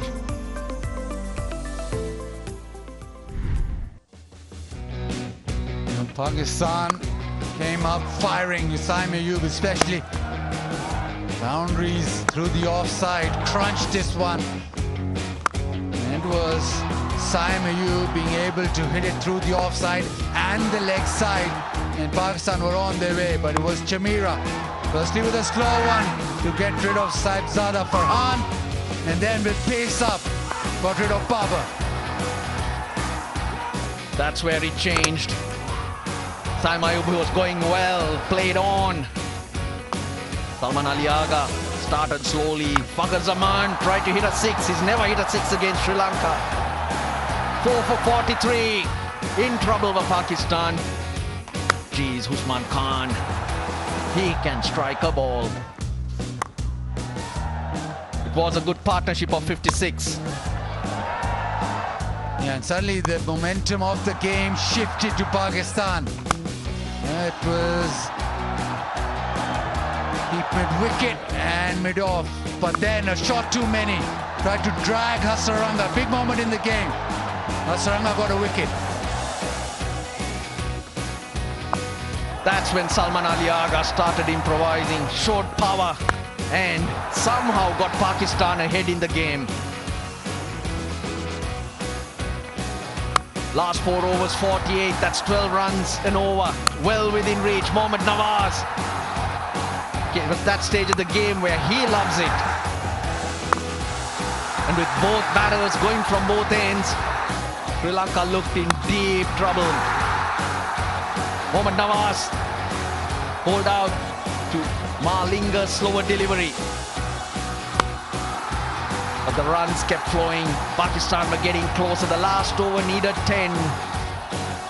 Sri Lanka, well, they've only defended 10 in the last over once before in T20 internationals. But thanks to Dushmantha Chameera, conceding just 3 runs, they celebrate, they smile. Now Sri Lanka needed this badly, and they've come roaring back in this tri-series. Put into that, got 184 for 5, Ishara 76, Mendes 40, Shanaka 17 of 10. Abrar got a couple of wickets. Then Pakistan, wickets up front, that from Chameera. Pakistan fought back, courtesy Salman Ali Agha, 63 not out, he ended up with. Usman Khan, 33. Mohammad Nawaz, 27. But that last over, where Chameera, managing to save 10, just conceded 3. Sri Lanka, in the end, winning by just 6 runs. And that means, with 2 victories, Sri Lanka qualify for the final. Pakistan already there. They've suffered a loss, so that final on Saturday will be a spectacle. Unfortunately, Zimbabwe don't make it through. Right, we'll take a little short break, and when we come back, it is the post-match presentation.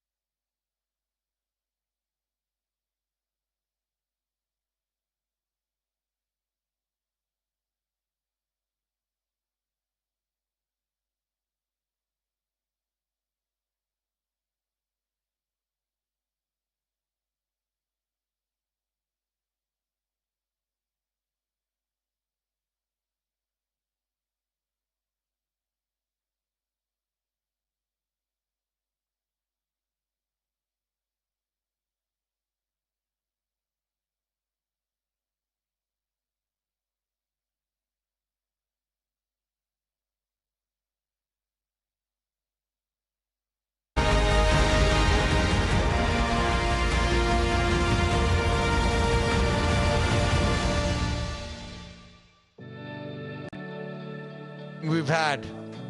Sri Lanka put into bat 184 for 5, Pakistan 178 for 7. Last over they required 10, but it was Chamira who stole the show. He got 4 for 20. Sri Lanka winning by 6 and qualifying for the final. Now let's join Arooj Mumtaz with the post-match presentation. Ladies and gentlemen, welcome to the post-match presentation of this final game in the round stage of the KFC Presents Vigotel Mobile Tri-Nation Series. And Sri Lanka, in a nail-biting finish, win this contest by 6 runs, and they will meet Pakistan in the final in a couple of days. Now then, let me start by introducing and welcoming the presentation party. Mr. Sumair Ahmed Syed, Chief Operating Officer, Pakistan Cricket Board. Mr. Mohammad Munir Ahmed, Sales Partner, Vigotel Mobile. Mr. Imran Khan, Jazz Business Partner. Mr. Taimur Tanveer on behalf of Inverex Electrical Vehicle EV. Mr. Umair Mahmood, Distributor, Hello Air Shampoo. Mr. Muhammad Ali Raza, Chief Technology Officer, Infinity Ventures, Supersaf. Start with the awards. The first award tonight, and Mr. Sumair Ahmed Syed, CEO, Pakistan Cricket Board, will come forward to present the PCB moment of the match to Dushmanta Chamira. A couple of wickets in his second over, and important wickets in the context of the game, those of Saibzada Farhan and Babar Azam. Next award, Mr. Muhammad Ali Raza will now come forward to present the Supersaf bowler of the match, cash award of 1,50,000 rupees. Once again, Dushmanta Chamira. A phenomenal spell, 4 overs, 20 runs with the 4 important wickets, and the important one to close out the game for Sri Lanka. Moving on, Mr. Imran Khan will come forward to present the Jazz Superpower of the Day, cash award of 1 lakh rupees to Wanindu Hasaranga. Important wicket in that middle phase, that of Usman Khan, and he picked up Usman and the partnership was broken.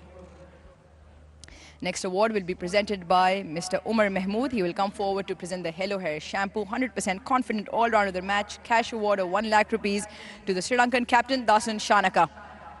17 of 10, providing a flurry of runs towards the back end of the innings, and 2 important catches in the outfield as well. The next award will be presented by Mr. Taimur Tanveer, and he'll present the Inverex EV Electrifying Batter of the Match, cash award of 1 lakh rupees to Kamil Mishara. Impetus up the order for Sri Lanka when they came out to bat in the first half. 76 of 48, 3 sixes, striking at 158. Now then, the player of the match tonight is Dushmanta Chamira. He will come forward to sign the bat for Vigotel Mobile Collaboration Project in association with the Almara Foundation. Really good with the ball. Exemplary spell, first half and second half. And he kept his cool all the way towards the end. And he will stay on because Mr. Mohammad Munir Ahmed will come forward to present the Vigotel Mobile Player of the Match trophy and cash award of 300,000 to Dushmanta Chamira. Important in terms of a bowling unit and himself, 4 overs, 20 for 4 tonight, and we'll have a quick chat with him as well. Excellent returns. Congratulations on the win. Your 2 over spell up front, just 3 runs, 3 wickets, and 2 important wickets in that over. How did you feel? Yeah, I'm happy. So my plan was in the power play, I just bowl straight to wicket and change of pace. For I think execution is the most important thing. So I did. You talk about execution now. You bowled your first spell of the 2 overs, but the match got really interesting towards the back. And what was the plan in that last 2 over spell with Pakistan just inching it closer? Yeah, after due, little bit wicket was that easy to bat. So my plan was I backed my Yorkers. So for last batsman, so I just tried my strength and try to bowl Yorkers. So that I told you execution is right. So. Oh, we all enjoyed that execution. Excellent win tonight, and good luck for the final. Thank you. Dushmanta Chamira, the player of the match tonight. And now I'll move on to call the Pakistan captain, Salman Ali Agha, to come up and have a chat. Salman, tough loss in the sense that it looked like it ebbed and flowed, and a couple of partnerships towards that back end. You and Usman and you and Nawaz thought that Pakistan had the game under control. Yeah, where we come from, like 40 for 4, you don't really chase 180 plus in many times. Yeah, but we had the game, we just couldn't finish the game. Now break it up. Let's go to the first part of the game. 184. What did you make of that target? I think it was gettable. It was a good pitch, and with the dew coming, I think it was always gettable. But we didn't start well with the bat. We lost like too many wickets in the power play. And as goes to the bowling as well, we gave like 50 odd run in power play as well. So in T20, I always believe if you don't start well in batting or bowling, you will always be chasing a game. Pakistan's gone in the way that the top order scored in most of the games. Tonight, the middle order came good. In terms of personal form, you must be very happy with the way you performed with the bat. I would be more happy if I would finish the game. But yeah, personally, spending a bit of time in the crease was nice. But yeah, still, I would love to, like, if we would have finished the game. All right, then in a couple of days' time, we hope that you can do that. Thank you very much. Salman Ali Agha, captain of Pakistan, and now Dasun Shanaka to come up and have a chat. The victorious Sri Lankan skipper, 2 important wins back-to-back, 2 wins, both must-win games. First, a couple of days ago against Zimbabwe, and tonight you take Pakistan down.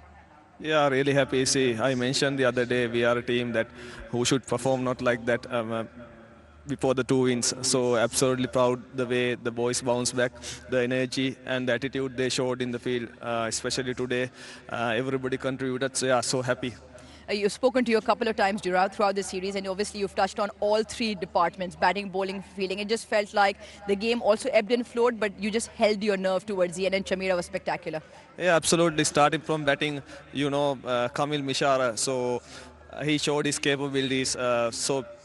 Starting from one day, he threw his wicket, but you know, couple of discussions had with senior players and the coaches, so make sure that he get that big score today. So, and also Janit Lianage, Kusal Mendis, and everyone chipped in. And when it comes to bowling, of course, Chamira, world class performer always been. So really happy, and Manidu himself. So all around performance, really happy. Yeah, looking forward for the finals. Well, I hope you have more hand warmers ready, because one important final, and you look to hopefully make it 3 in a row in terms of wins. Absolutely, looking forward for that. Brilliant. Great win tonight. That was Dasun Shanaka, the victorious Sri Lankan captain, and that's all we have from the presentation. Well, now Saturday is the day. Pakistan take on Sri Lanka. On the final, it starts at 5:50 p.m. local time. Till then, it's goodbye from here.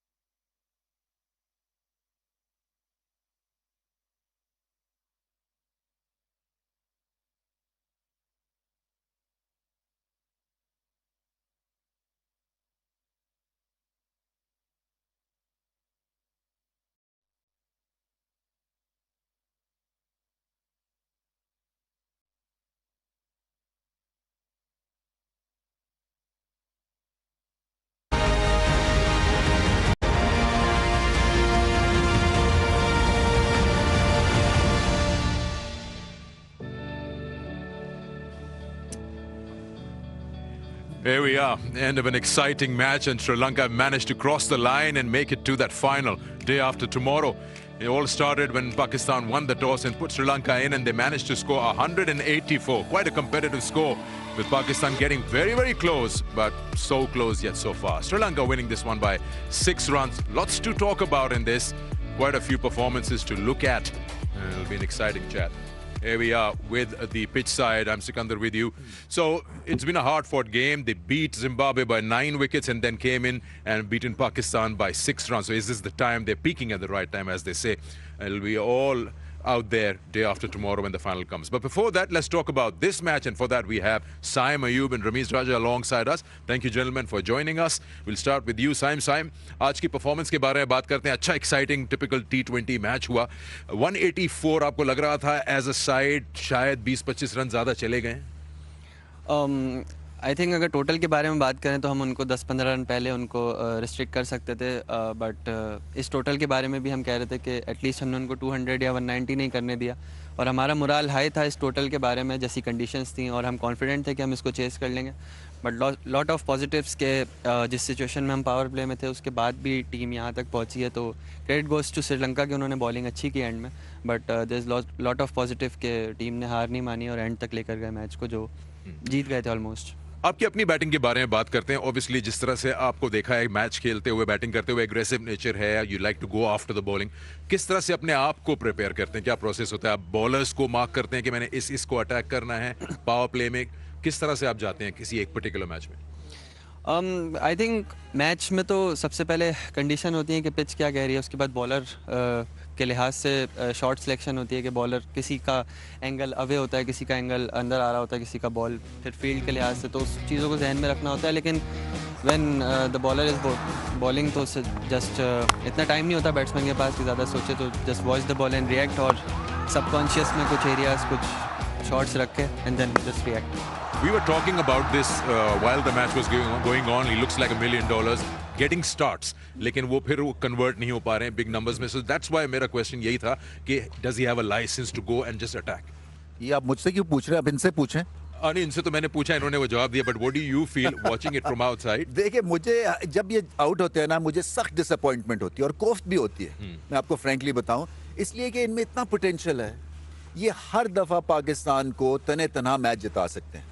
तो मेरा आपसे साइम सवाल ये है कि कहाँ पे जाके, मतलब है मुझे ये T20 की बैटिंग की ना, क्योंकि मैं ओल्ड टाइमर हूँ उस लिहाज से, तो मुझे नहीं आइडिया है कि एक छक्के के बाद दूसरा छक्का भी मारना है और फिर तीसरा छक्का भी मारना है. ये क्या है? ये प्रेजेंट डे इसी तरह से T20 खेली जाती है, या आप इसको इस तरह से देखते हैं कि जो आपको बॉल नज़र आएगा वो ग्राउंड से बाहर जाएगा? I think it's all about के just watching the ball and react. तो अगर मैं आउट हो रहा हूँ तो मुझको पता होना चाहिए कि उस बॉल पे मैंने कोई प्रीमेडिटेट नहीं किया, या जो शॉट्स में नहीं खेलता वो मैंने खेलने की ज़बरदस्ती कोशिश नहीं की, तो वो मुझे पता होना चाहिए. और अगर मैं अपना प्रोसेस फॉलो करते हुए आउट हो रहा हूँ तो there is nothing to worry about, या किसी चीज़ से डरने की ज़रूरत नहीं है कि अगर मैं आउट हो रहा हूँ तो मैं अपना प्रोसेस चेंज कर लूँ, as long as it's right and discuss with the coaches. मगर ये मुझे ये बताया ना, जब मैं अगर 25 या 27 करता था तो मुझे अगले मैच में प्रेशर फील होता था. मैं आपको फ्रैंकली बताऊं, इसलिए कि आप समझते हैं कि आप सेट होके आउट हो गए थे. जी. सो वो उसका ना, और जब 50 किया हुआ है तो फिर अगले मैच की थिंकिंग और होती है. सो मगर ऑब्वियसली आपका प्रोसेस है, आपकी एक उसमें क्लैरिटी दी गई है कि ये आपका रोल है और डिफाइंड रोल है. आपकी एक नेचुरल इंस्टिंक्टिव बैटिंग भी इसको सूट करती है. But from personal point of view, जब आप एयरपोर्ट पे जाते हैं या जब आप यारों दोस्तों से मिलते हैं या किसी भी जगह पे जाते हैं, तो वो कभी बात करते हैं कि ये आप हर मैच में क्यों नहीं 50 करते हैं? यारों दोस्तों को तो फिर वो कहते हैं, तो मैं बोलता हूँ तुम लोग रोज़ जॉब पे क्यों नहीं जाते? खैर, उनको तो यारों दोस्तों और फैंस को तो वो तो जस्ट एंजॉय करते हैं, या कभी उनको दुख मिलता है, कभी सुख मिलता है. लेकिन बैटिंग की जहाँ तक बात है तो आप के ज़माने या पुरानी क्रिकेट जिस तरह टाइम के साथ ग्रो कर रही है, नहीं है वैसे, ठीक है, इतने भी नहीं है, लेकिन थोड़े से तो मेरे लिहाज से तो मैं तो बिल्कुल नहीं हूँ. तो क्रिकेट जिस तरह ग्रो कर रही है तो हमको मैच में डिफरेंस ये आता है कि हम सामने वाले पर अटैक किस तरह करते हैं, और वो छोटे छोटे कैमियोज जो एग्रेसिवली आते हैं, तो वो एक क्रंच मोमेंट जब टीम जीतती है तो उससे ही मैचेस बनते हैं. हम ये नहीं कह सकते हैं कि हम आराम से टाइम ले लें और उसके बाद हर टीम एंड में जाके आपको कवर करने का मौका नहीं देती है. आपको पता है, आप मिस सईद अनवर की झलक दिखती है, आपको लोगों ने कहा है ऑनेस्टली लोग कहते हैं, मैं सुनता भी हूँ, बट मैं इस चीज़ को मतलब मैं ज़्यादा ध्यान नहीं देता हूँ। वो लेजेंड थे हमारे और मतलब मैं आप में भी लेजेंडरी स्टेटस बनने का बहुत सारे जरासीम है। जी, मैं चाहता भी हूँ इस चीज़ को, लेकिन वो एक रिज़ल्ट है। तो मैं चाहता हूँ कि मैं चीज़ें अपनी फॉलो करता रहूँ, लेकिन दिलेरी के साथ फॉलो करता रहूँ, ताकि उसके रिज़ल्ट में मुझे जो मिल रहा है वो मेरे हाथ में तो नहीं है ना। आपके रोल की बात कर रहे थे, जैसे T20 है और बड़ा टूर्नामेंट भी आने वाला है नेक्स्ट ईयर में, और रिसेंट टाइम्स में हमने देखा है कि आप बॉलिंग पर भी थोड़ा बहुत डाला जाता है रोल के, आपने बॉलिंग भी करनी है। थोड़ा नहीं, बहुत। बहुत। तो अगर बहुत है तो एज एन इंडिविजुअल आपको लगता है कि अब आपका ध्यान दोनों तरफ बराबर करना पड़ा, या बैटिंग पे उतना जो आप देते थे आप बॉलिंग पे भी देना पड़ रहा है? जी, पहले ये था कि विदाउट एनी एक्सपेक्टेशन या कुछ, मैं सिर्फ बॉलिंग को ऐसे ही इंजॉय कर रहा होता था, बट ये कोचेज़ आए तो इन्होंने बॉलिंग पे काम किया और बताया मुझको कि एक प्रोसेस दे दिया कि अपने इस तरह बॉलिंग करनी है, और लेफ्टीज़ को इस तरह, राइटीज़ को इस तरह, पावर प्ले में इस तरह, पावर प्ले के बाद इस तरह, एंड देन उस पर आप अगर मार खा लो या अच्छी बॉलिंग कर लो, उससे हमें इशू नहीं है, बट इस चीज़ को आपने फॉलो करना है। उसके रिजल्ट में जो भी आता है हम आपको उससे कुछ नहीं कहेंगे। तो आई थिंक टीम के पॉइंट ऑफ व्यू से अगर देखा जाए तो ये यूज़फुल चीज़ है, और मैं चाहता भी हूँ कि अगर इससे टीम को हेल्प हो रही है तो मैं पूरा ध्यान दूँ। बड़ा आप एंजॉय करते हैं बॉलिंग का रोल? जी बिल्कुल, फील्डिंग में सिर्फ फील्डिंग नहीं, फिर बॉलिंग भी मिल जाती है तो एंजॉयमेंट भी हो जाती है। Good. Well, excellent. I mean, we hope you have a brilliant final day after tomorrow. Thank you for joining us. Inshallah. Thank you so much. Thank you. Well played today. Okay, so here we are. Now, time for us to take a short break. When we come back, we'll be joined by Russell Arnold and we'll talk more about Sri Lanka's performance.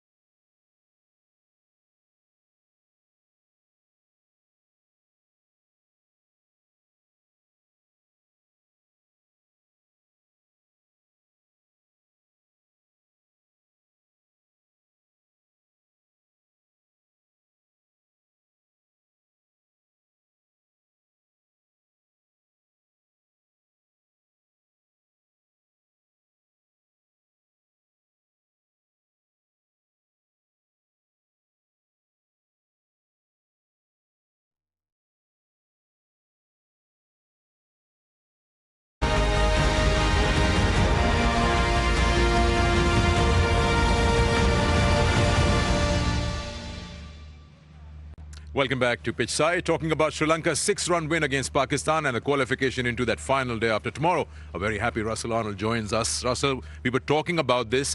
Anyone, apart from the dependency on Pathum and Nisanka's opening or Mendes doing something, Kamil Mishara, I think, answered that question today. There are a lot of positives about Kamil Mishara, not only the fact that he got the runs to give Sri Lanka those that much-needed cushion, but from his point of view, for Sri Lanka's future, for the bigger picture, a young player playing like he did. From the time we've seen him, we've seen power. We've seen him one-dimensional. But today was very different. Along with some quality shots, he used a few touch shots, the singles, changing the angles, soft hands to pick up those, which makes him a complete player. And that's what confidence does for you. Now I think he'll realize this is how you score runs, and it will be better for him and also for Sri Lanka. But such an important knock, because with the pressure that they were under, everything had to be done right at the top. And he's done it brilliantly.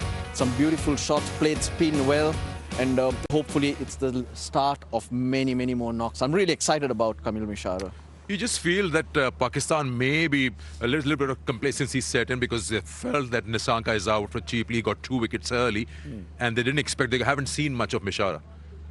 Yeah, Pakistan didn't follow through. Actually, the advantage that they accrued in the first few overs didn't really materialize, and so it was a really smart innings. You know, it is impactful innings because he played spin so well in the middle phase, and that's been the Achilles heel of Sri Lankans in this tri-nation. So, I mean, it's a tremendous innings, but Pakistan clearly gave away, I think, 10 or 15 runs more. Because, you see, looking at how they shape up in T20 eyes, anything over 180, 190 challenges this batting lineup. You talk about Chamira, again, a performer who've been talking about through and through in this series and before that as well.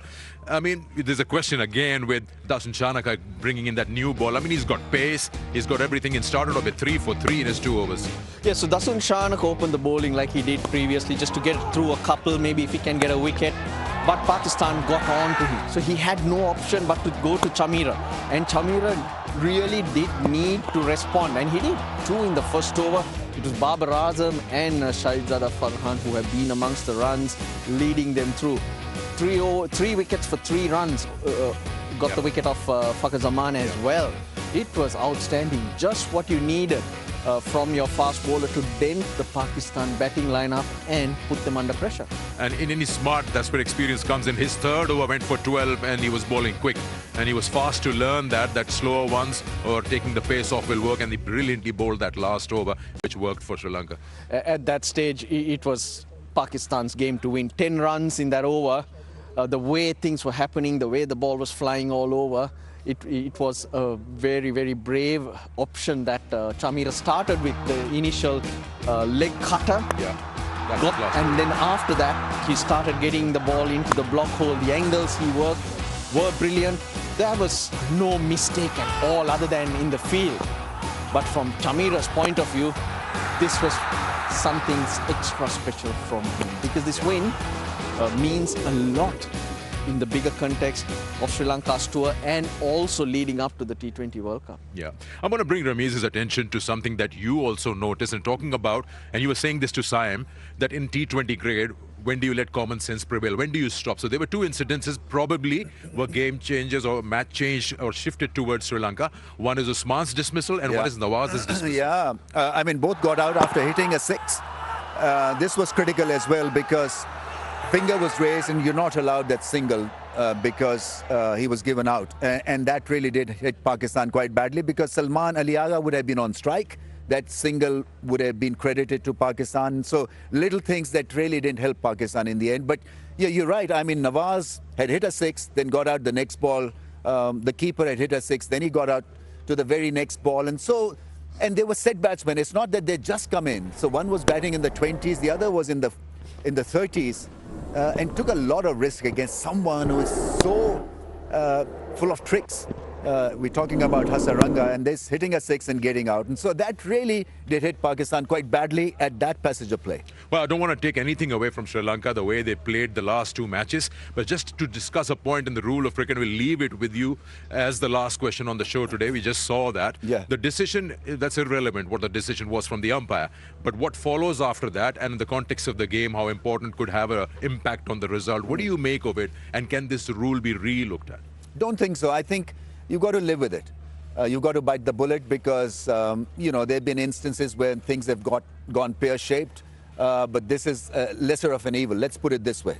Yeah. I mean, and so it did impact the game, but not that much. I mean, Pakistan still had a chance. It's not the first time we've seen such an impact with such a decision. The rule is that the ball goes dead the moment the umpire gives the batter out. Yeah. So the run doesn't count from there on. It was a bad call by the umpire. It was. That no doubt about it because it was nowhere near the pads. But the impact in the game there was, from Sri Lanka's point of view, a dot ball, and it also left Fahim Ashraf on strike. It was Salman Ali Agha who was striking it really well. Yeah. So that's where it was. I think it was 3 balls, 7 runs, became 1 ball, 7 runs because the next ball, Fahim Ashraf was out again. Would you make any changes or you let this 11 go? Anyone you'd like to This rule? No, I'm talking about the final. Ah, the finals. Final. The cold getting to me. I would consider bringing back Kamindu Mendis just to strengthen that batting. And maybe Nuwan Tushara for Ishan Malinga. Okay, and Pakistan? I mean, Pakistan probably should stay the same. I mean, it was touch and go. I mean, they did drag this game right till the 20th over. I mean, they were down and out in the first 6. And so this is a good kind of a fight back. But, you know, playing at home, they were not beaten. And so this would be a little bit of a shock because we know that now Sri Lanka are just a game away of that massive upset. In a knockout situation, the pressure can be a devil. It's different. It's different now. Maybe Shaheen Shah Freed if he's fit. I mean, would you risk him? I mean, if he's not 100% or has not been 100%, then get him into playing the final. I don't know. All right. Thank you, gentlemen. Thank you for joining us. And here we are. So wrapping up this final game in the round-robin stage. And Sri Lanka made it to the final by a brilliant game, winning this one by 6. This is what you need to join us with. And that'll be on the 29th, the final, which starts our coverage, actually, from 5:25 p.m. local time from the Rawalpindi Cricket Stadium. Until then, you take care of yourself. Enjoy the weather. And it's good night.